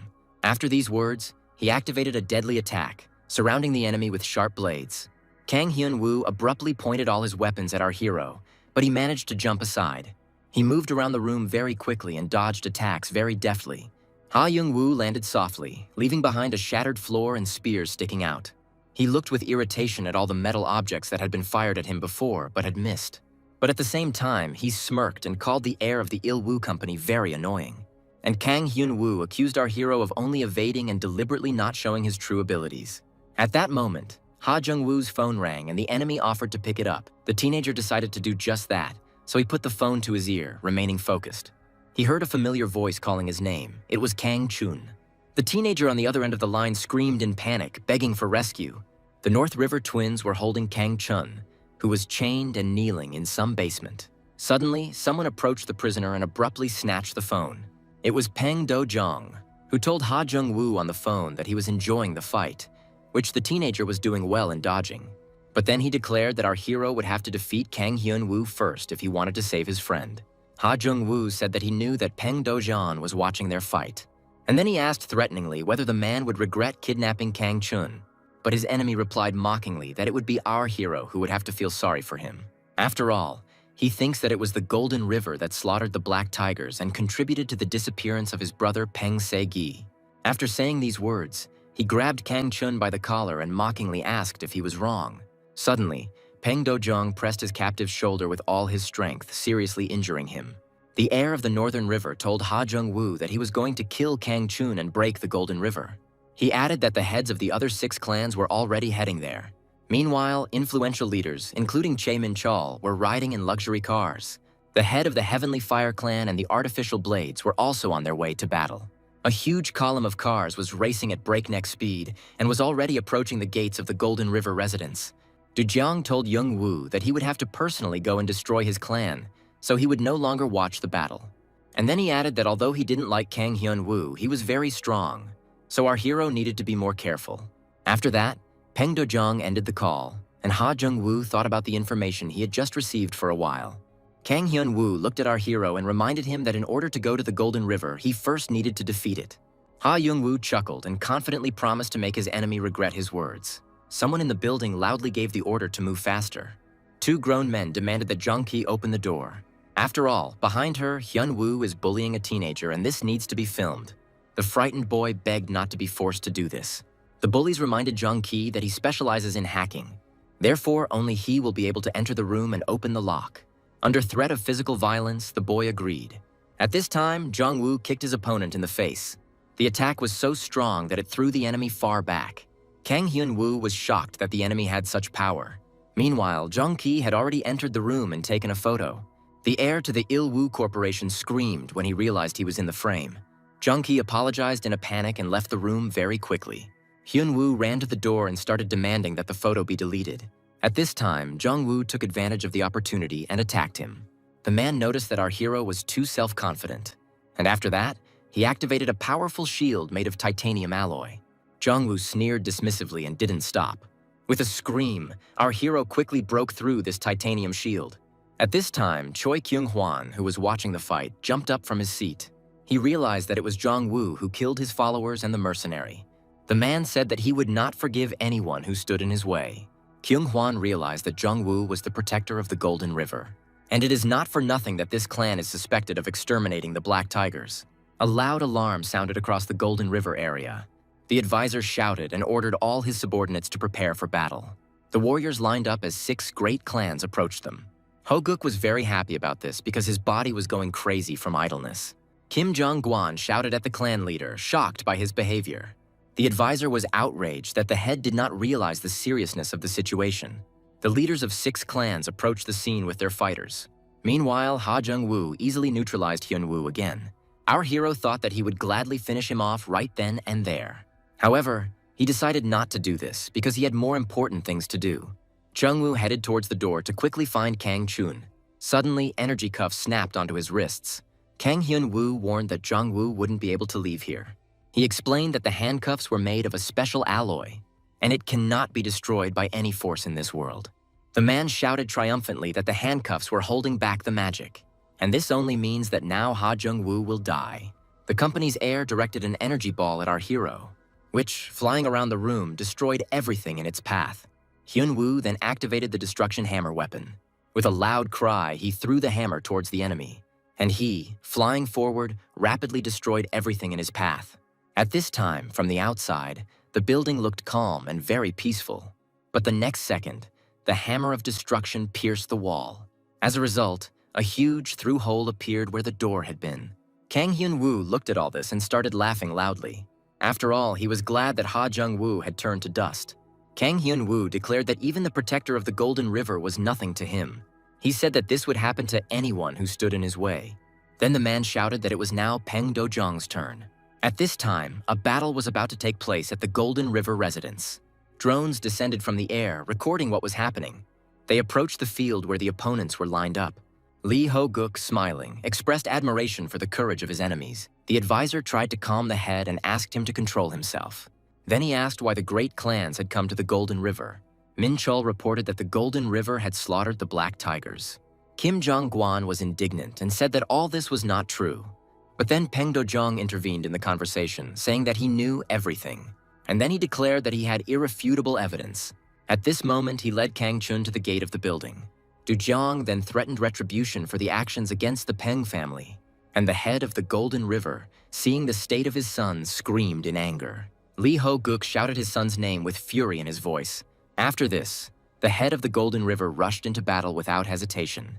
The head of the Heavenly Warriors clan tried to stop Lee Ho-guk, but he didn't listen and shouted furiously to be left alone. He immediately used the Mad Devil's Thunder technique. Lee Ho-guk's powerful attack caused an unexpectedly huge explosion. Those present were shocked by the power of the head of the Golden River. When the smoke cleared, everyone was preparing to respond. Lee Ho-guk, however, very angrily demanded that his son be returned to him. He attacked Peng Dojong with a piercing destruction technique. The heir of the Northern River dodged, deciding to attack back. Peng Dojong used a thunderous soul source strike. The attack was powerful, and the head of the Golden River was thrown to the side. After the blow, Lee Ho-guk landed and lost consciousness for a while. The heir of the Northern River noted that the man has a strong body. The clan leaders were amazed because Dojong had defeated Ho-guk. They realized that the heir had not seized power without reason. The advisor ran up to the man to see if he was okay. The head of the Golden River immediately came to his senses and quickly stood up on his feet. Lee Ho-guk laughed, noting that he had met a worthy opponent. And so the clan leader wanted to fight him properly. Peng Dojong called the man a monster because his attack was so powerful. Lee Ho-guk got angry and declared himself the strongest man. The advisor stopped him, telling him that this would not solve the problem. Kim Jong-guan looked at the head of the Golden River clan with concern. Lee Ho-guk also looked at his assistant, not understanding what he was planning, and he agreed not to attack in order to give the advisor a little time. He thanked the chief and walked forward to begin the action. The advisor looked at the heads of the great clans and addressed them. He expressed outrage that they attacked without evidence. This was a violation of the agreement, and the clan leaders acknowledged it. Min Chul reported that Peng Dojong had found evidence. The head of the Golden River was indignant because they had Kang Chun as a hostage. Lee Ho-guk ordered the Pure Gold Squad to prepare for the attack. The detachment followed the order and took up a defensive position. The heir of the Northern River noted Ho-guk's incredible strength of spirit, and the advisor demanded to see irrefutable evidence.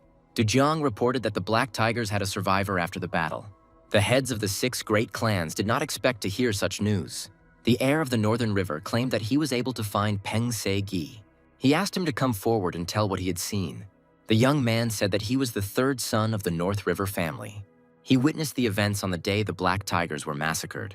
Baek Jung-woong and Chai Min-chul did not believe what they heard. Hyun-woo, watching the broadcast, noted that Do-young did a great job. He realized with a grin that the Golden River's oxygen supply was about to be cut off. Peng Se-gai reported that he saw who destroyed the Black Tiger clan. And slowly, he began to remember the events of that very day. He remembered that there was a fierce battle in which everyone died. Then he saw among the pile of corpses the one who had killed all the clan warriors. Peng Se-gi closed his eyes and recalled the face of the person he met. He said that he saw a man who slaughtered the Black Tiger clan, and then the teenager named Choi Kyung-hwan, the master of the Dark Guild. Baek Jung-woong and Choi Min-chul were shocked when they asked for the killer's name again. Lee Ho-guk then shouted out Choi Kyung-hwan's name in a loud, furious voice. The head of the Dark Guild, who was watching the broadcast, jumped up. He was shocked that this murder was attributed to him. Kang Hyun-woo also screamed, as he did not believe what he heard. Suddenly someone asked him if he was sure that it was not true. Kang Hyun-woo turned around and saw Ha Jung-woo standing alive behind him. The man looked at his enemy, not believing that he had survived. Our hero said he had to play along a little. After that, he added that Hyun-woo had gone above and beyond. After everything that happened in the building, a fight began. The red doors swung open with a loud bang from the impact. Kang Hyun-woo flew out of them and hit the wall with all his might. The man was amazed that the enemy withstood his attack. After that, he looked down and saw the shackles that were already familiar to him. Jong-woo chuckled and reminded that the enemy was the school's elite. Only he chose the wrong weapon against him. And he added that if this is all the enemy is capable of, he is disappointed. Kang Hyun-woo became angry after hearing this. so he decided to attack again. The man said that if Jong-woo wanted it that much, he would kill him. After these words, the flying spears rushed towards the enemy. However, a second later, all the weapons broke and fell to the ground, and our hero declared that he would be the one to determine how the fight would end. Ha Young-woo was disappointed, saying he had hoped for more. Suddenly, our hero kicked Kang Hyun-woo, declaring that this was the end. The man was frightened, not understanding how the enemy had a sword in his hands.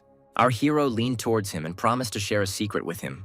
He then admitted that he, not Kyung-hwan, had destroyed the Black Tigers. Kang Hyun-woo asked why Segi pointed specifically at the head of darkness. Jong-woo explained that he was under his spirit's control. Therefore, he cannot tell the truth and says what is necessary. Hyun-woo realized that the enemy would force him and darkness to fight each other. Ha Jung-woo said that this was punishment for touching his family. In the end, he stated that Kang Hyun-woo would remain alive today. Meanwhile, Do-jeon didn't understand why his brother had given the wrong name. He said that Peng Se-gi needed to come to his senses and tell the truth. The teenager tried to tell the truth, but he couldn't. He burst into tears and said that the Dark Guild Master had killed the Black Tigers. Do-jeon was furious and shouted that his brother was crazy and talking nonsense. But Ho-guk intervened in the conversation, deciding that it was time to attack the man. Without thinking twice, he used the penetrating destruction technique. A crater formed at the site of the impact, causing shock among those around. The North River twins exclaimed that this was an unreal power. Toko-il realized that Lee Ho-guk was standing behind him and preparing to attack, and the eyes of the Golden River said that for his son he would beat them to death. But Toko-il said that beating them would not be so easy. But Ho-guk didn't care and hit his enemy's arm with all his might. The chief said he would break the arm that hurt his son. Then he threw Kang-chun over his shoulder and the enemy's arm was broken. Meanwhile, Toko-ai decided to stand up for his brother. But Lee Ho-guk hit him with his first thunder punch. The enemy flew to the side, not understanding how it happened. Toko-ai understood that he couldn't react to the speed of the attack. Jong-woong and Min-chul admitted that Lee Ho-guk is very strong. Peng Do-jeong came to his senses and decided to attack the head of the Golden River. The man angrily declared that he would kill his opponent. In response, Lee Ho-guk used a spirit-killing technique. The warriors clashed in a battle that caused an explosion of energy and light. They seemed to be equally strong, and the ground beneath them crumbled. The other leaders realized that they couldn't escape and needed to defend themselves. Meanwhile, a huge wave of energy hit the area. The buildings of the Golden River residents slowly began to collapse. At some point, everything became quiet and a crater formed in the ground. Do-jeong knew that if he backed down, the family's reputation would be ruined. He didn't know what happened to his brother, but the Golden River was to blame. Lee Ho-guk asked the man to apologize to his clan. Do-chan decided to provoke the head by demanding that he confess to the murder. Chae Min-chul intervened in the conflict, calling on the men to stop. He decided, as the head of the Union of Clans, to stop the fight. Recalling the evidence that the darkness slaughtered the Black Tigers, Do-jeong knew that Min-cheol benefited from the battle between the Golden River and his family. Therefore, the right decision would be to retreat now. But Lee Ho-guk clearly had no intention of stopping. Min-chul said that Golden River was innocent and there was no point in fighting. Lee Ho-guk agreed, stating that the fight really should be stopped. Min-chul was surprised because he had hoped that the Golden River would not retreat. The heads of the other clans were also surprised that Ho-guk did not want to fight. The head of the Golden River ordered the Pure Gold Squad to retreat. Min-chul reminded them that Kang-chun was injured and they needed revenge. But Lee Ho-guk said that it was more important to avenge the Black Tigers. Without thinking twice, Lee Ho-guk and his squad left the residence. Chae Min-chul said that he definitely didn't expect such a turn of events. The clan leaders also decided to head to the Dark Guild headquarters. Yeon-il and Jung-woong understood that the Golden River could not absorb the darkness. Otherwise, their power will grow, and it will be impossible to cope with them. The clans left the Golden River residence, and Do-jeong was left alone. He just stood and watched the cars drive away. Then he looked around, as if he felt or noticed something. These were the twins, who were recovering from the battle. Peng Do-jeong, seeing the positions they were lying in, laughed. He knew he wasn't going to drop out of this fight. A black car was racing through the city at breakneck speed. The advisor, Lee Ho-guk, and Kang-chun were on their way to the Dark Guild's residence. Kim Jong-gwan looked at the teenager very carefully, and he decided that he needed to go to the hospital to take Kang-chun there. Lee Ho-guk shouted that they didn't need this because their son was fine. Kim Jong-gwan turned around and saw that Kang-chun had come to his senses. The father asked if what his son had told him secretly was true. Ho-guk remembered that during the fight with Do-jeong, he heard something. Kang Chun, through secret transmission of words, said something important. That this was all Ha Jung-woo's plan, and now his father needs to stop the fight. Lee Ho-guk once again clarified whether Kang Chun was sure that all this was true. The son nodded. Otherwise, he would not have allowed himself to be beaten like that. Father asked what Jung-woo's plan was, but Kang Chun didn't know anything. He reported that the teenager wanted to talk to him alone. During the conversation, Jung-woo asked Kang Chun to become a hostage, that the teenager needs to surrender to Do Young and say something. Kang Chun agreed, and after a while found himself captured by the Peng family. The twins tied him up, and Do Jong demanded that he tell him everything. Kang Chun said that Peng Se-gi was with the Black Tigers that day. Then he added that after this, Do Jong's brother was kidnapped by the darkness. Afterwards, Kang Chun laughed and said that he was a great actor. The advisor realized that Jong-woo had decided to pit the Peng family against the darkness. At this moment, the head of the Dark Guild had already returned to his estate. He looked at the hole in the wall where Peng Se-gi had recently been. The bodyguard doesn't know how the heir of the Peng family ended up there. And when they found out about this, someone had already taken him from here. The head realized that this was done to provoke a conflict. He didn't understand who was behind all this, but it might be Kang Hyun-woo. The Dark Bodyguard reported an attempted invasion of their headquarters. Hearing that 7 clans had invaded, the leader ordered action. The Golden River clan had already arrived at the Dark Guild's headquarters, but they entered it not through the door, but by making a hole in the wall. The Pure Gold Squad and Kang Chun quickly occupied the territory. The security guards stood up to defend their territory, blocking the passage. But Kang Chun, having attacked, said that such a trifle would not stop him. Deciding to vent his anger, he activated the Golden Enhancement. After this, a powerful penetrating blow fell upon the opponents. Kang Chun ordered that the rest of the guards be dealt with quickly. But then something happened that no one expected, and that left them in shock. A stone giant with red eyes and a massive sword appeared. He attacked Kang Chun, but he managed to dodge and ask the enemy's name. The stone giant introduced himself as a guard named Kang Yong-hak. The man added that he would never let uninvited guests in. Kang Chun grinned, because the enemy was a human, not a monster from the portal.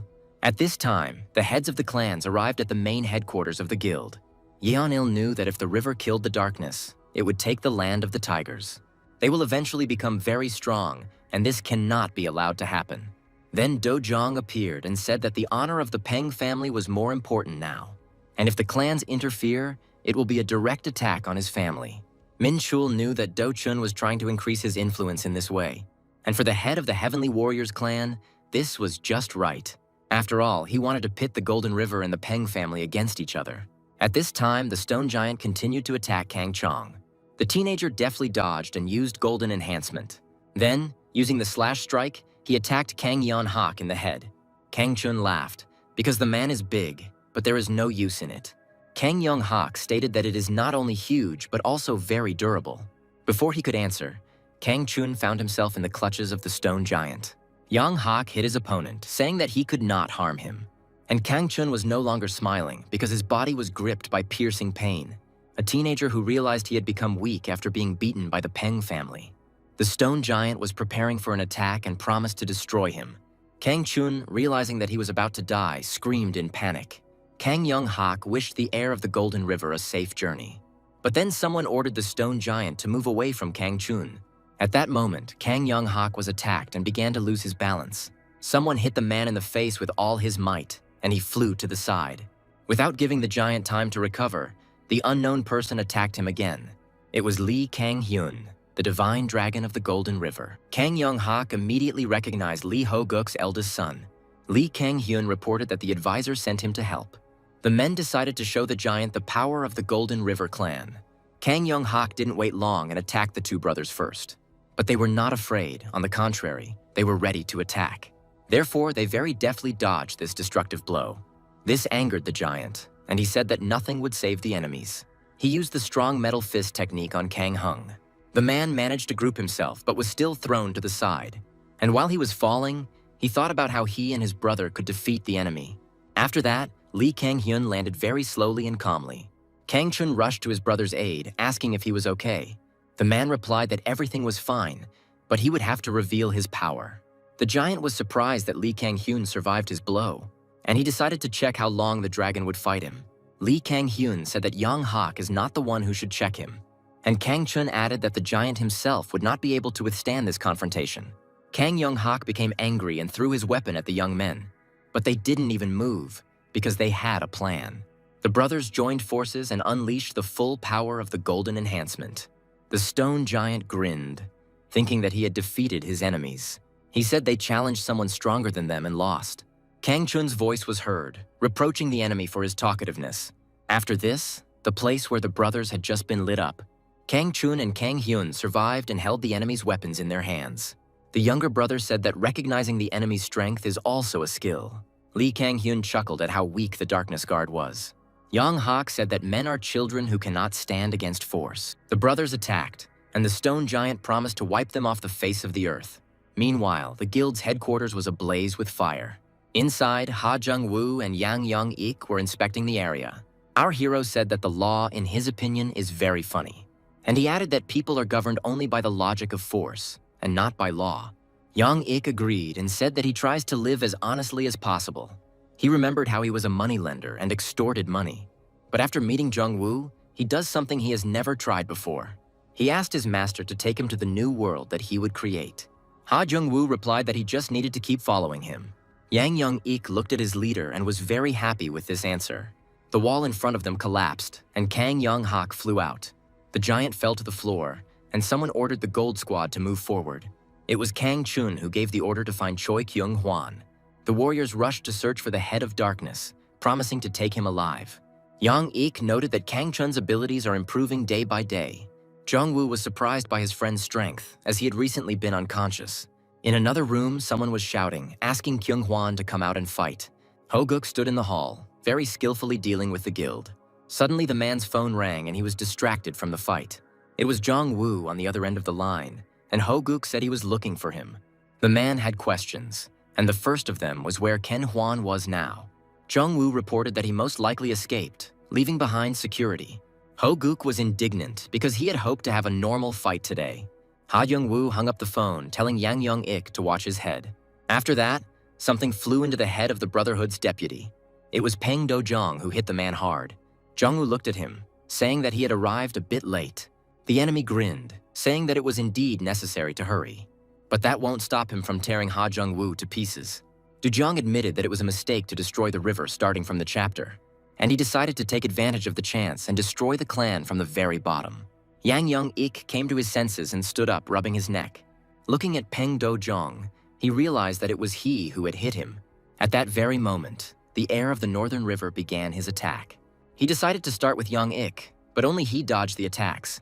Du-chan reported that this is quite good for such an insect. Young-ik asked Jong-woo for permission to fight the enemy alone. Our hero agreed, saying that he had 5 minutes to fight. The deputy of the Brotherhood was pleased to hear this and thanked the head. Du-jong chuckled, saying that the enemy could not assess the situation. After all, he cannot be defeated even if 2 men attack. But Yang Young-ik didn't listen to his speech and immediately attacked. Peng Do-jong managed to dodge the blow and decided to strike back. Concentrating his energy, he made a hole in his opponent's chest. Only the Brotherhood of Steel's deputy grabbed the man by the arm. And through the pain, he said that he would try what his enemy tasted like. Peng Do-jong chuckled, realizing that he was dealing with a real psychopath. Young-ik said that one should not underestimate the Brotherhood of Steel squad. He remembered how he asked for mercy, promising to take the medicine. Then memories of the first battle as part of the Brotherhood flashed. And also how I recently encountered a fire demon. And he burned him and the entire Brotherhood of Steel, but they still survived. Yonik attacked Do-jong and stated that he was not that strong. Unfortunately, the enemy managed to damage the arm of the Brotherhood's deputy. He screamed in pain, and the enemy announced that he had decided to start the attack with his hands. He also said that he had heard about the Brotherhood's ability to be reborn, and I would be happy to see how it all happens. Yang Young-ik, claiming he had a left hand, attacked the man. Du-jeon dodged the attack but acknowledged that his opponent was strong, but he would never be able to defeat the heir of the Northern River. After these words, Peng Do-jong attacked the Brotherhood of Steel's deputy. Yang Young-ik flew back and realized that the enemy was not so weak. The man realized that, alas, he would not be able to defeat the enemy alone. He remembered the beginning in the Brotherhood and all the training of our hero. Jong-woo approached him that day and asked why he was lying down. Young-ik replied that he received a small salary for such work. Jong-woo reminded them that there was a large sum of money in their accounts. But Young-ik shouted that they had no access to their accounts. Our hero looked at the man and silently listened to his interlocutor. Then he turned around and said he was investing it all in something important. And if Yang Ik doesn't want to get this, then he can continue to lie down. One day, the Brotherhood of Steel's deputy came to the hospital. His daughter was sick, and Zhang Wu donated money for her treatment. The ex-wife thanked Yang Ik because the bill was in his name. Returning to the present, he heard Peng Dozhang's taunts. He approached Yannick and called the Brotherhood of Steel trash. At that moment, the man grabbed the heir of the Northern River by the leg, and he said that their squad was recruited from those people who know how to survive. Standing on his feet, he shouted that he would not forgive mockery of the Brotherhood. After this, Yang Ik suddenly bit his opponent on the hand. Du Jiang cried out in pain, not prepared for the outcome of the battle. The man swung his free hand, deciding to strike. Du Jiang shouted that he would rip Yannick's head off, but he didn't have time, because at that moment, Ha Jung-woo landed his punch right on his face. Apologizing for the interrupted conversation, he noted that 5 minutes had already passed. The fire at the Dark Guild's headquarters was visible throughout the city. A film crew arrived at this location by helicopter. They reported the darkness clash with the Golden River and the Peng family. At that moment, an explosion occurred at the headquarters. The reporter said that something serious was happening in the building. At this time, discussions were taking place in the meeting room of the Guild Association. The head noted that it would not be difficult to defeat the clans. But behind the Peng family is the Chinese government. And while the Northern River is involved in the conflict, it is better not to interfere. Otherwise, everyone faces retaliation from the Chinese authorities. Meanwhile, in the destroyed hall, Do Zhang was trying to come to his senses. Yannick was shocked that Zhang Wu defeated the enemy with one slap. Our hero ordered the deputy of the Brotherhood of Steel to stand up. Yang Ik stood up and Zhang Wu looked at him carefully. Then he patted the Brotherhood of Steel's deputy on the shoulder. And having praised the man, he said that the training was doing him good. At this moment, the enraged Do Zhan decided to attack our hero. Only Zhang Wu reacted by hitting the man on the head, saying that Du Yung had bad manners because he interrupted the conversation. The heir of the Northern River could not believe that he was losing. Radiating rage, he attacked, promising to turn the enemy into dust. Ha Jung-woo pushed the man away with one hand. There was a powerful blow, and Peng Dozhang did not understand what was happening. At this moment, our hero approached the heir of the Northern River. And having hit him, he said that the issue here was the difference in their skill levels. Du Jiang didn't understand how the clan's protector could be stronger than the clan leader. He thought that perhaps this was all some kind of deception. Zhang Wu asked if his enemy thought he was just lucky. Du Jiang was sure that our hero was using a hidden technique. He stood up and reported that Zhang Wu had surprised him a little. In terms of strength alone, our hero cannot be stronger than Li Ho-guk. He praised the teenager who was able to hit him several times. But now Ha Jung-woo will have to pay for mocking him. After these words, Du Jiang took action and attacked our hero. He used the technique Fierce Howling Divine Wind. After all, there was no person who could survive after her. Du Jiang looked at our hero and wished him a safe journey. The main headquarters of the Dark Guild continued to burn with fire. And unexpectedly for everyone, a very loud explosion was heard in the building. Kang Chun and Kang Hyun didn't understand what had happened. At that moment, the walls of the guild's main headquarters began to crack. A huge hole appeared in the place where Ha Jung-woo stood. Du Jiang was pleased with himself because he knew that he had defeated the enemy. After all, for 1,000 years, there was not a single person who survived. But then, the heir of the Northern River heard footsteps behind him. He saw Zhang Wu alive and couldn't understand how he managed to survive. He recognized the technique created by the invincible king of the Peng family, and he promised to show Do Zhang the power that killed this king. Min Chul was afraid that Ho Guk had already met with Kyung Hwan, because then everything will go to hell, so we need to act. The head of the union gave the order to go and destroy the darkness. The sudden noise and flashes made Che Min Chul stop. He looked at the fighter and realized that something terrible had happened. During the explosion, a huge stream of energy burst out of the building, and he completely destroyed the building of the Dark Guild's headquarters. Peng Do-chang is dead, and now China will take revenge on everyone. Therefore, without thinking twice, the heads decided to turn the man into a hero. At Chal Min's residence, laughter erupted from the Il Wu company. Someone in the room was reading a post on social media and discussing it. They were the maids, and they were laughing at the picture on the phone. The woman who entered the room snatched the phone from them. She decided to see what the maids were laughing so loudly about. There was a post on the screen that mocked Kang Hyun Woo. The assistant turned to the chairman and showed him the photograph. He recognized his son on the screen and clenched his teeth in anger. Meanwhile, there was a TV lying on the floor in the room. Kang Hyun Woo sat on the sofa in fear, clutching his head in his hands. He recalled Ha Jung-woo's words that he wouldn't kill him now. The heir of the Northern River will be first, and then his time will come. The news reported that Do Zhang died in a battle with the Dark Guild. They showed a funeral with Chinese officials. Kang Hyun-woo realized that he would be next on the victim list. At that moment, the chairman burst into the room. He asked what his son had been doing that had caused everything to turn out this way. Chol-min approached the young man, demanding an answer to his question. Kang Hyun-woo, clutching his head in his hands, quietly whispered that he would do everything. The father shouted in rage, demanding a clear answer. Kang Hyun-woo jumped up, promising to sort everything out. Chol-min said that the company should have been given to another son. Hyun-woo exploded and accused the man of not caring about him. He slammed the door and left the room, leaving his father at a loss. At that moment, the chairman's assistant's phone rang. She picked up the phone and said that it was not convenient for her to talk, but the woman was told news that left her in shock. After all, Kang Hyun-woo is a suspect in a contract-killing case. The next day, Ha Jung-woo was rushing to meet Yu-hara. The girl called out to him, glad that they had arrived at the same time. Young Ik and Tai-san approached Jun-woo, saying that they were Hara's fans. The girl greeted the bulky men shyly. The men of the Brotherhood of Steel began to stutter with excitement. Suddenly they bowed, expressing their devotion to the girl. Yu-hara shut their mouths and asked them not to make a scene in public. They said that they were devoted to her and would now call her mistress. After some time, Jung-woo and Yu-hara found themselves in a cafe. The girl asked why his acquaintances were behaving so strangely. Ha Jung-woo said that they were just her fans. The girl changed the subject by mentioning Il-woo's company. Ha Jung-woo asked in surprise what happened to this company. Hara reminded that she has mastered the Eye of the Heart technique and is aware of everything. And then she clarified whether Kang Hyun-woo really tried to kill him. Jung-woo didn't keep silent because she would find out everything anyway.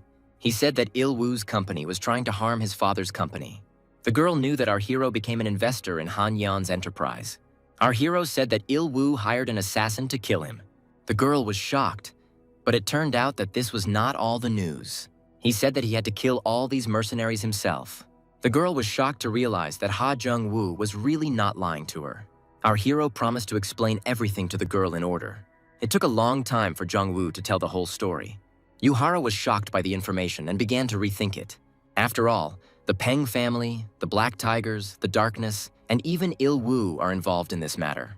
Her hands were shaking and she couldn't believe that Jung-woo had killed a man. Our hero took Yu-haru's hand to support and calm her down. He explained that these people were threatening his family. Yu-hara admitted that she would have done the same in his place. After all, the girl understood that there is nothing more important in the world than loved ones. Ha Jung-woo looked at Yu-haru silently, not saying a word. The girl burst into tears, recalling that the Chinese authorities were involved in the case. And these are scary people, and she doesn't worry about our hero. Jung-woo patted Haru on the head, telling her that everything would be okay. And now he needs to find and catch Choi Kyung-hwan. Meanwhile, a battle was unfolding in a forest called Yen Ying. Loud sounds of fierce fighting were heard all around.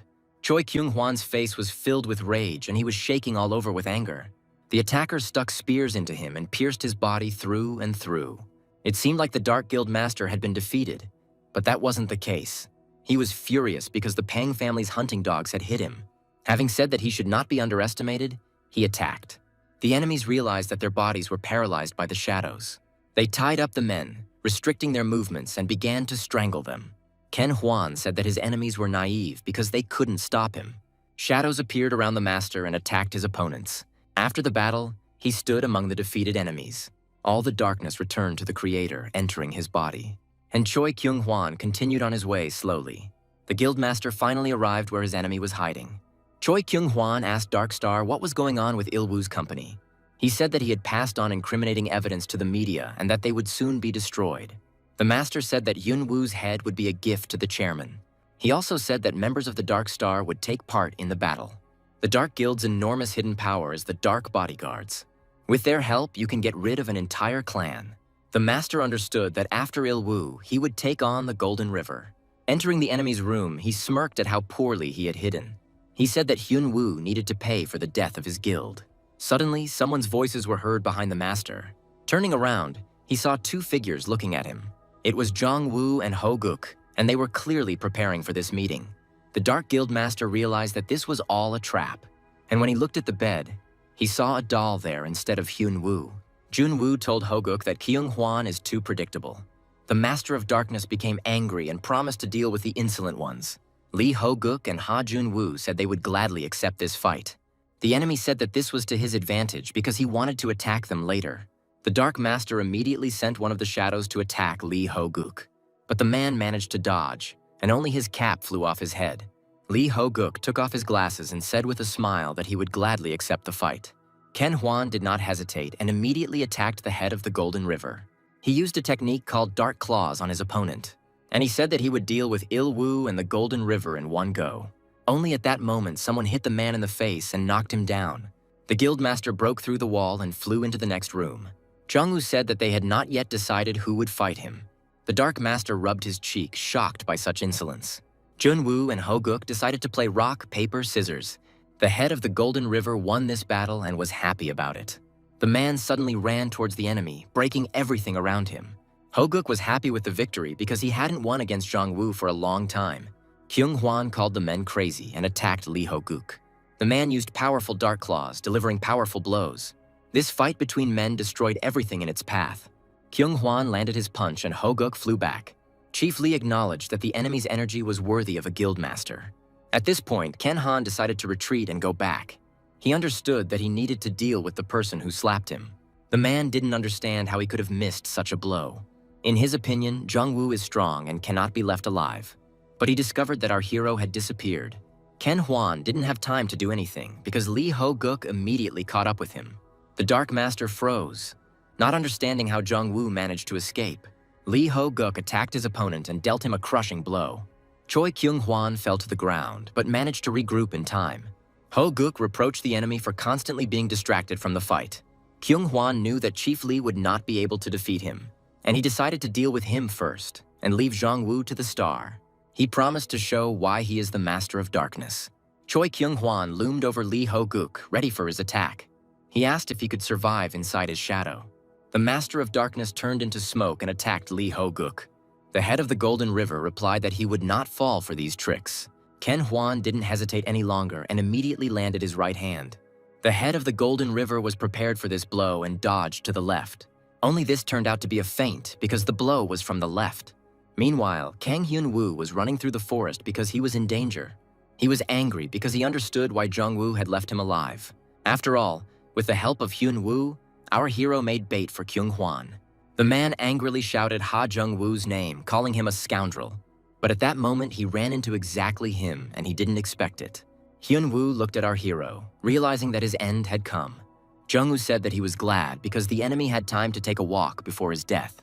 Kang Hyun shouted that Il-woo's company would not leave the teenager alone. Jung-woo reminded that his family does not value the enemy at all. Hyun-woo said that in an aristocratic family, the rules are different. Therefore, even if he is kicked out, he will remain the son of the Il company. His family will take revenge and tear Ha Jung-woo and his entire family apart. Our hero realized that this was the enemy's plan and he was trying to avoid death. He thanked him for worrying about him. Only he has a dagger that is used by the Dark Guild. And Choi Kyung-hwan is just nearby.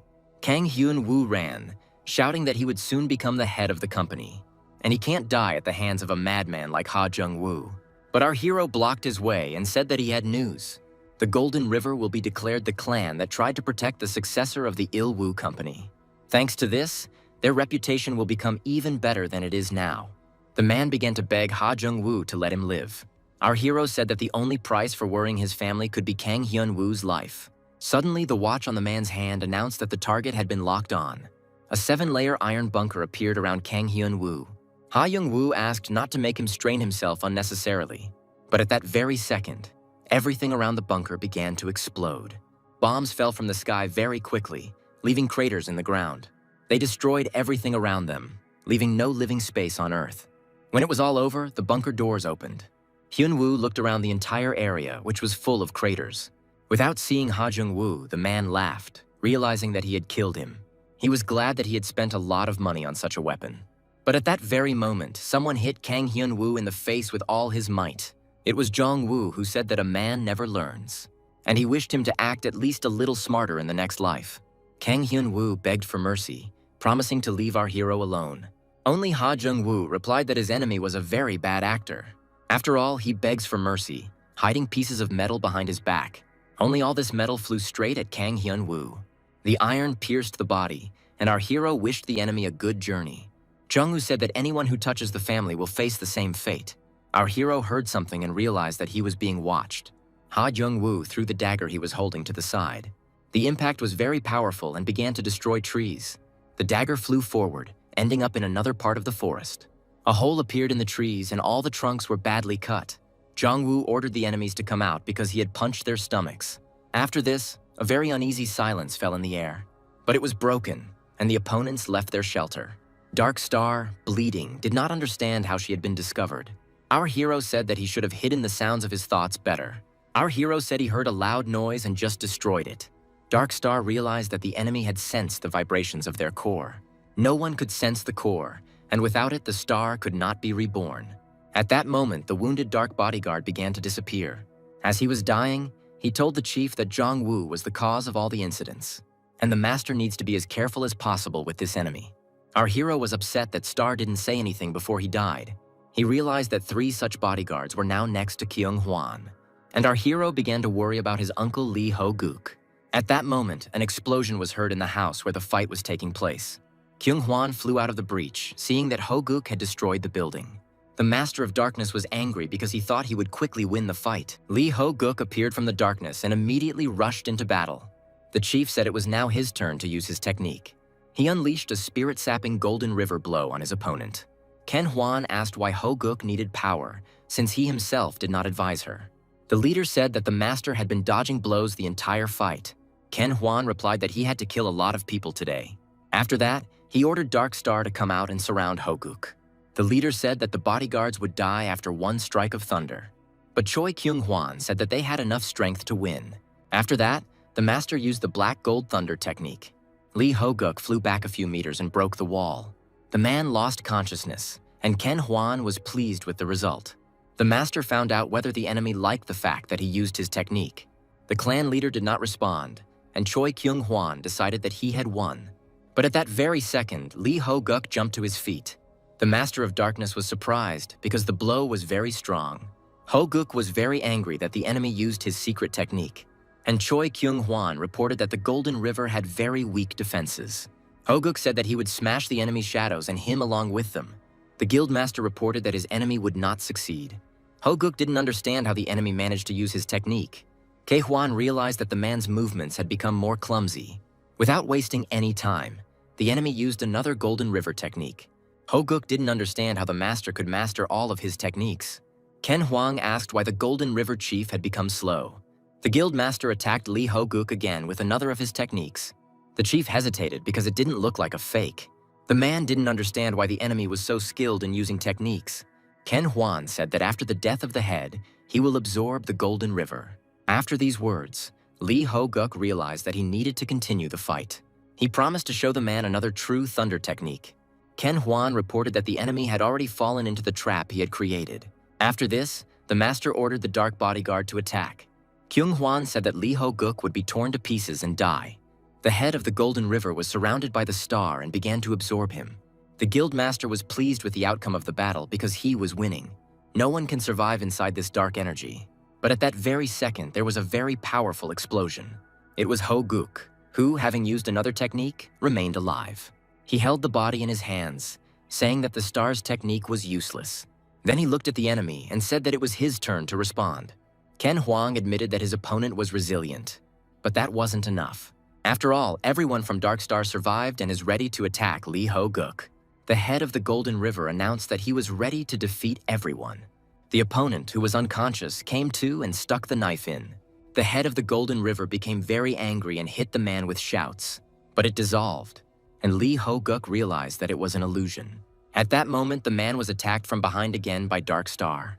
The head of the Golden River dismissed the enemy, calling him an annoying fly. But the enemy attacked the man again, not allowing him to come to his senses. Choi Kyung-hwan explained that Dark Star cannot be defeated. The head of the Golden River realized that the enemy did not have a physical body, and he uses distortion to create his illusions. Dark Star reported that the man would die in endless agony. The Dark Bodyguard began to coalesce into the shadow of the devil, and then he attacked the man, stabbing him with several knives. But at that moment, the enemies were interrupted by a bright flash of light. The head of the Golden River also did not understand what had just happened. It was Ha Jung-woo who destroyed the Dark Star cores. Ken Hwan was surprised at how our hero got to them so quickly. Lee Ho-guk was angry because Ha Jung-woo interfered in his battle without permission. Our hero objected because Dark Star almost killed his uncle. Only Lee Ho-guk said that the enemy could not harm his body. After all, if they stuck needles into him, it doesn't mean that he lost. Choi Kyung-hwan was once again convinced that Ha Jung-woo was not so simple. He realized that he couldn't handle him and decided to get rid of Ho-guk. But our hero intervened in this attack, promising to kill the man. The Master of Darkness froze, realizing that he could no longer move.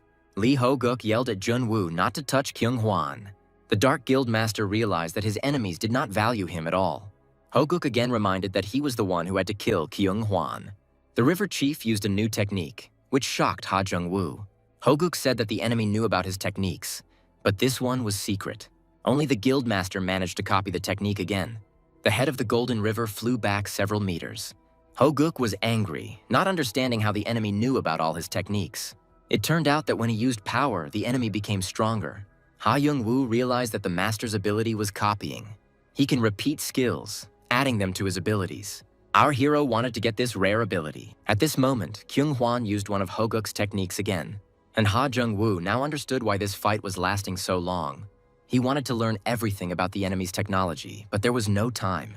The battle needed to be finished, so our hero decided to take action. He didn't want to hurt Chief Lee, but there was no other way. Our hero, to his uncle's surprise, stuck an iron stake into him. Lee Ho-guk screamed in piercing pain and became angry. The man's body was filled with energy, and he cursed at Ha Jung-woo. Choi Kyung-hwan was unable to resist this powerful explosion. The man was struck by a flash of light in which his body dissolved. The explosion engulfed the entire forest and was accompanied by a deafening roar. Soon the sky cleared, leaving behind only clouds of smoke. Lee Ho-guk and Jun-woo walked along the road, discussing what happened. Our hero knew that Ken Hwan's technique was similar to Ho Myung's technique, and if he does everything right, he will be able to get the equipment. As the men walked along, discussing their victory, someone snuck up behind them. It was So Moon-il, who had been watching the fight the whole time. The man grinned ominously, clearly plotting something evil.